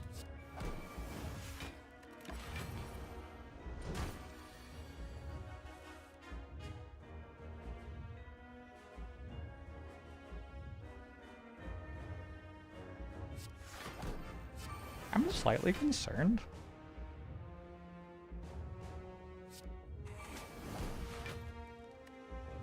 Another Finlipane helps. I can't get through his artifact charges though, so I can't disarm it again.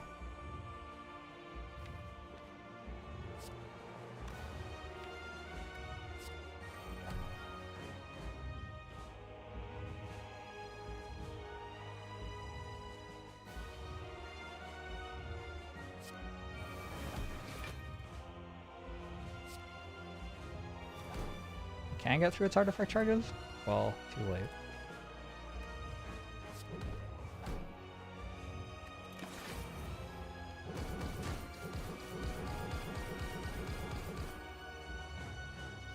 Inside Out 2 had a sarcasm pun. Not sure how I feel about it.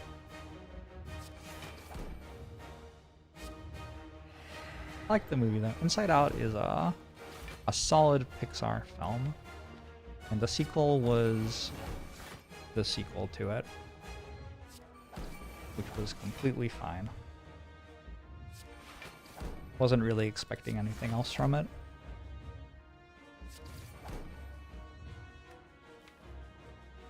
Okay.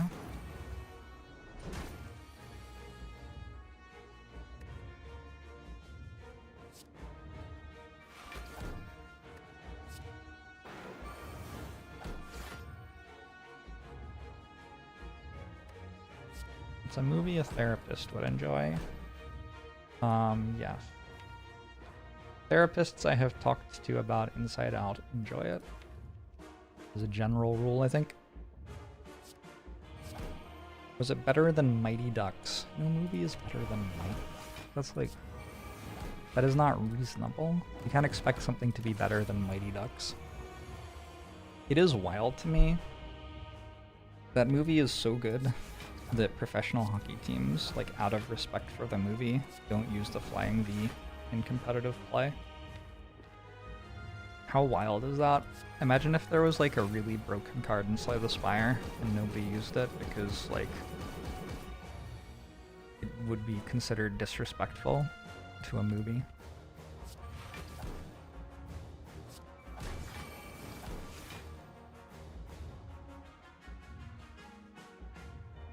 Oh, is that why we don't play Claw? I see.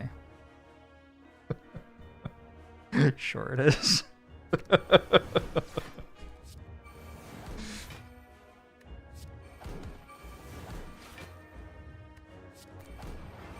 Alright. My general pile of cards seems to have won. Not sure I needed the feed health, which is, I mean, unsurprising, because I have Runic Pyramid and the Bottle of Dark Embrace and stuff like that. Okay, GG.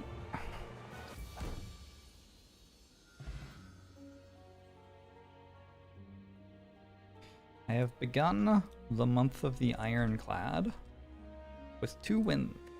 What do we say about this one? 4-1 Dark Embrace. Took a while to take over the run. Led by off Tori Bronze Scales. And strike it dummy until it could. And feed and reaper stuff in the second half as well. It just looks like a bug. 2 Ironclads in a row on the same date. Doesn't make any sense.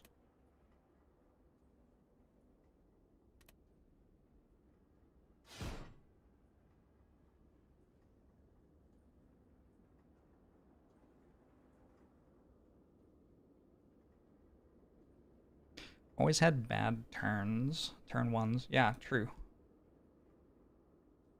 Turn 1 was bad for the entire run. That's like a thing. If you don't get turn 1 relics, it's hard to make turn 1 good with your cards, because you don't get to choose which ones you draw. Feels like cheating to play the same character twice. Absolutely. Do I like the Downfall mod? My general experience with mods for Slay the Spire are that they are either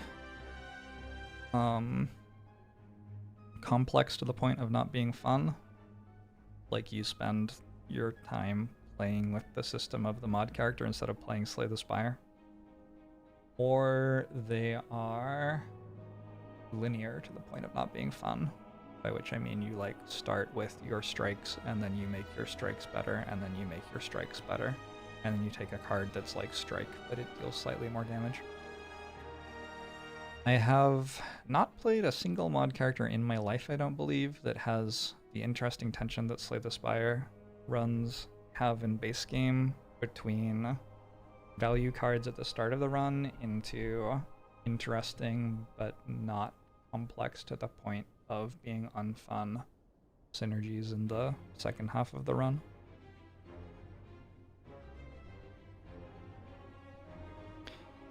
Prismatic Shard every run? I mean, you can just do that in base game. Oh.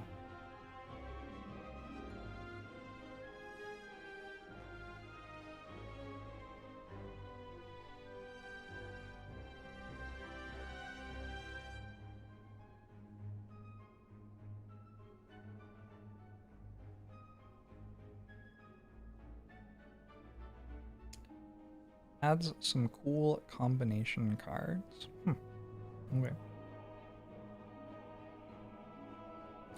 Yeah, I mean, I like the base game for Slay the Spire, fortunately for me.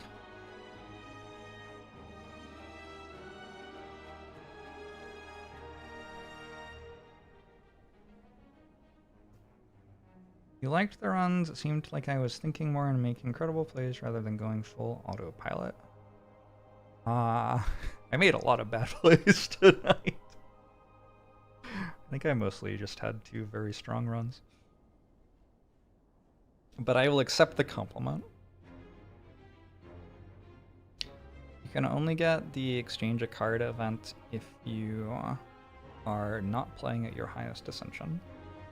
I think it also turns off entirely at some point. But yeah, in general, you can't get it if you're playing at something that is your highest ascension, no matter what ascension that is.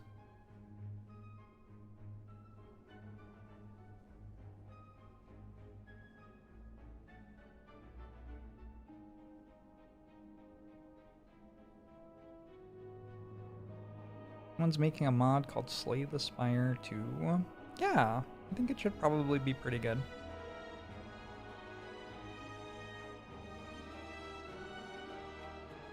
The one thing that I trust Megacrit to do, I actually trust Casey and Anthony to do a good job of a lot of stuff, but I definitely trust them to do a good job of making Slay the Spire again, which is kind of what Slay the Spire 2 is, right?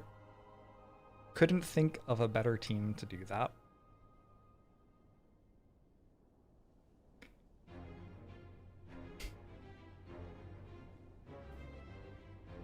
Alright, I better go have dinner. My plan this month is to try to play some Ironclad almost every day. I definitely have some days which I know it will be difficult on. And by this month, I mean the next 30 days, by the way. I definitely have some days which I know it will be difficult on, which, like, I'm not going to hold myself to that. It's okay if I don't. I'm aiming for 120 hours. So 4 hours a day with no breaks. Or if we take breaks, because I have other things going on in my life, which is generally true. I'll try to make that up on other days. There's a lot of stuff to do. Here, I'll show you, actually. I would like to get the descriptions and classifications of all the Ironclad cards done. That's already, like, getting close to being done. That means filling out all of this. And then once I have that, I'll have a lot of data. And I'd like to display the data in some ways. So, like, make a chart that shows how many commons, uncommons, rares there are which have exhaust synergies, or something like that, for example. And once I've done that, I would like to get into a little bit of simulation of early game scenarios. Right now, the only one that I feel is definitely within scope is I'd like to simulate the Gremlin Up fight with like a variety of different cards added to the deck just to get a sense of where the inflection point is that like saves you a lot of health. Like how much do you really have to prepare a deck for the Gremlin Up fight as Ironclad? I kind of already know, like intuitively, but it is hard for me to give you my intuition. What I can instead do is give you some math, which shows it, and then you can build your intuition off that math, maybe. But anyway, for now I'm gonna go have dinner, and I hope to see you all tomorrow. I do actually, awkwardly, tomorrow is one of the days where it's going to be hard for me to stream, but I'll try to get a stream in all the same. Thanks for hanging out, everyone, and see you next time.